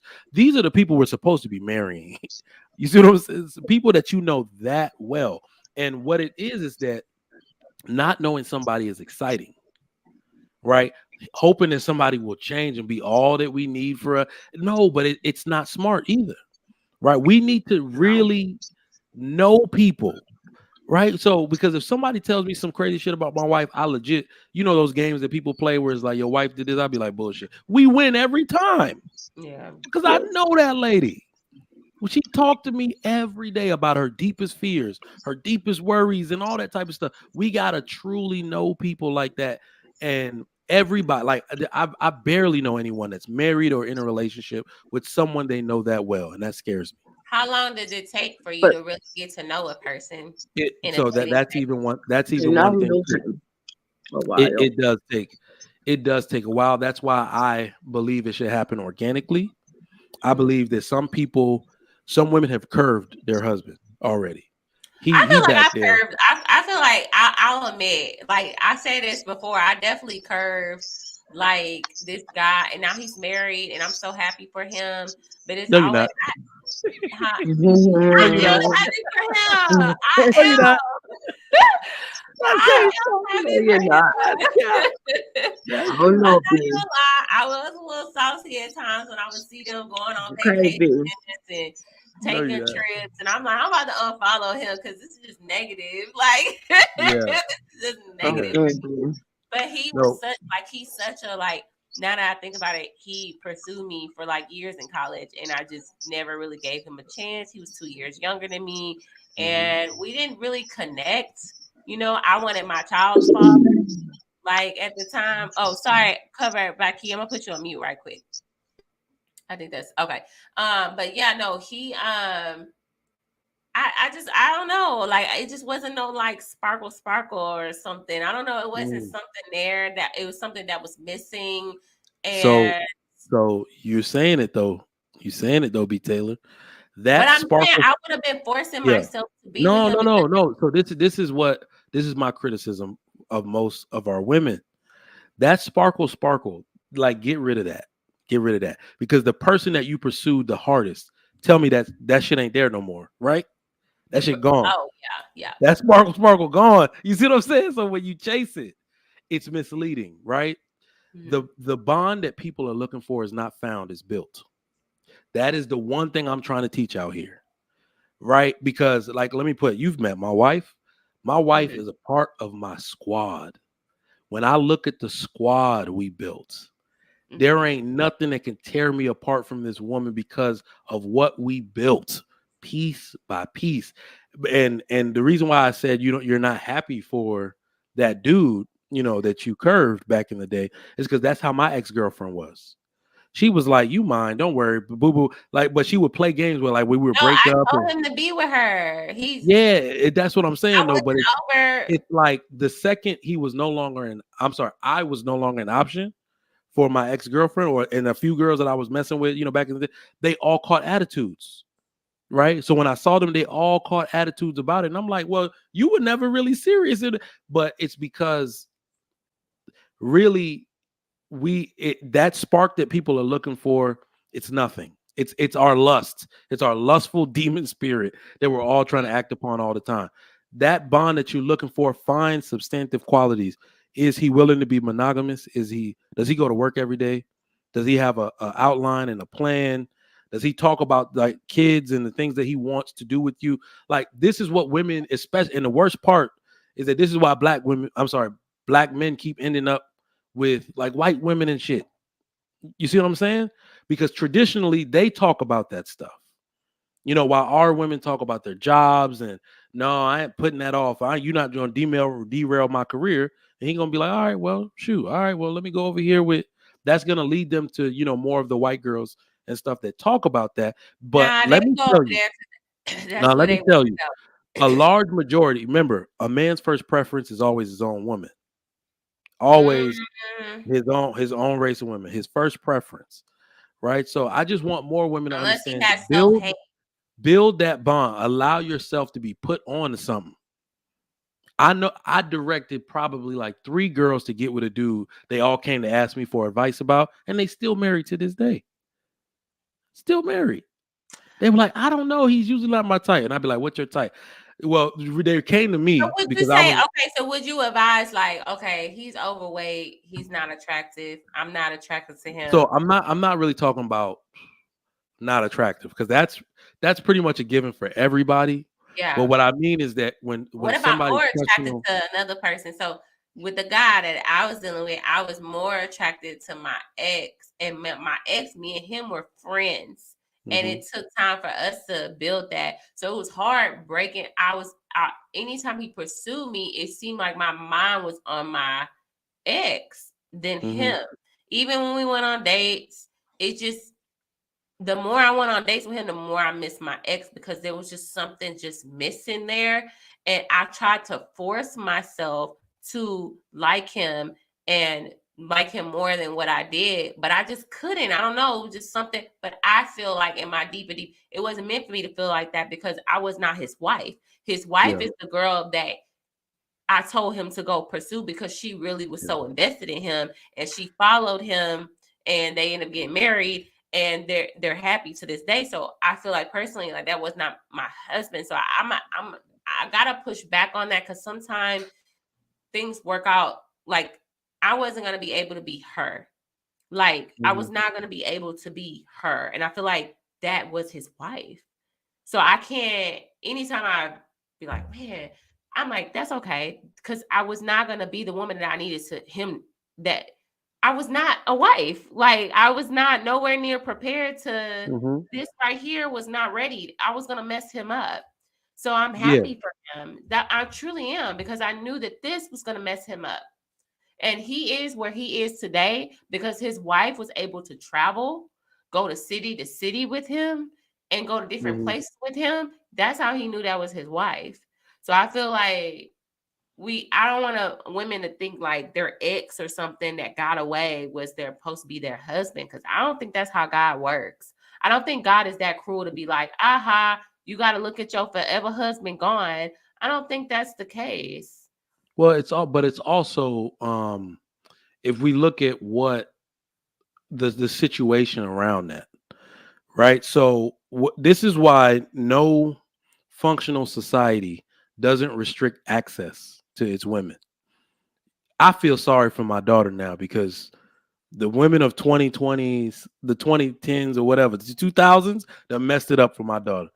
I'm probably going to get a chastity belt welded onto a young girl. Okay. Oh my gosh. So you see what I'm saying? Because I worry that, I understand this is why we know that men are purpose built to break girls down, to have you in your feelings, to defy your father's orders, to defy your own nature and give up your gifts, too soon, prematurely. This is why I don't even want my daughter to stay on campus. I'm gonna just be real with you. No, that's not. Y'all all know what went down in them streets. No, actually, no, because I grew up in a very Christian household, very strict. Yeah. What happened to me is that I didn't wild out.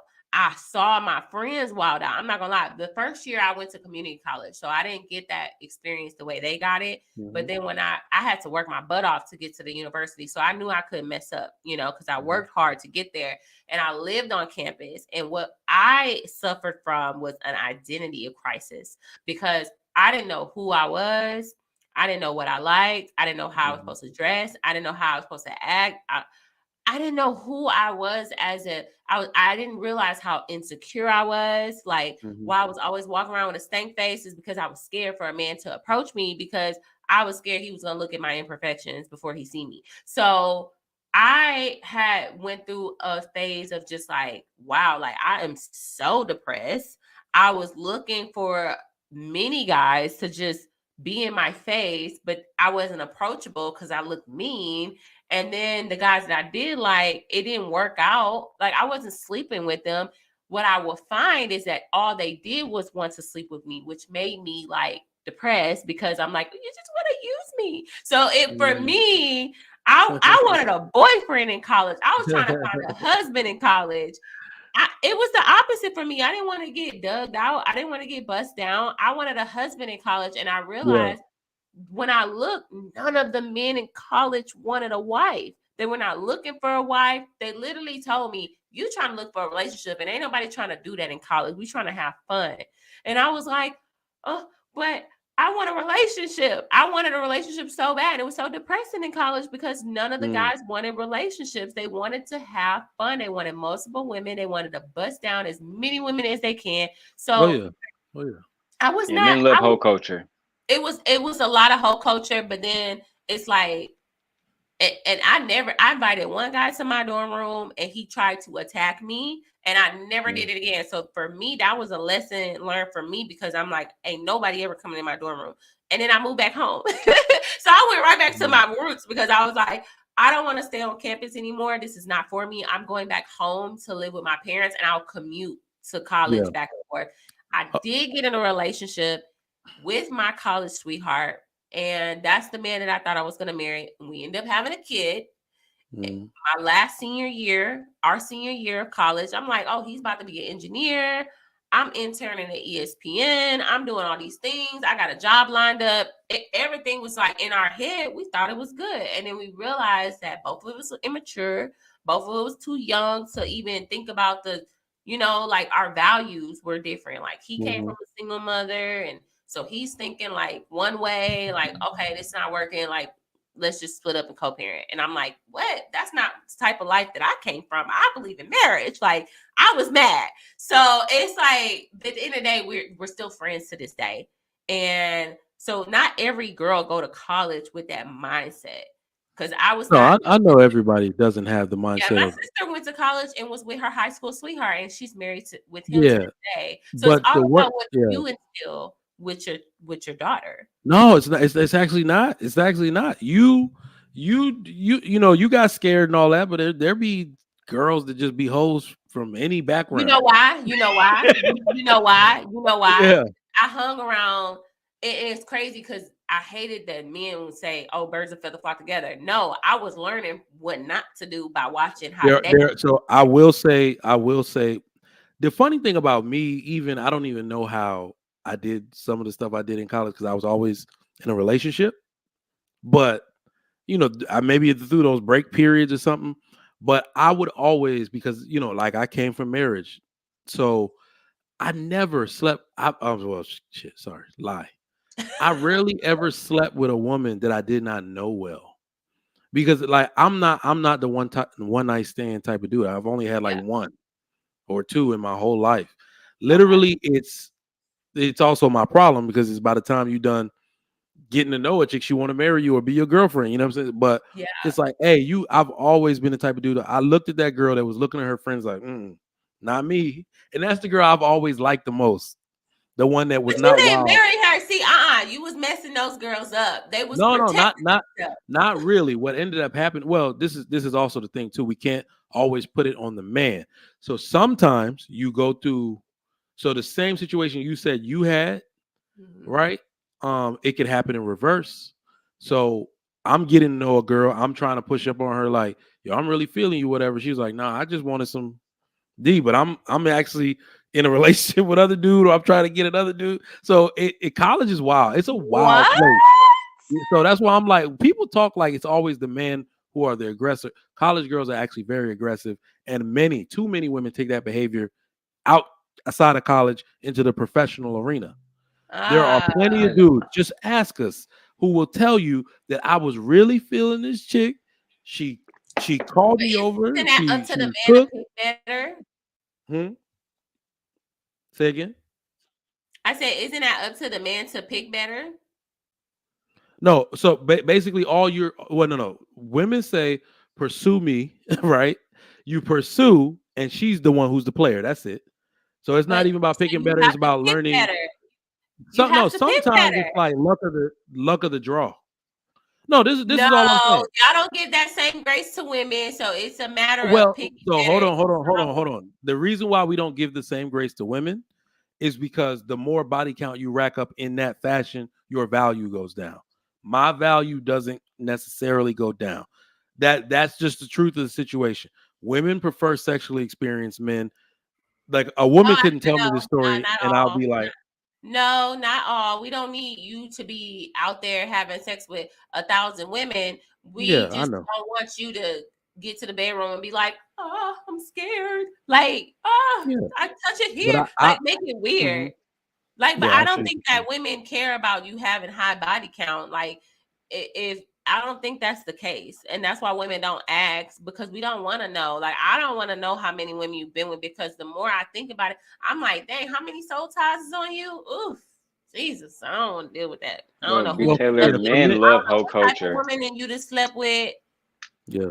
What men love to participate. You're right, Daryl. Men love to participate in whole culture. That's why, like, those Yeah, men, and that's why I used to always hate when I'm in these debates and they be like, "You didn't marry a guy in college." I'm like, come on, like, what college did y'all we're go trying to to? get married. Think about it. Statistically speaking, most black men, it's not a lot of black men that statistically they don't. It's more black They don't women go in to college. college Yeah. than black men. The Way black more. men that are in college, that are trying to get their education, they know they about to make some money. They know they just leveled up their status quo as a black man, because now you're not just a black man, you're an educated black man. You think he just want one woman out of all the girls that's on that college campus? Yeah. Yeah. I told you, I don't even know how, if I was always in a relationship. That's why I'm like, but that's natural too. That's natural. So one of the reasons why men shouldn't really get involved is because you can't focus. Women, and the good thing is that some women will tell you, it's like, listen, you know how other women are. They are distractions for men. And even social media and all of this, women make themselves available to men in ways. This is why I just want to go back to a chaste society. Men don't benefit. Men don't benefit from that at all. So it's not me trying to lock the girls up for the men's sake to be hoes. No, if women close their legs, men ain't having sex, especially with very valuable, desirable women. But this I is the want, thing. yeah, This is the thing, Trigger Mike, with that. Just like you said, there are men that other men know that are just bad and you can't help them, right? Like you cannot help them at all. That's why y'all don't even care to talk to them.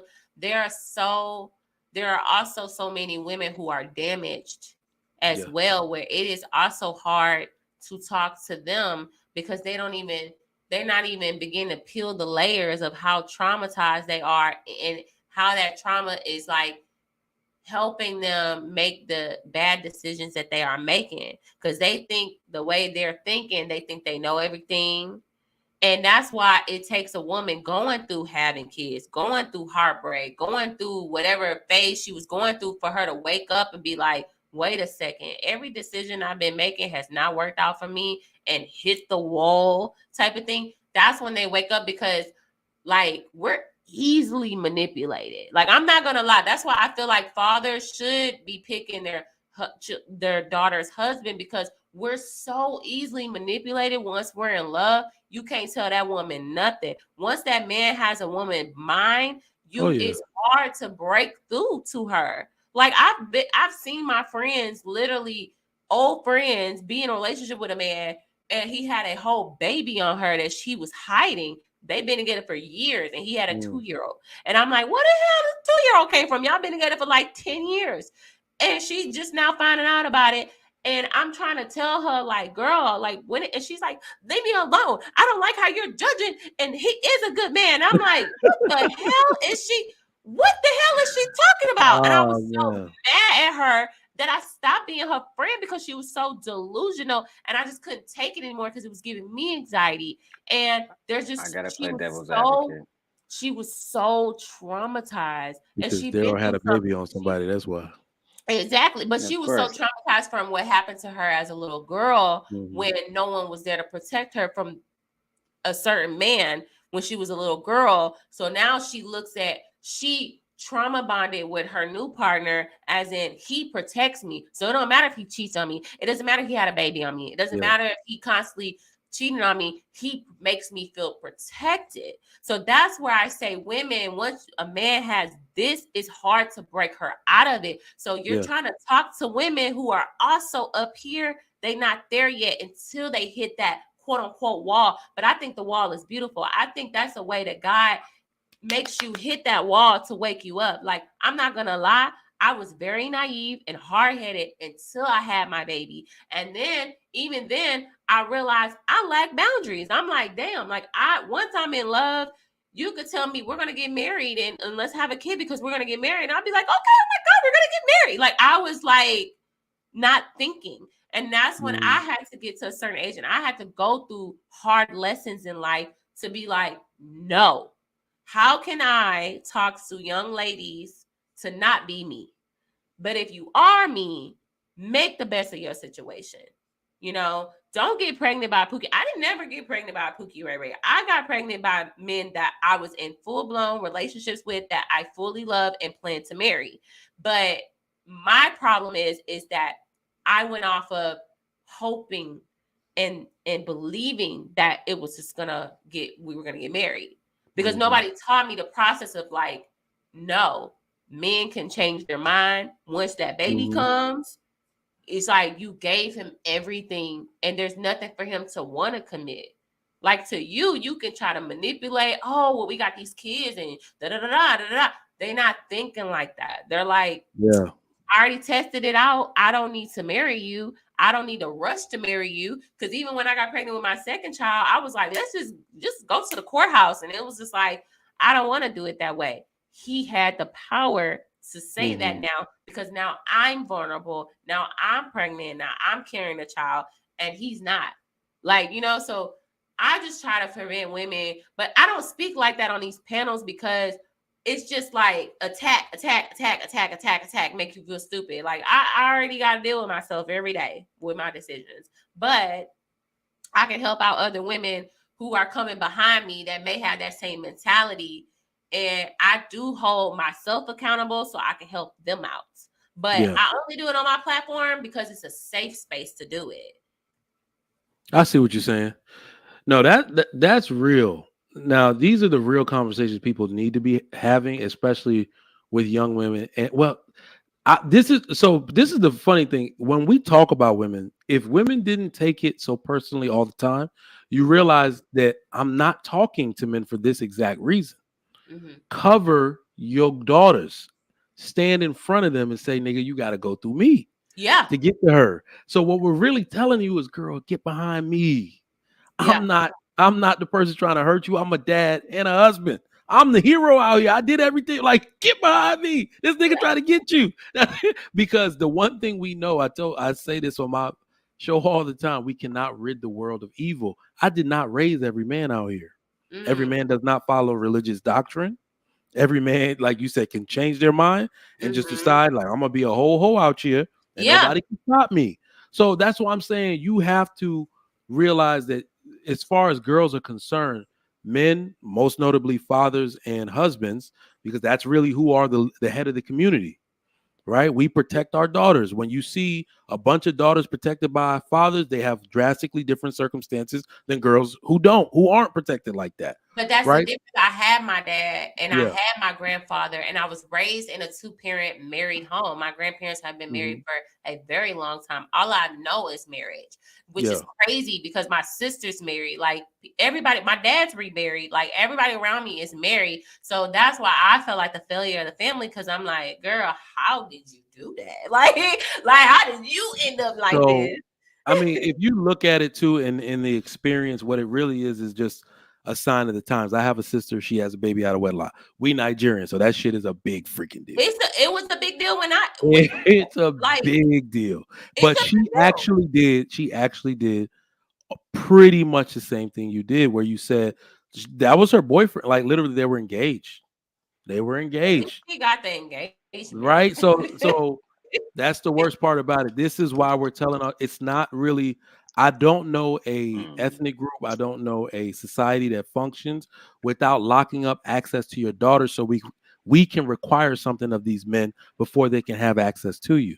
That's why that wedding ring, that commitment is so vital, because like you said, what's to stop him from changing his mind? Why buy the cow when you got the milk for free? The greatest gift you can give to a man is his legacy. In the image of him. Right? These gifts aren't supposed to be free. You supposed to get something for it too. And the one thing and having kids with men who grew up in a single parent home, because I played a video earlier where they was talking about women who grew up without a father. I feel like the men that I had kids with, they didn't have their dad in their life. Therefore, it's not a requirement for them. Their values are not the same as mine. I was willing to make sacrifices. It is or it isn't. We get married or we don't. Like exactly. Yeah, and I was like, why do you have this mindset? And they were like, why are you so pressed about marriage? And I'm like, because I come from marriage. I come from a married background. I'm glad y'all got there without me having to interject that all men are not built for this quote unquote picking the daughters, because they're not even in their own kids' lives. Like the daughters don't even have respect for him. Like I think this is a fallacy, especially amongst like Nigerian black men in America. It's a fallacy at best. So Because like think good. about Whitney Houston. I was thinking about her the whole time, right? I've been I've been missing Whitney. And I think why wouldn't Whitney listen to her father? Why would she choose Bobby Brown, right? Somebody who the first week that they were dating, she found out he got somebody pregnant. Why? Because she had no respect for her father. Why? Because she called him cheating on her mom. She called him breaking his own standards. She called him stealing money and giving it to women that was not her mother. Women that you can say were just tricks or whatever you want to call them, right? Why would this woman allow that man with those standards, who didn't even live to his own responsibility and his own standards for his family, why do you get to pick my future spouse now? That's the reality that a lot of women are dealing with. I'm telling you, I see this all the time where you talk to a woman and say, why didn't your father pick him? Oh yeah, my father, he wasn't even in my life. He treated my mom like shit. Don't even get me started on domestic abuse in the black community, right? Those are people mothers when that stuff happens. So the men are not even responsible enough to earn that kind of respect. You know what I mean? Like it's not like they was like Mulan father. Like these Yeah. bandits are not there. You know what I mean? To even pick. It's crazy. So I will say that's why I said earlier that might be gone in the black community entirely, right? It's not gonna be gone out of my house. I started early. My daughter, I promise you, I could wake her up out of her sleep, bring her in here right now, and be like, "Who's gonna pick your husband?" She's gonna say, "Daddy." Like, "Daddy is gonna pick my husband." I'm getting her ready right now for that. But what I Also, will say, her the value is of her that virginity, because I feel like yeah, that's my dad exactly. teach me. My dad told me, "Let me know when you have sex. I know, like one day you're gonna have sex, and just let me know when you do." And I was like, So you know what "Okay." it is too. You know what it is too, because I never listen. I grew up in Virginia Beach, Virginia. I thought I was going to marry a Filipino girl because it's only black, white, and Filipino out there when I was young. So all they hung in their little clique, and I've always had a thing for super soft spoken girls that walk around like their arms are broke, like they were the most dainty ones, not what I mean. So I always had a thing for those girls, and what I realized, where was I going with this? Shit, where was I going with it? I done derailed my whole point. But no, I just one day realized that my daughter, when it comes to her chastity, it's her bargaining chip. It's Mm-hmm. your bargaining chip. And even the women who may not have benefited from having their father there, getting under the leadership of somebody who wants to protect your chastity, i.e. the church, i.e. your pastor, what I mean? People like that. It is the one thing you can keep to get what you want. That's why it's such a big deal. I don't know And that's about the pastors though, because they was preaching to us, but they wasn't talking to the men, and the boys after church was trying to get in our panties. And so it's just like, and then we found out the pastor sleeping with the woman in front of the pulpit. So I'm just Well, like, I was That's gonna a say fact in Detroit. there are false prophets and religious leaders that do yeah, I stuff. had a pastor literally try to ask me what I was wearing at night when I was 16, and Yeah. he was coaching me and was asking what I was wearing to sleep. Like, What I usually say to that is that yes, these people are supposed to be your spiritual leaders, but you're following the word of God. You see what I'm saying? So make sure that as long as that part is sound, you can always switch to somebody else. Right? So follow the word of God, and so you can switch spiritual leaders at will if you want to, because everybody isn't a sound one. And yeah, like some of the stuff that's going on, Catholic Church and the Black Church. But like right now, I don't like black pastors. I go to a white church because I feel like God, and white pastors be still doing some sneaky stuff. most black pastors are simps. They're simps. You What know? you mean they Sims? No, they literally pander to black women. All right. One day, Shout out this to is the what I Sims. heard. I saw a video on Instagram like 2 months ago. The dude asked all black men to stand up in the church and was like, all of you must marry these single mothers in here. And like you should like just what do you think that the response is gonna be from some of the men in it. Like they just started looking around, and them dudes If they walked want a out. wife, they should say yes, They right? walked out, right? So some of them will naturally. You don't force things like that on men, and another man should know that. Naturally, as men get to know these women, as you put them in proximity, they fall in love with the character, and most men actually fall in love with the child too. They're like, oh damn. You see what I'm saying? They'll fall in love with the woman's character, they'll fall in love with the child, and they'll fully accept responsibility. They ignore the sequence in which that's supposed to happen and then try to tell men what they should be doing. Them dudes left the church, right? So a lot of black pastors are the reason black men left the church. They tripping because what you're supposed to do is preach duty of everybody. The duty of everybody. The duty of men is constant. And the one reason I'll say you might not see that, yeah, I guess you can indict us by saying men don't talk to other men, but men have never always trusted all men. We trust men that follow, we trust men that obey. Any men that falls off of that, we protect our women from interacting with. You see what I'm saying? Because like I said, we can't rid the world of evil. What I need to know, like when people say, we need to end racism, you'll never end racism. I want to keep racism around. Where the racists at? So you can stand on your island, I stand on mine. Don't cross across this line, because that's real life. I know that. So I'm gonna keep your kids away from my daughter and my son. You keep your kids. So that's the way I look at it. I cannot stop evil from happening. I cannot stop bad people from being around here. I can only protect my people from them. And that's what I'm trying to do as a husband, as a father, is insulate my community of people that are like-minded and want the same circumstances, so we can create, that community feeling, that village back. Oh, go ahead, Daryl. No, I don't believe the whole baby mama thing and the whole like I wouldn't date it. Like that's all cap. I hate to even go here, right? But a lot of the men in this space, and I say the red pill space, Trigger Mike, and that includes you. I've heard this stat all the time, right? 80% of men haven't even had sex in the last 18 months. They don't have access to women, all this other different gibberish, right? To make it seem like men are not doing these different things, but then they won't date a baby mama. It's all lies. When you look at these baby mamas and you're looking like inside their DMs, these men are already spending money.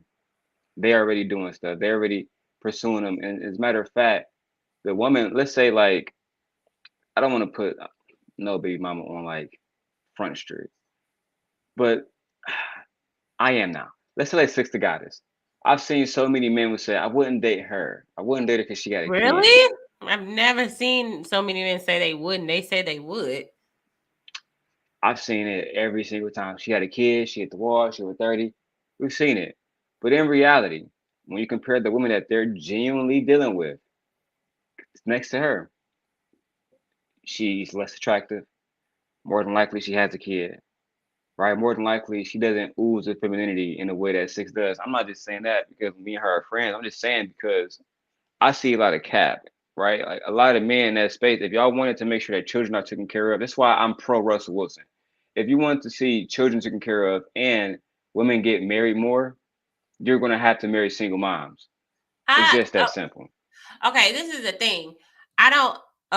For me, example, like I wouldn't want a man to feel like he's obligated to date me because, you got to come in and save her kids, because my kids don't need saving. They got dads. They got their fathers. I don't need you to come in and save. What I do want is a man to lead me. And while my children are in the household, lead us, like lead me. Like I want a husband to like cater to, and that's what I have to deal with myself on that. But I don't want no man. I'm tired of these men saying nobody wants you. Could you? Don't. I don't want you near me, because you're probably not even a father anyway. Because you got to think about it. There are a lot of those men are not even fathers. So what you're trying to put on a lot of these men, some men, yeah, like, and some people might find this controversial. Some men can be great fathers and bad husbands. Some men can be great husbands and bad fathers. And a lot of people don't agree with that opposite way when I say it that way, because some men will be the best man to their wife, but don't have a bond with the kids, impatient, don't really spend time with them as much, not really present. I know, Trigger Mike, we talked about this because you were saying that your dad worked and that's all you just needed from him because he provided. But I really feel like it's a difference because I see my oldest son and his dad, and it's so beautiful the way I see their relationship is. They do science projects together. He's always the assistant coach on his baseball team. He's always there. He's always at every activity, every event, every birthday party, every friend sleepover. He's always there. He's so active. And I see how my son is literally just like his dad. He laughs like his dad. Like he wants to laugh exactly. He'd be like, ah, and I'm like, don't do that. Why are you doing that? Don't be laughing like that. Why are you laughing like your dad?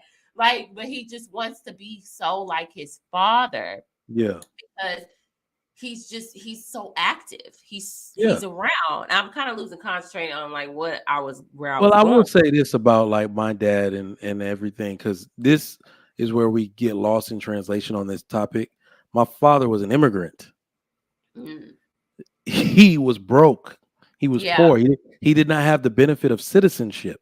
He had to work to give me the ability to be a, director level on his way to the C-suite person. You see what I'm saying? He had to do all of that.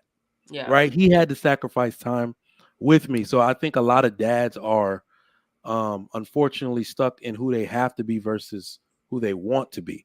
I am that exact person that you just named to my son. That's right. good. Because of what my dad did.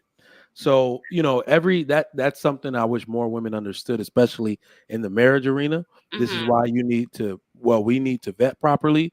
So even some daughters you have to be like, do you know what comes with this man? Because you're in love. Like sometimes you meet the dude and your daughter's already in love with him. Like, he's a truck driver. He ain't gonna be home. He ain't gonna be home like that. Do you know what? True. Do you know what comes with this? Because I don't, and it's not necessarily talking them out of it. It's saying, you know how we get down. My father said it. He told me. He caught me. He knew my girlfriend in college, and he actually liked her. My second girlfriend in college. He really liked her, and they had met their family. So we had been together for 2 years at that point, and then we had broken up. And I was messing with this girl, this really big booty girl that I was just for fun, right? And then my dad caught me in Sam's Club with her, and he didn't have anything to say other than, well, he said something, but he said, don't do this thing where you telling me this one is pregnant, but you still in love with that. I don't want to hear that shit.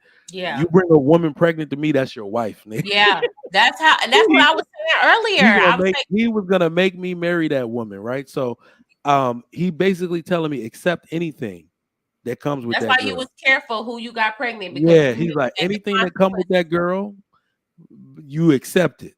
Yeah. He was saying it because he thought she was going to be overweight if she had a few kids, because it was one of those girls that had like a ridiculously big booty. Oh yeah, her waist was all slim. He was like, boy, if you don't like, but he's basically saying, that's your wife, bro. I know why you playing around with that. He's like, if you bring that girl to me with her belly out, that's your wife.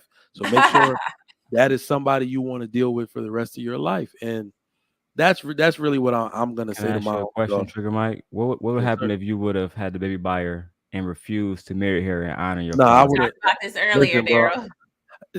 Let me tell you something. The way my parents laid it out to me, and when I tell y'all this shit was, other than my sisters are a bit defiant. My parents have been telling me since I was young, you are the eldest. Not only are you the eldest, like they got some kind of prophecy for me. They were like, you are the first person by our name born in America. America is this big place where everybody think, it's the land of milk and honey and all that. They were like, you have to do everything the right way.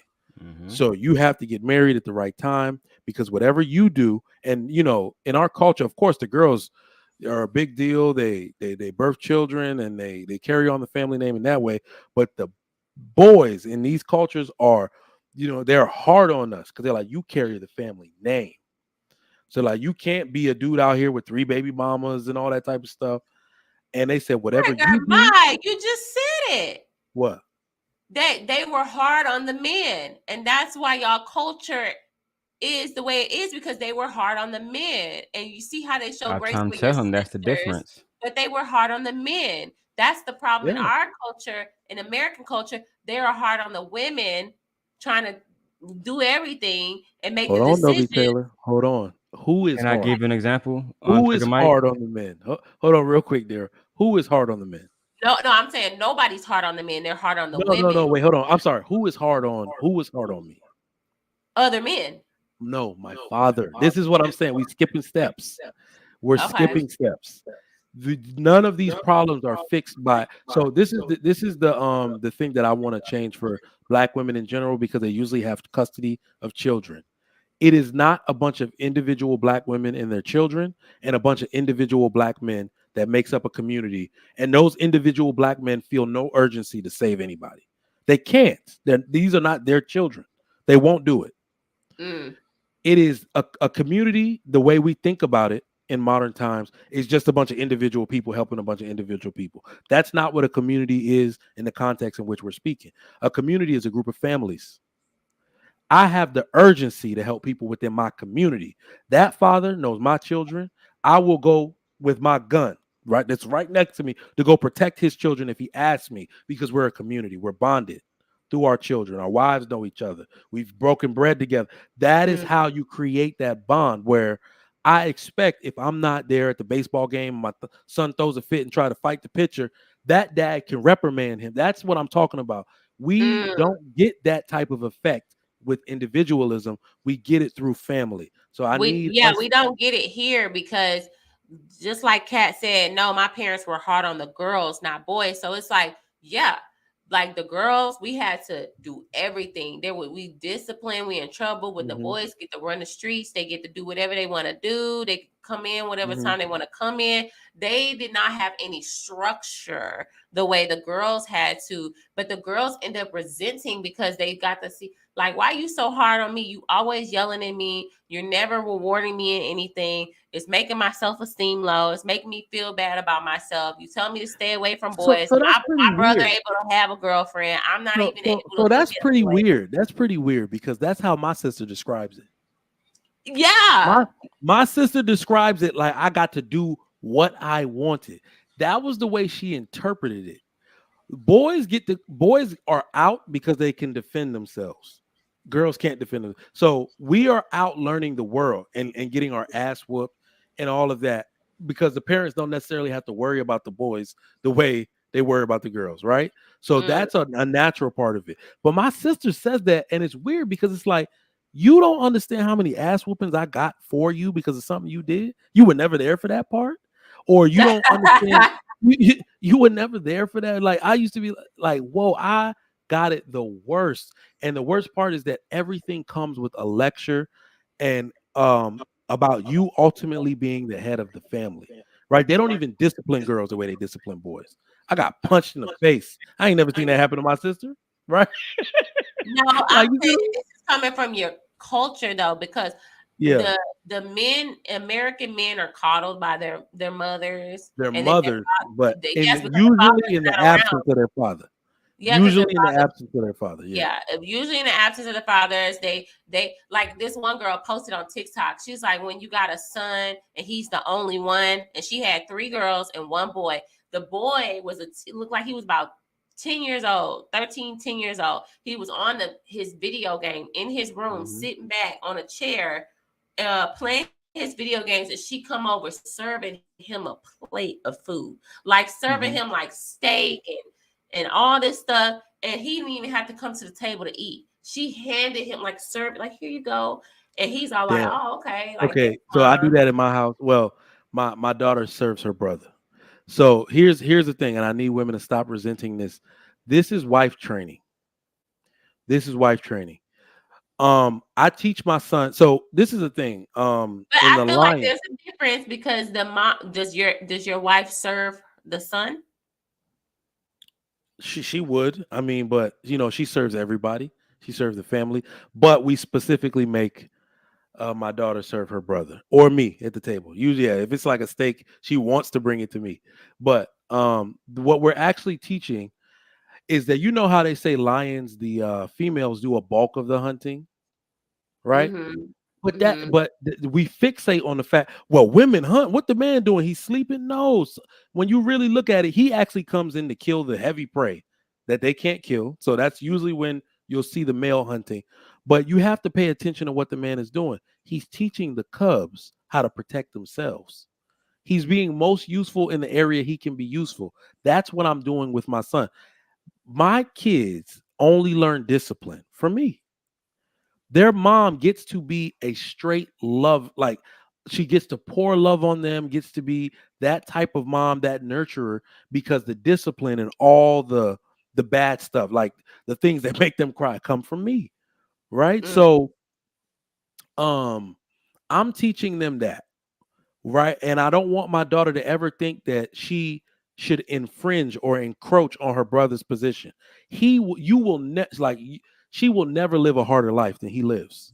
And as a man, I'm not trying to compare suffering. I'm telling you as a fact, there is a woman that lived her life as a man and deleted herself. Right? So she will never live a harder life than him. I'm not trying to make his life easy. What I'm telling is that by the time it's time for me to focus on him, he will get enough. He will surpass you in stress and all of that, because all you're doing is learning to serve a man that's ultimately going to put his life on the line for you. Yeah, I don't think women are supposed to endure as stress as much. We're not meant to handle all that stress. Like, I think like men can take more mentally than we can. That's why when you are raised by a single mother, it seems like she's always yelling at you all the time and fussing at you, because as soon as she come home, why you didn't take the chicken out? Why you didn't? Why your room dirty? It's like, because she didn't have time to clean the room. She didn't have time to clean the house. She didn't have time to prep dinner because she's working. And she doesn't have time to be a mother that she could be. And she's in survival mode. And it's dangerous when a woman is in survival mode, because she can't flourish in her femininity, because she's trying to fight and survive for her children. So I agree. I'm coming to the question asked, which is like the question of the whole video, is who is more at fault?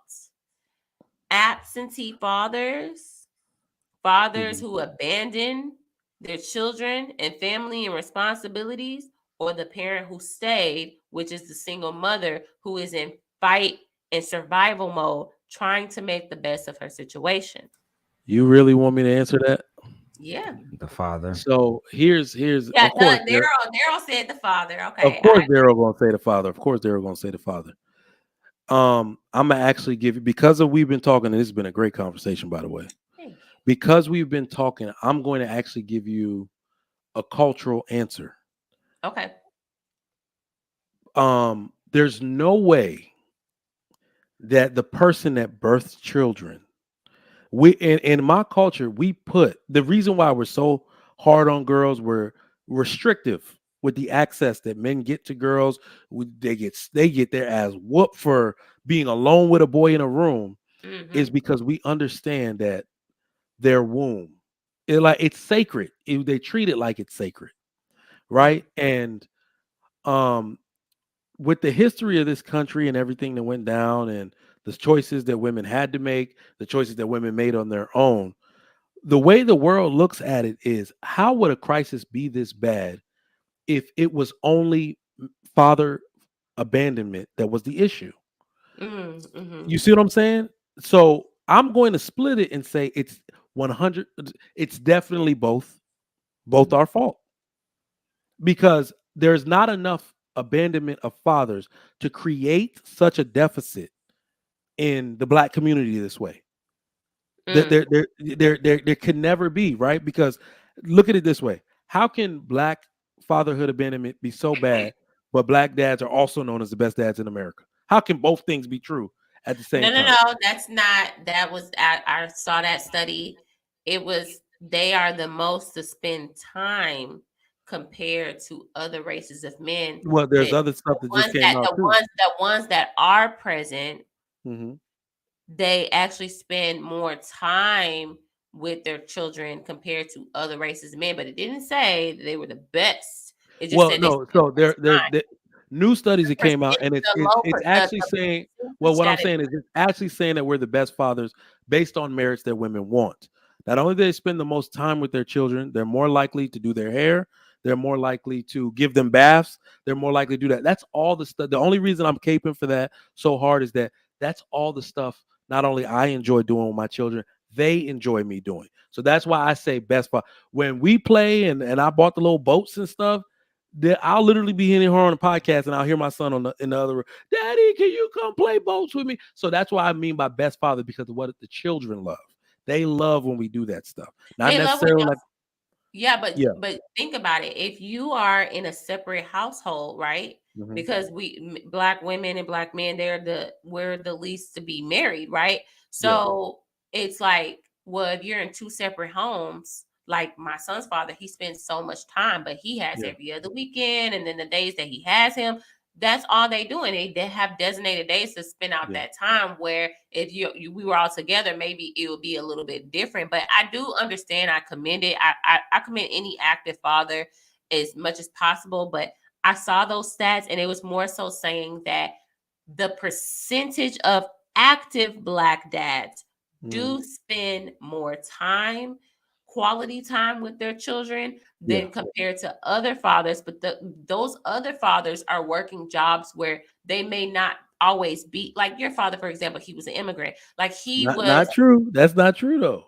working a Those lot. fathers, so Black men primarily work in public administration, public transportation, state funded, and whatever job. So the other groups of dads are more likely to work intellectual jobs where they're off by 5. Engineers, doctors. I'm talking about the Africans, In Asians, and 2023? Middle Eastern. Yeah, and Middle Eastern. They're more likely to work those type of jobs more than Black men. Black men work jobs where they might be home even a little later. But I don't want to derail from the point, because my ultimate point is this. This is where Black men and Black women are at fault.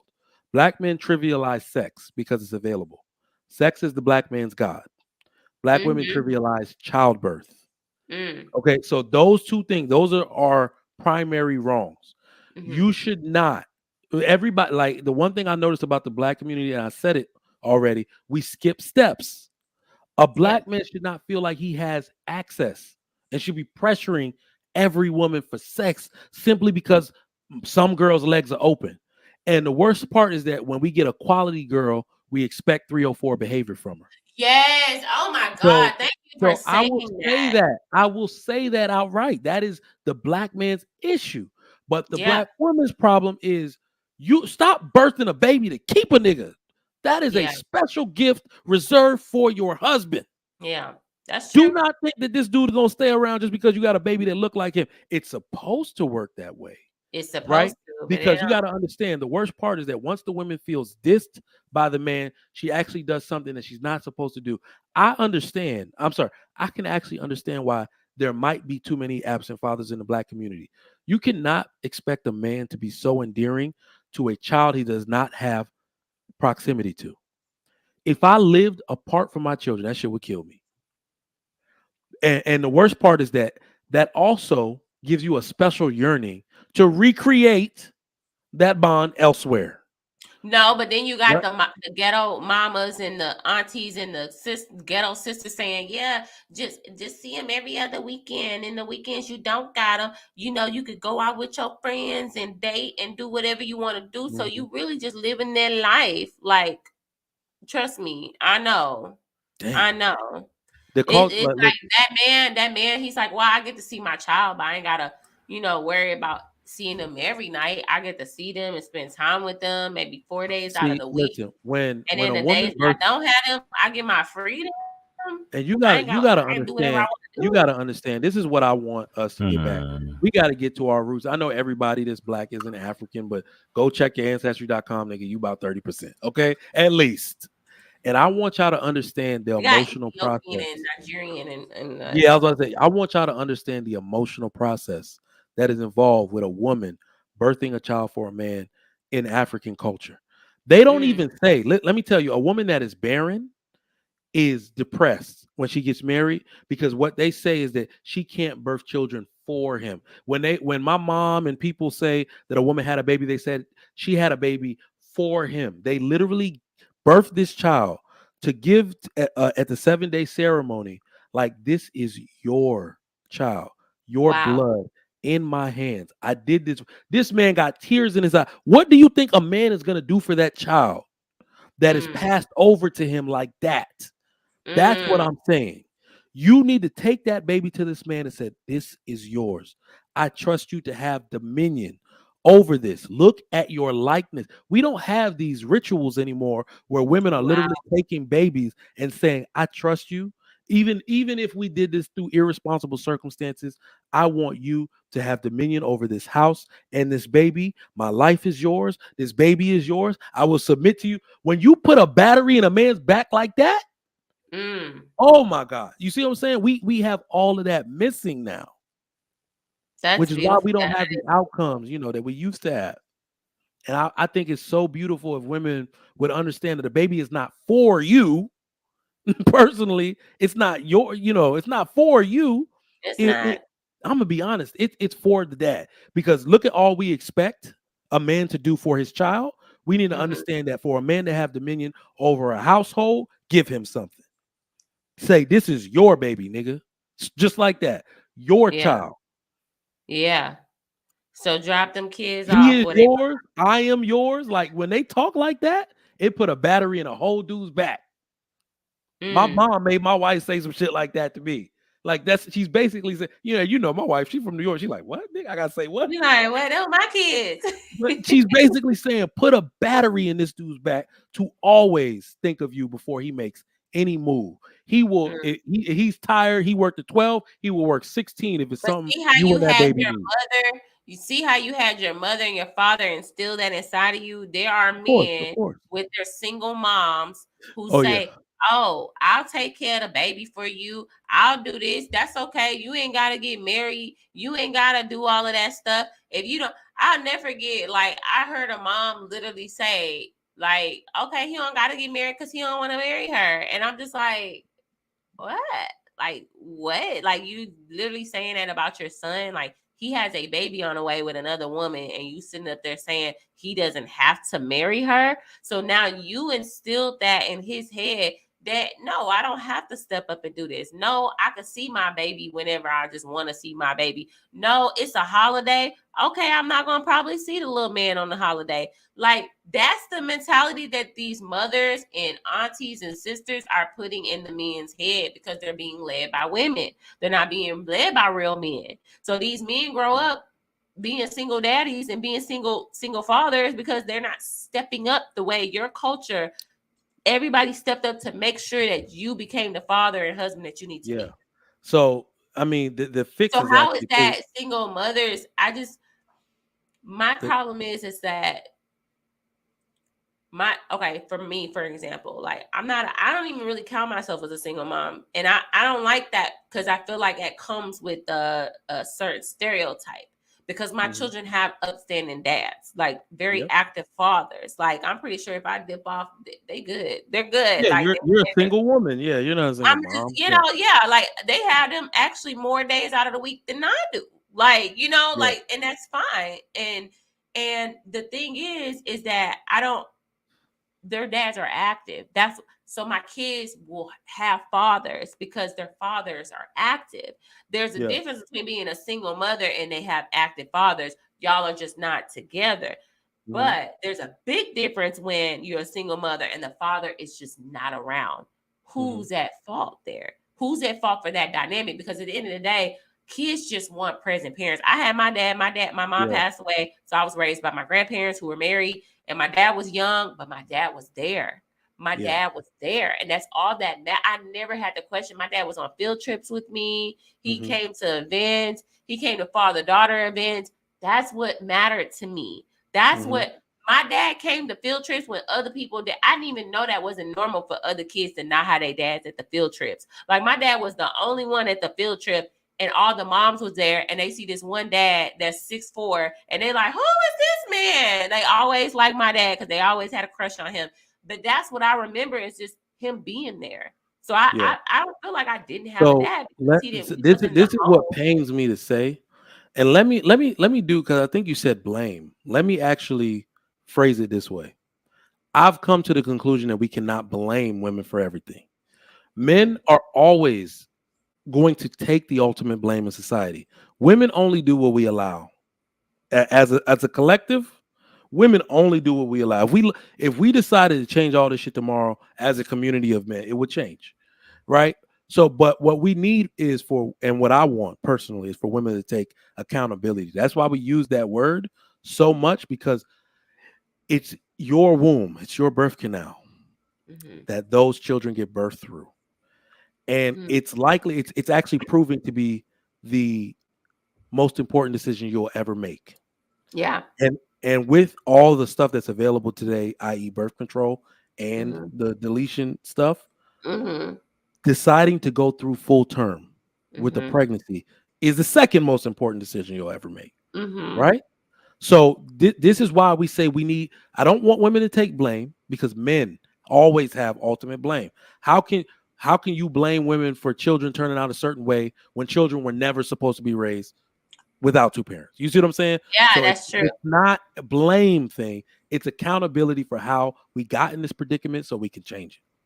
So my whole thing is that I just need women to take accountability for their womb. Whoever you let come through there. Men trivialize sex, but their sin stops at the sex. Because you can't be out here wild and then all of a sudden you're a Christian who don't believe in deletion. I need women to say, you know what? I'm going to have a little bit more self-worth. And that's actually hard.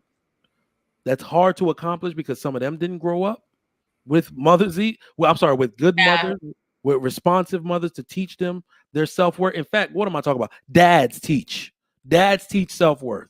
Moms make women, dads make ladies. Okay. Wow. So, ooh, okay. I like that. Dads make.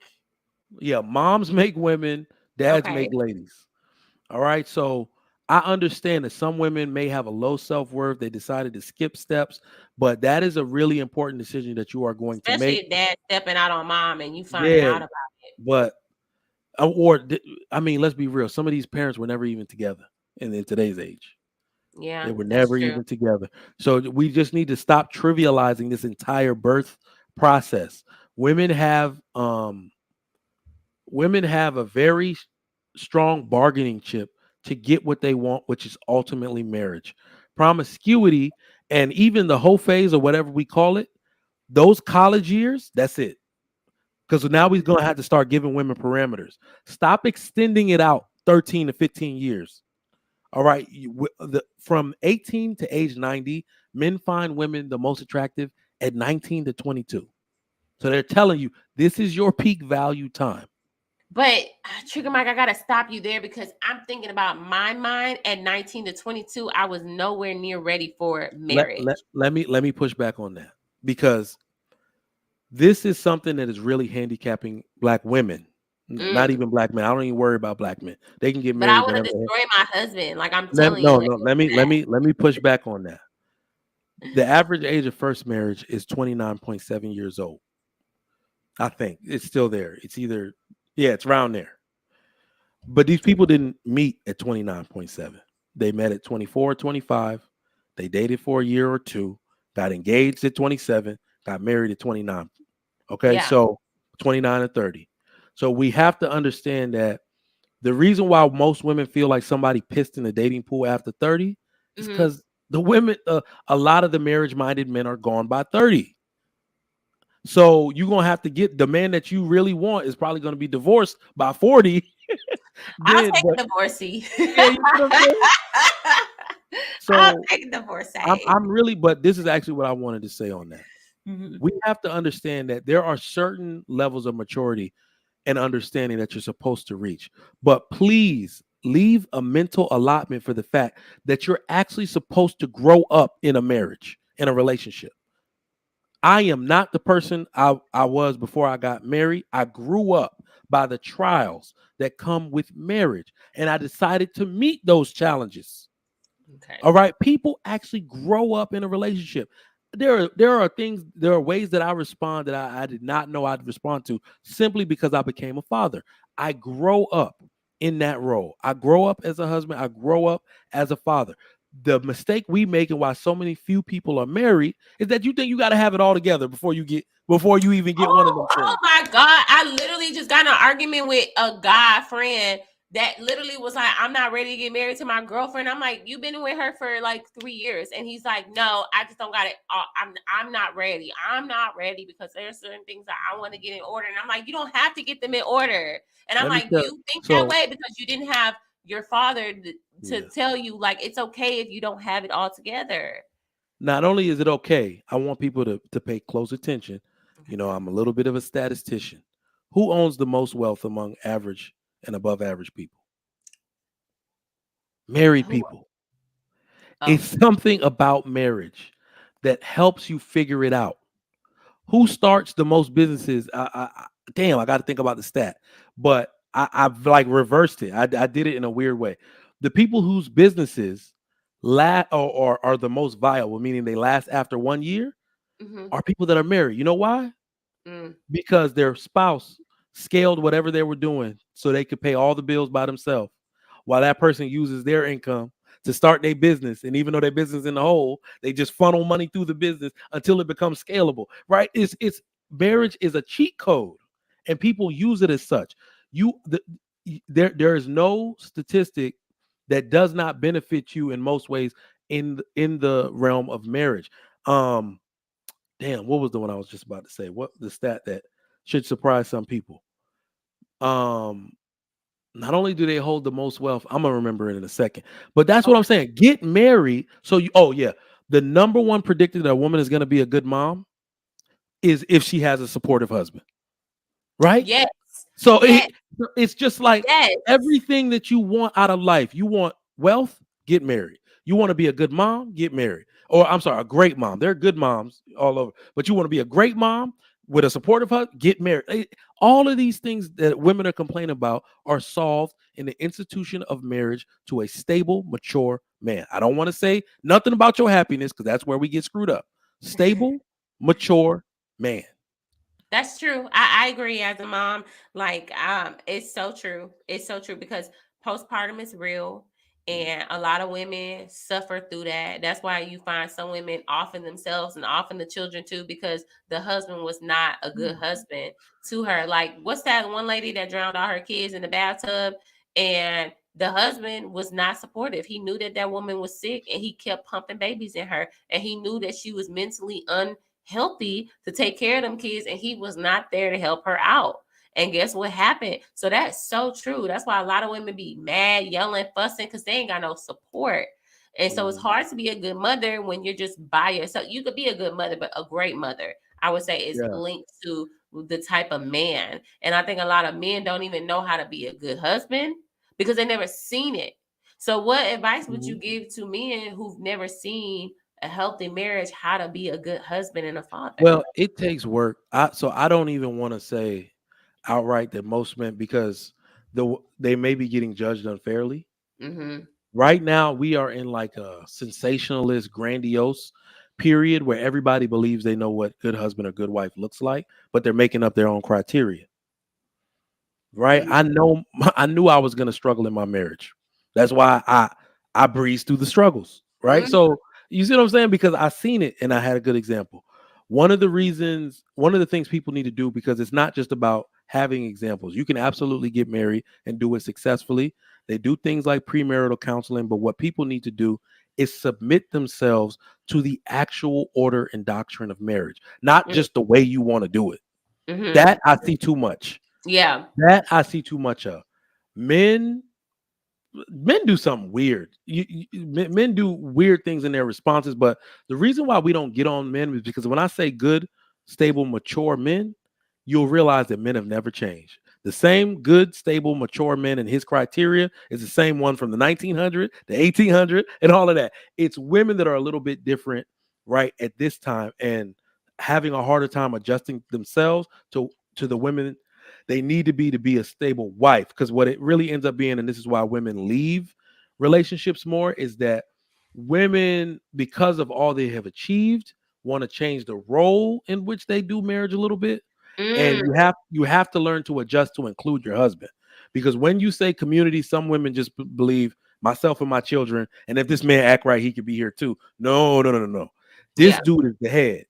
Not only is he the head, fully submit yourself to be in the body. Right? When the last time, this is what I ask most women with men in their life. When the last time you asked this dude, what do you need from me? What can I do to help you? Literally, I know women have never said that shit. What if he just said just to be quiet, and then you're like, well, what do you mean just be quiet? You see what I'm saying? Like, think about that as a supporter. And I'm telling you, as somebody with the consciousness I have now, if I was a woman, I have seen enough women in my life be so supportive to their men that, but women, I don't think understand what that does to the man. Yeah. This woman is always looking out for me and my interests and that is the symbiosis that is supposed to occur between man and woman. He's not supposed to be fighting his woman. She's 100% supportive. In fact, I'll tell you this. That's the only woman that a man feels bad losing or doing wrong. Men do not feel sorry for doing things to women most of the time. They're not sorry they did it. They're sorry they got caught. But if you cross a true companion, your true companion, you feel bad. You feel bad. That woman that is supportive of you, that always spoke to you correctly, that's rare. You don't find that easily these days. When you do a woman like that wrong, most dudes are actually sorry. So I just implore women to say, have you even tried being that Proverbs 31 woman? Or are you against it because you want to do it your own way? Wow. Yeah, that's true. I Just think a lot of ask your homegirls. Just like everybody, and this is the worst. No, I know. I see it. I like there's certain friends where I'm like, I don't understand why she's single. And then I get in an argument with them or we get in a disagreement and all of that come out on why they probably say. I'm like, okay, if you're doing this to me, then I know. And then I even say that to myself, like, you know, what things I need to work on, you know, because I think a lot of us grew up with very strong mothers. And so it's like we mostly see her in her masculine. So it's hard to like, oh, when a man, like, okay, for example, I was watching a married couple and she said something and he kind of like scolded her. And she was like, oh, okay, I'm sorry, honey. Like, and I was like, who are you talking to? Cause like, why you doing that? What you mean? Like, and she just suppressed it down. Like, okay, well, like, you know, like it wasn't like he was being mean. He was just being like real forward and assertive.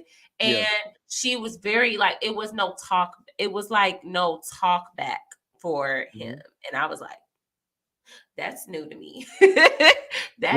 Even still, so this is something I want to clarify about traditional women. Because I don't like the rap that traditional women get. And I mean traditional Black women, white women, Asian women, Middle Eastern women, African women. Everybody says, oh, these women just be getting walked over by their husbands. That's always not necessarily true. Sometimes it's true if the man is a little abrasive and all of that. But these women my mom gave my dad, you know, these women are very opinionated. They let their husband know if there's something dealing with the kids that they disagree with, if there's something socially that's going on they disagree with, they will be in the house. But they will do all of it. It's only in the presence of other people. And this is what I want to teach women.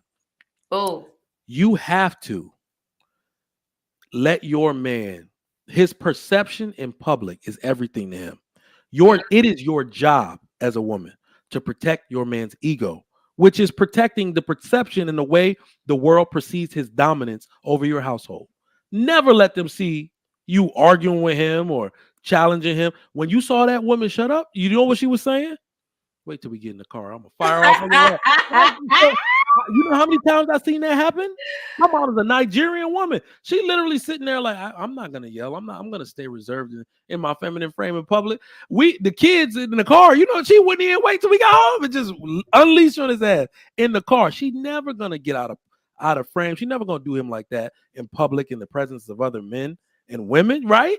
That is what I'm saying. When traditional women understand that there is a time and a place for everything. You can't just be setting it off anywhere because it's like, okay, well, you know, he shut me up. All right, he's my man. I'm not going to challenge him. I'm going to stay in my feminine frame. That's what the Lord said I should do. Get in that car, see what happens. You see what I'm saying? So it's not always that these women are super, they're pushovers.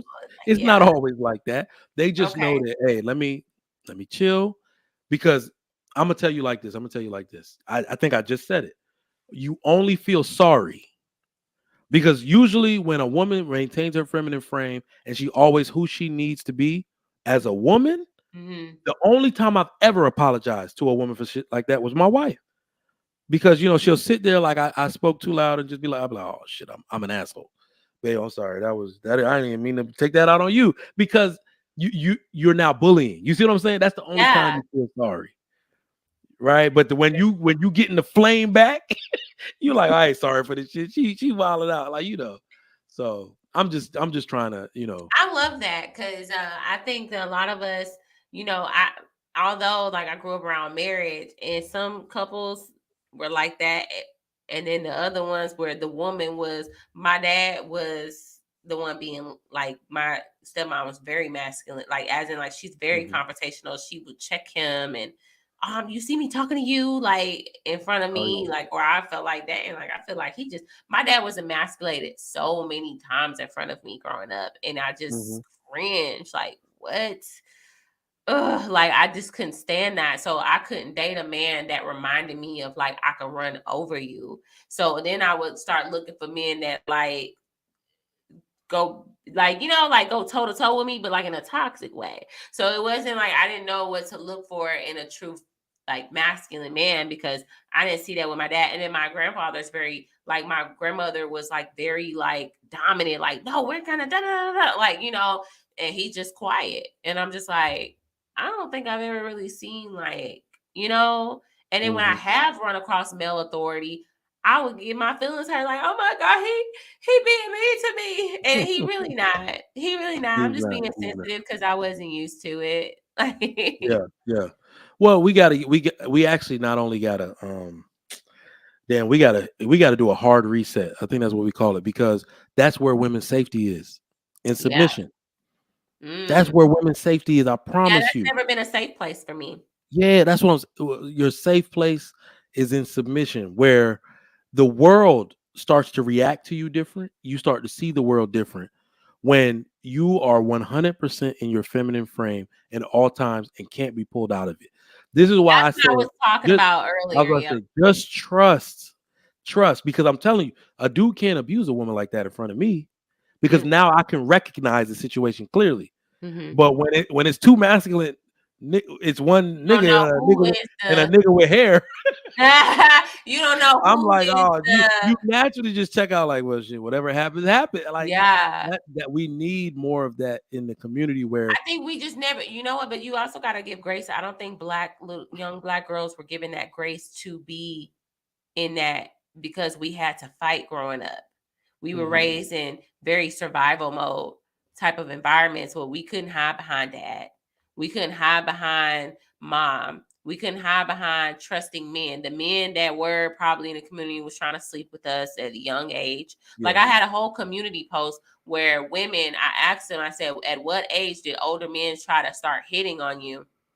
And it was from 13, 10, 9, 4, 5, 6, 16, 15.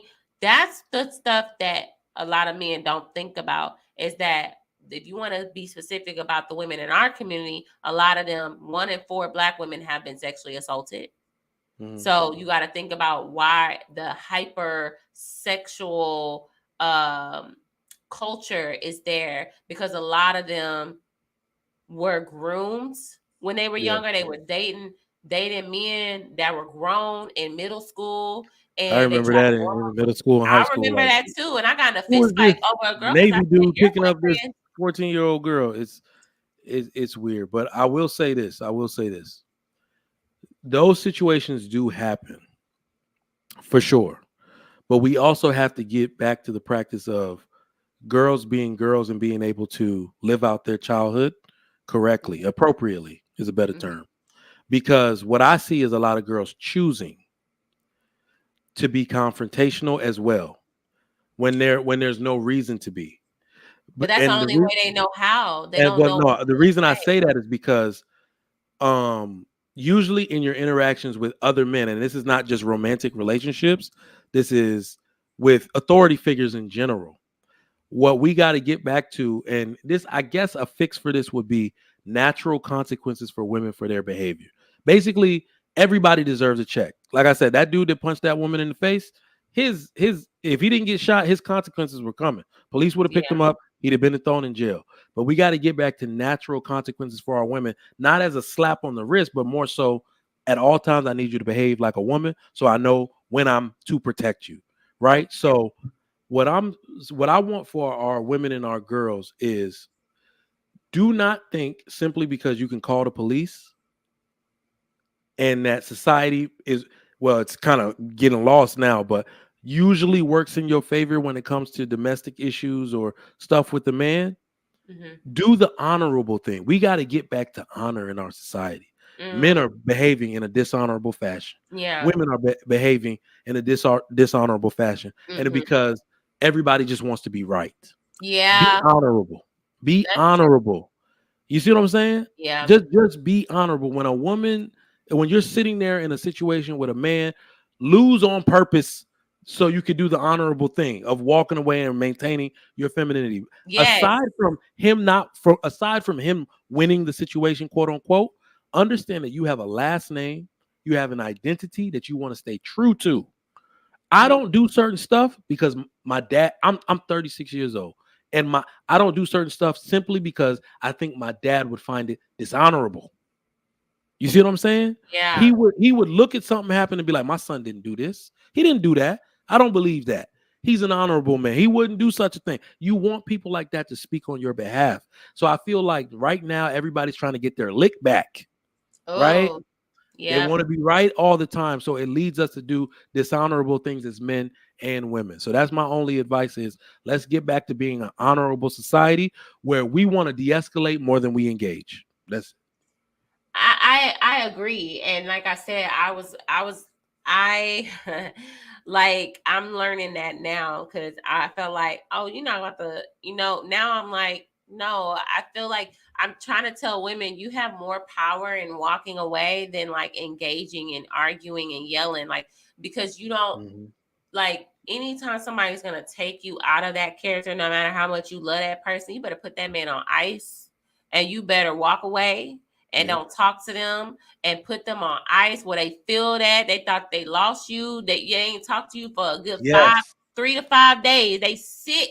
They like, because now they got to sit with, think about it. If he yelled at you and disrespected you and you walk away and do not talk to that man for 3 to 5 days, that's going to eat him up. Other than you yelling and cursing him out and telling him about himself, now he's going to sit and, can y'all hear me? Can y'all hear me? Mm-hmm. Now he's going to sit and think about, well, I can't believe she acted like this. He's going to not think about what he did. He's going to think about your reaction. And that's why I say this is how you take accountability, is that somebody can hurt you and talk to you crazy, but it's up to you how you react to it. And that's what I'm learning, because not every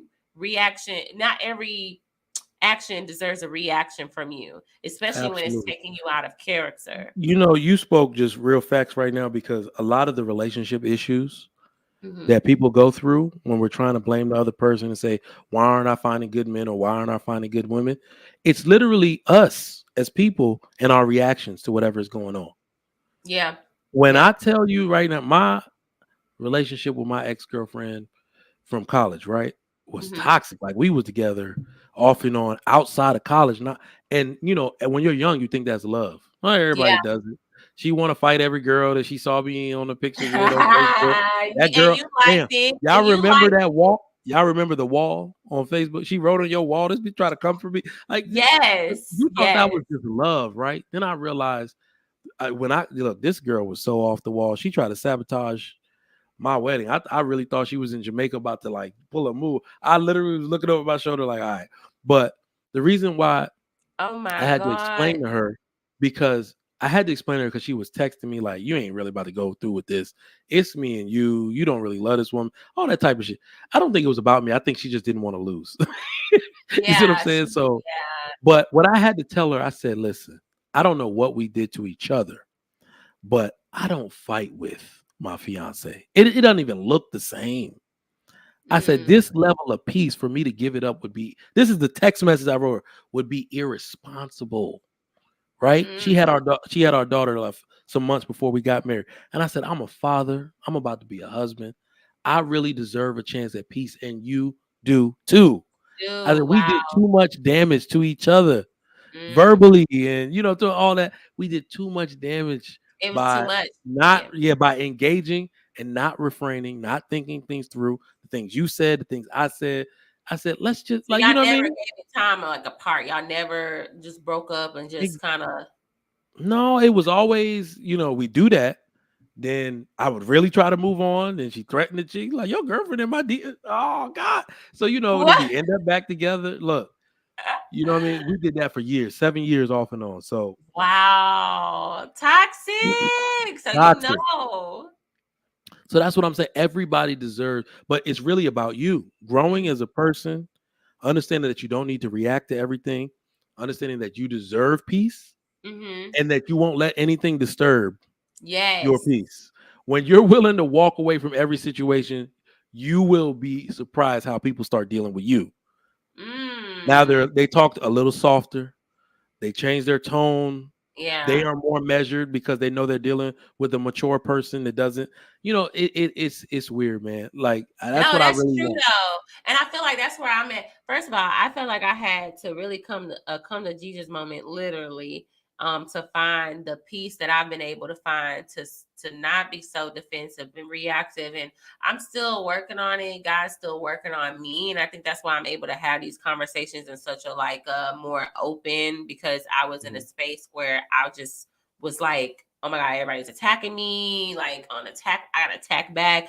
Now I'm like out of certain spaces. I'm doing my own thing. I'm being led by God. And I'm just like, wow, like I'm really realizing how reactive I was. And like, man, God's been convicting me, because somebody will say something that hurt my feelings, and I'm like, say something back, and then I'll sit on it, and something just be like, you was wrong for that. And I'm like, but they said you was wrong for that. It doesn't matter what they say. It's about how you say. And what one of my therapists has said was, it doesn't matter how good you do people, or how it's about how you make them feel. How did you make them feel when they last spoke to you? If it's something confrontational and you going off on them and you yelling and arguing, all that, that's what they're going to remember. They're not going to really remember all the other stuff you do. That's going to get that's blown out. So I'm now at a point where I'm like, oh no, like I'm going to apologize when I mess up. And I know women, we don't like to apologize. We don't like to apologize because men, y'all, for some reason, we apologize. Y'all harbor that over our head. You lying. Oh, yeah. Oh, you lying. Yeah, you know what? Y'all do. Y'all hold it out. You know what? I wouldn't know, because that's how seldom women apologize. I wouldn't know if we hold it over your head or not. I don't know. Apologize because y'all hold it over our head. I'll never forget my first boyfriend. I messed up on something. I apologize. I swear to God, I had to hear about that for weeks. Like he was just holding it against me. And that was immature. That was immature. It was immature, but it made me in that moment, like I would never apologize to a man again, because. But that ain't supposed to be your response either. Look, like now your husband got to deal with your non-apologizing because that dude messed up. Well, now I'm working on it, right? Because I have dealt with immature men where I would apologize and they would just hold it over my head, make me feel bad. Like, not only that, I will tell you, apologize often. It ain't for the other person. Like this stuff is not just stuff people be saying. It's not the other person. It's for you. My growth as an individual, the way I think, all of it is attributed to admitting where I'm wrong and where I can do better. The way people relate to me, because like it makes, I guess the best way I can say it makes people more endearing to me, because it manifests itself in all ways of life.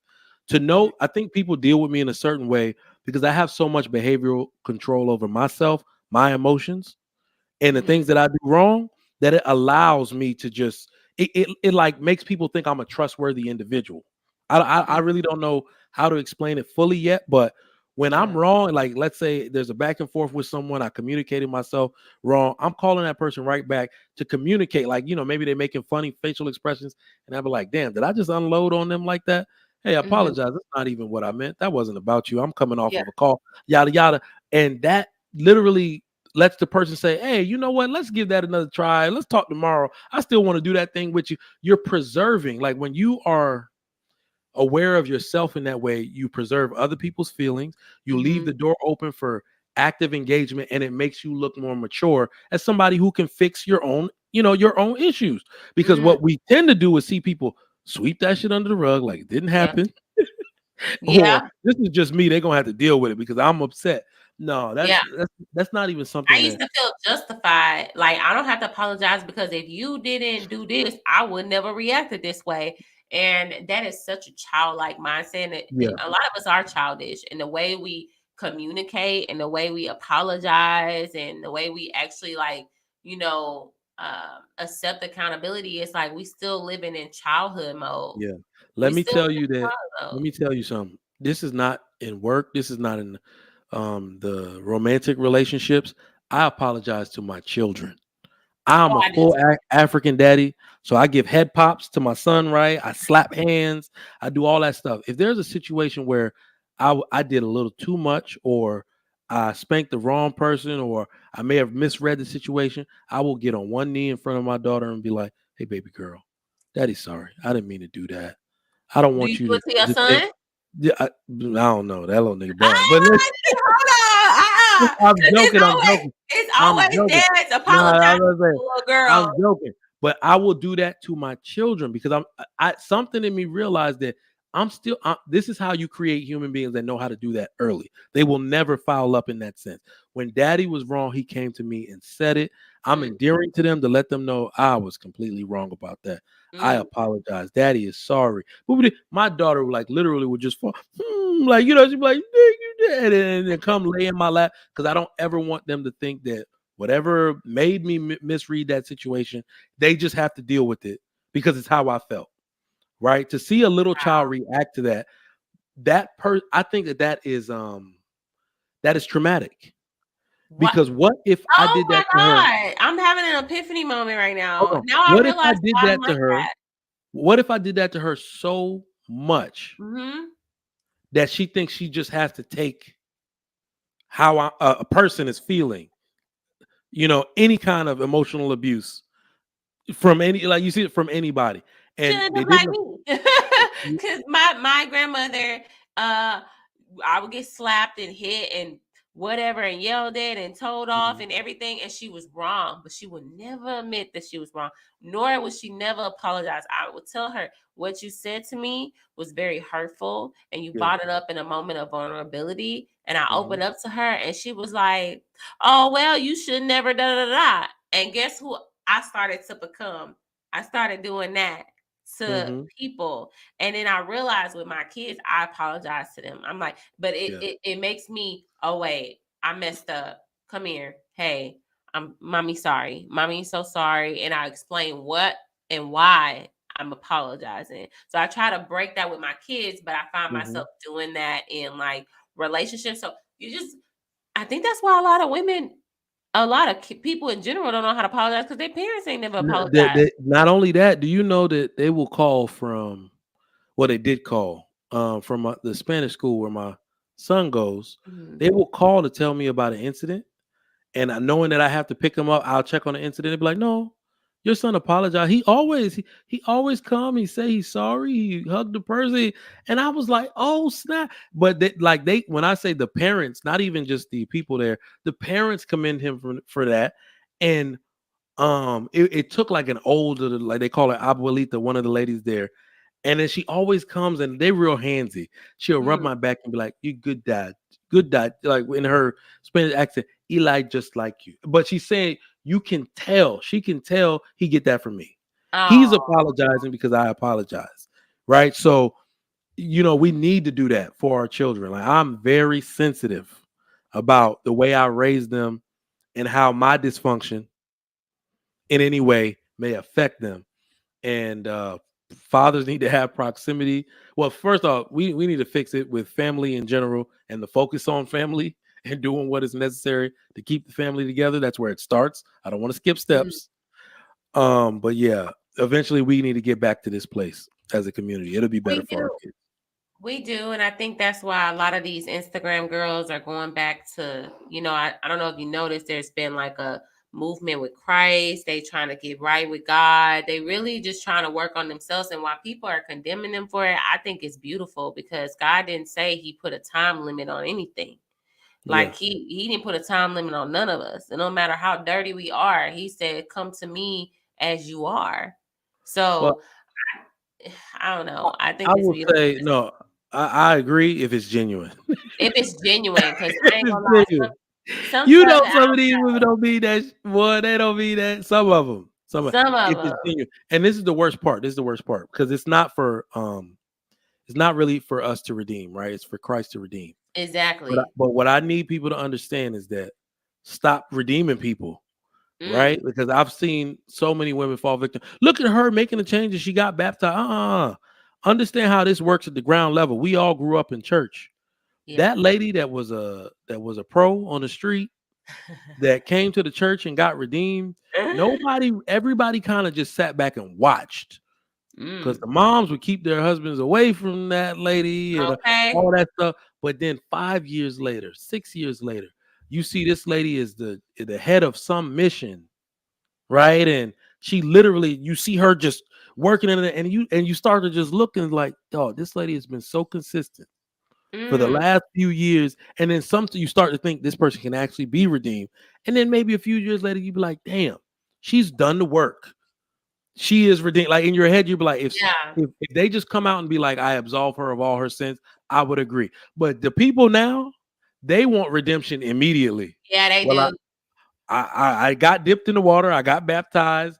I got a doctorate from such and such, an honorary doctorate. I am redeemed. Hell no, we're not redeeming those people. No, because you know what? I was following a blogger as a YouTuber that's also on her spiritual journey.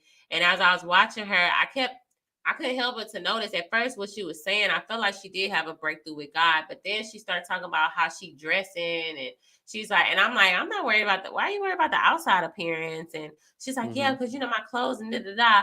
Then she was preaching about celibacy, only for her to backdoor and be like, yeah, God told me to stop drinking. Then she'll be like, oh, well, I'm only drinking wine and I'm not drinking hard liquor, but I'm drinking like the light liquor. Then all of a sudden she like, y'all, I broke my celibacy and I'm trying. I'm like, I know it's a journey. I'm not trying to, but I feel like if you're going to promote, like, I don't know. I just was like I was scratching my head a little bit, like, oh. That's what I'm saying. That's what most people's.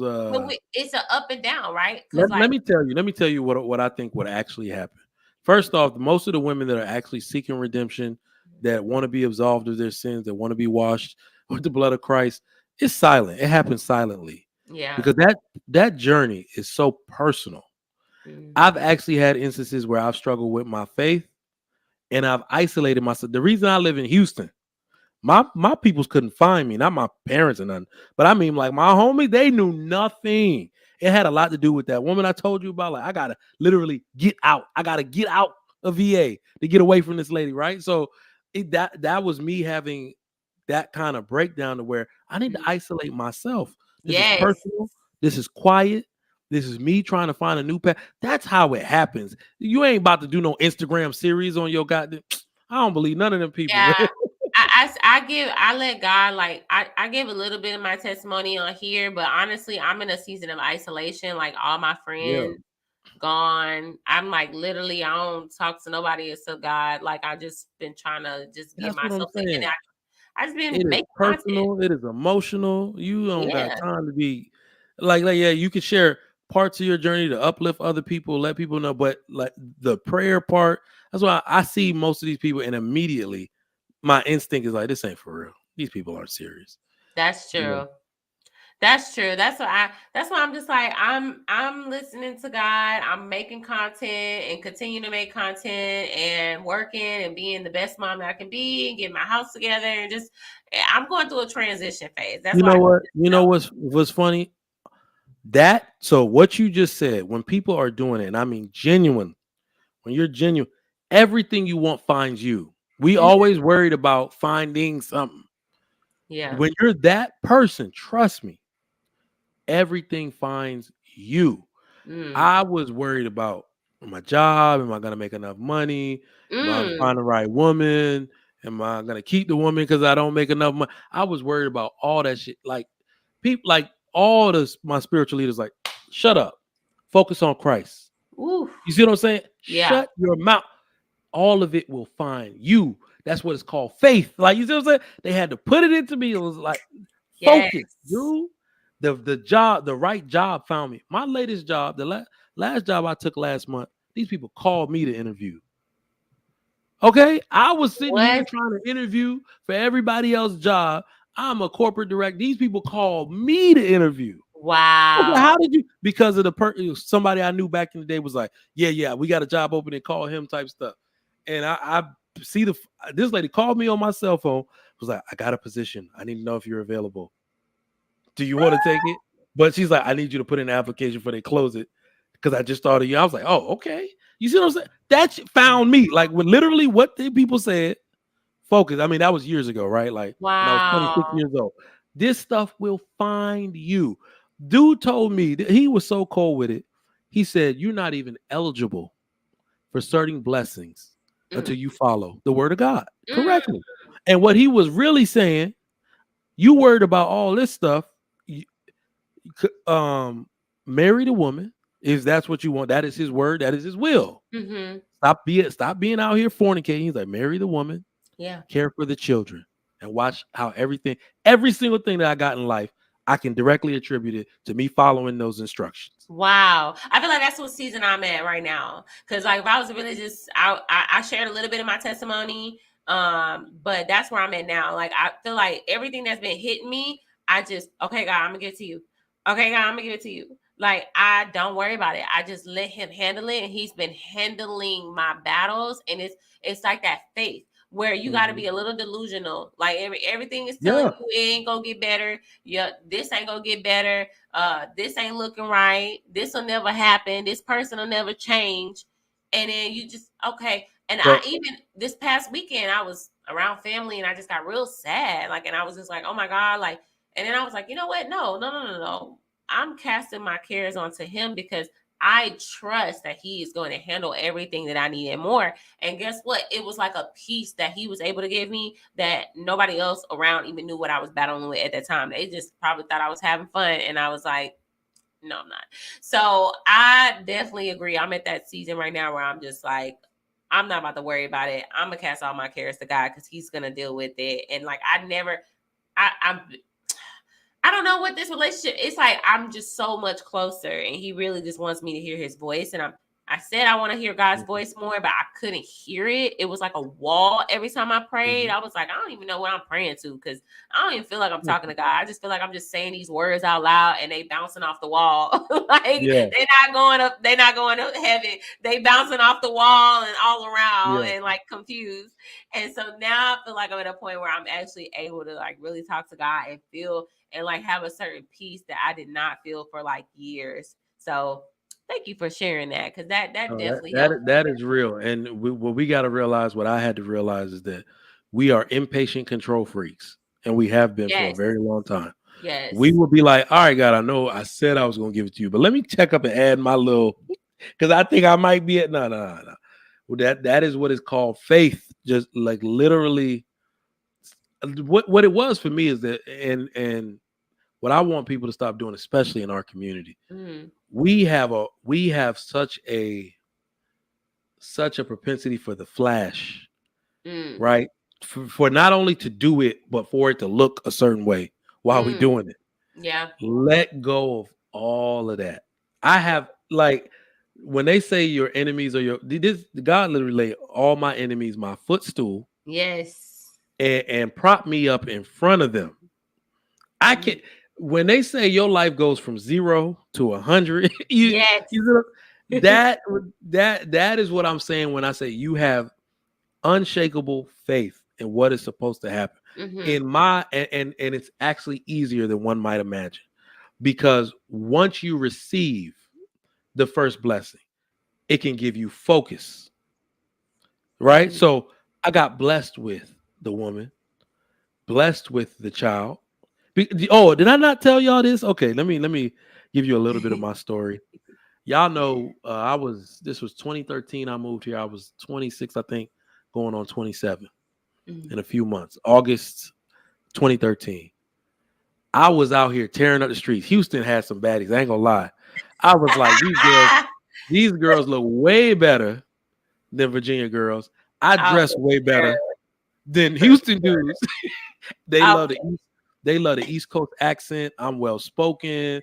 You know, I think I was short, clean cut with waves. I was way slimmer and more buff. I was still a reservist in the Navy and all that type of stuff. So I was out here like killing them. And the weirdest part is that being such a serial monogamist in the past, I was like, you know, sleeping around a little bit, and I had pulled literally the baddest joint at Grooves. The baddest. Not Grooves. Look, I pulled Grooves. Because my frat brother was in there with me, and I don't know if it was my birthday night or some baddies and Grooves though. Yeah, I don't. But he was like, "You ain't about to pull it though," and I was like, "I'm already drunk. Why don't I just spit at?" You know what I'm saying? So whatever my game was, I don't got a lot of it. It worked that night. The girl laughing at all my jokes. I'm like, "Oh, this shit crazy." All right, so you know, I'm like, this stuff actually working. So because I'm so drunk, I'm like, well, I'm just gonna spit at her. I'm like, you trying to get out? You trying to get? She's like, yeah. She took me to House of Pies for the first time. Yes. Right? Okay, sis. So later I find out it's because House of Pies got good lighting and girls want to see you what you look like. Oh, no, Girls that's though. Yeah, I was about to say, but they want to see what you look like in good lighting so they can figure out if they're gonna smash that night. Okay. Oh wow. So luckily I was looking the best I could look that night, hairline still perfectly intact, had all that. So naturally we do what grown people do. We go back to the crib, and this lady, and I did, as somebody who was a serial monogamist, as I just said, I'm really big on not only, like I said, knowing the woman that I'm gonna get with, but I'm big on, I think what it's really called is intimacy. I'm really big on intimacy with my partners. I've always had that, right? Yeah. And I just realized that this lady, I woke up like, not in cold sweat, but like, huh. And I realized I didn't tell this girl to go home. I didn't drive her home. I didn't call her an Uber. This lady is laying butt naked in my bed. And like, I sat there by the window. I went and got you're super thirsty after drinking all night because I drank way too much. So I go get a big old bottle of water, and she got the covers like a little off her by her ankles. And I'm just looking at this naked lady in my bed. And this is the funniest thing, because Logic joked on me when I told him this. He's like, I don't see a problem here. Of course he didn't. I said, yo, this isn't me. This isn't me. Wow. This is too intimate an experience. This lady sleeping. I don't know her from nothing. Yeah. Sleeping in my bed. But I said, is this about to be my life? No. And the next day, I was like, I felt troubled. I ain't gonna lie. I felt a little troubled about that, because I not one night stands, but I had been doing that since I got in Houston, like getting to know the chick, building my roster up, all that type of stuff. And I said, is this about to be my life? I won't leave out of this unscathed. I'm either gonna have a child, I'm gonna catch an incurable STD, something gonna happen to me. Yeah. And I literally just sat there. I said, God, please, like, intervene, fix it right now. I don't want to be this person. I think I'm weak-willed. I'm succumbing to peer pressure. All of this. Do you know my ex-girlfriend, who is now my wife, called me the very same day, like 2 hours after that? I heard you live in Houston now. Can I come for Christmas? And wow. For New Year's? I really want to spend time with you. I want to see what the city's like. Woo. I literally was like, oh, snap. This is crazy. Like, you see what I'm saying? Like, it's crazy. Crazy. Then she came down here. She's like, oh my God, Houston is lit. Oh, and by the way, I really miss you. I think we should get back together. Then I'm like, okay, I wasn't sold on it because I don't do the long distance thing. She was living in Philly at the time. The next month she came. She's like, I think I'm gonna move to Houston. I was like, bullshit. She ain't about to move here. She came the next month to look for apartments because she had to move her sister down here. She was helping her with her children. And then she came like the next month after that to be like, oh no, I'm really moving down here. I was like, damn. That's how you knew that was your wife. That's crazy. You knew. No, so that's really what it was. I was like, okay, God, if you're just gonna show out like this, I guess I gotta honor your wishes. Because this is the woman. You want a wife? I'll send her. This is the woman you want me to be with. I guess I'll take the cue. Wow, I'll that's take beautiful. it. I love that. I love that. I feel like any man, a man said, a woman that will move for you is a woman that is your wife. And I was like, I guess so. Yep. Yeah, I guess so. Because it ain't too many. It ain't too many that would do that for you. Well, Yep. Trigger Mike, I appreciate you coming on my show. It is late. Look, it's 2:22, almost 2:30 in the morning. Look at us. For real, I for real. appreciate you coming on and spin game. You got to come back over here more when I do another show earlier in the day. Like I gotta invite you over. Yeah, To let me talk know. to the ladies. They're probably in the bed asleep right now, most of them, but they'll be watching the replay of this. But I appreciate the ones that hung on as long as y'all did, because I know it's 3:00 for some of y'all in the morning. So I appreciate y'all. I appreciate the guests. And I think this is a great and productive conversation. Indeed. Thank you, Trigger Mike. I would say I'll come on your show, but they some hooligans over there. There's some hooligans. Come on the show. In fact, tomorrow Mhm. I might be doing, because I accidentally started the stream, so he got to restart it. Okay. I'll be doing body count, how high is too high. Okay. And yeah, I need ladies, because I know I talk a lot of trash, but I also don't disrespect the ladies on the show. So my show is safe. You know what I'm saying? What time? What time? I'm gonna try to go on, like, because we got like a 4th of July festival out here. I think that starts at 6, so I'll go on before like 1 or 2 p.m. Okay. That sounds reasonable. That because I'm probably gonna be in my bed until 10. So Yep, me too. Nah, my kids gonna wake me up before that, but all right. No, my kids are with their dad, so I'm like, Lucky you. yeah, My kids are with their dad too. Exactly. All right. All right, I'm gonna pull up. Hopefully, it's a nice combo. I'm pretty sure Oh, you'll yeah. have a nice combo. It's just the people. It's on the LaPeep Network, right? Or is it on Yeah, your channel? yeah. It's on LaPeep, but no, my dudes like that. That's actually, people be like, no, you can go on Trigger Mike show. Don't be going on. I ain't gonna say their names, but those dudes be wild on the show. But reportedly, everybody got their own vibe, so that's not Okay, cool. I'll pull up. No. PH Diva and some other people be coming on my show, and leave out alive, so you'll be fine. Trust me. Oh, okay. Yeah, They ain't seen BTaylor in a while, so all right, I'll try to pull up. All right, bet. All right, have a good one. Thank you. You too. All right, guys. Thank y'all so much for joining this live. I really appreciate it. For those who have not caught all of it, please replay gang. Make sure you give this video a thumbs up. I appreciate all who was in the chat. Shout out to my moderators. Shout out to Nick Jones, Daryl, Ariana. Shout out to Kat, like all the people that stuck it out late at night, Miracle Denise, all the people that didn't probably comment but watching in silence. I really do appreciate y'all. I hope this has been a productive conversation and that you were able to learn something. But because I was up so late, there's probably not going to be a video tomorrow, but it'll be a video on Wednesday and continue on. If you are not subscribed, go ahead and hit that subscribe button. And also, I do have a membership.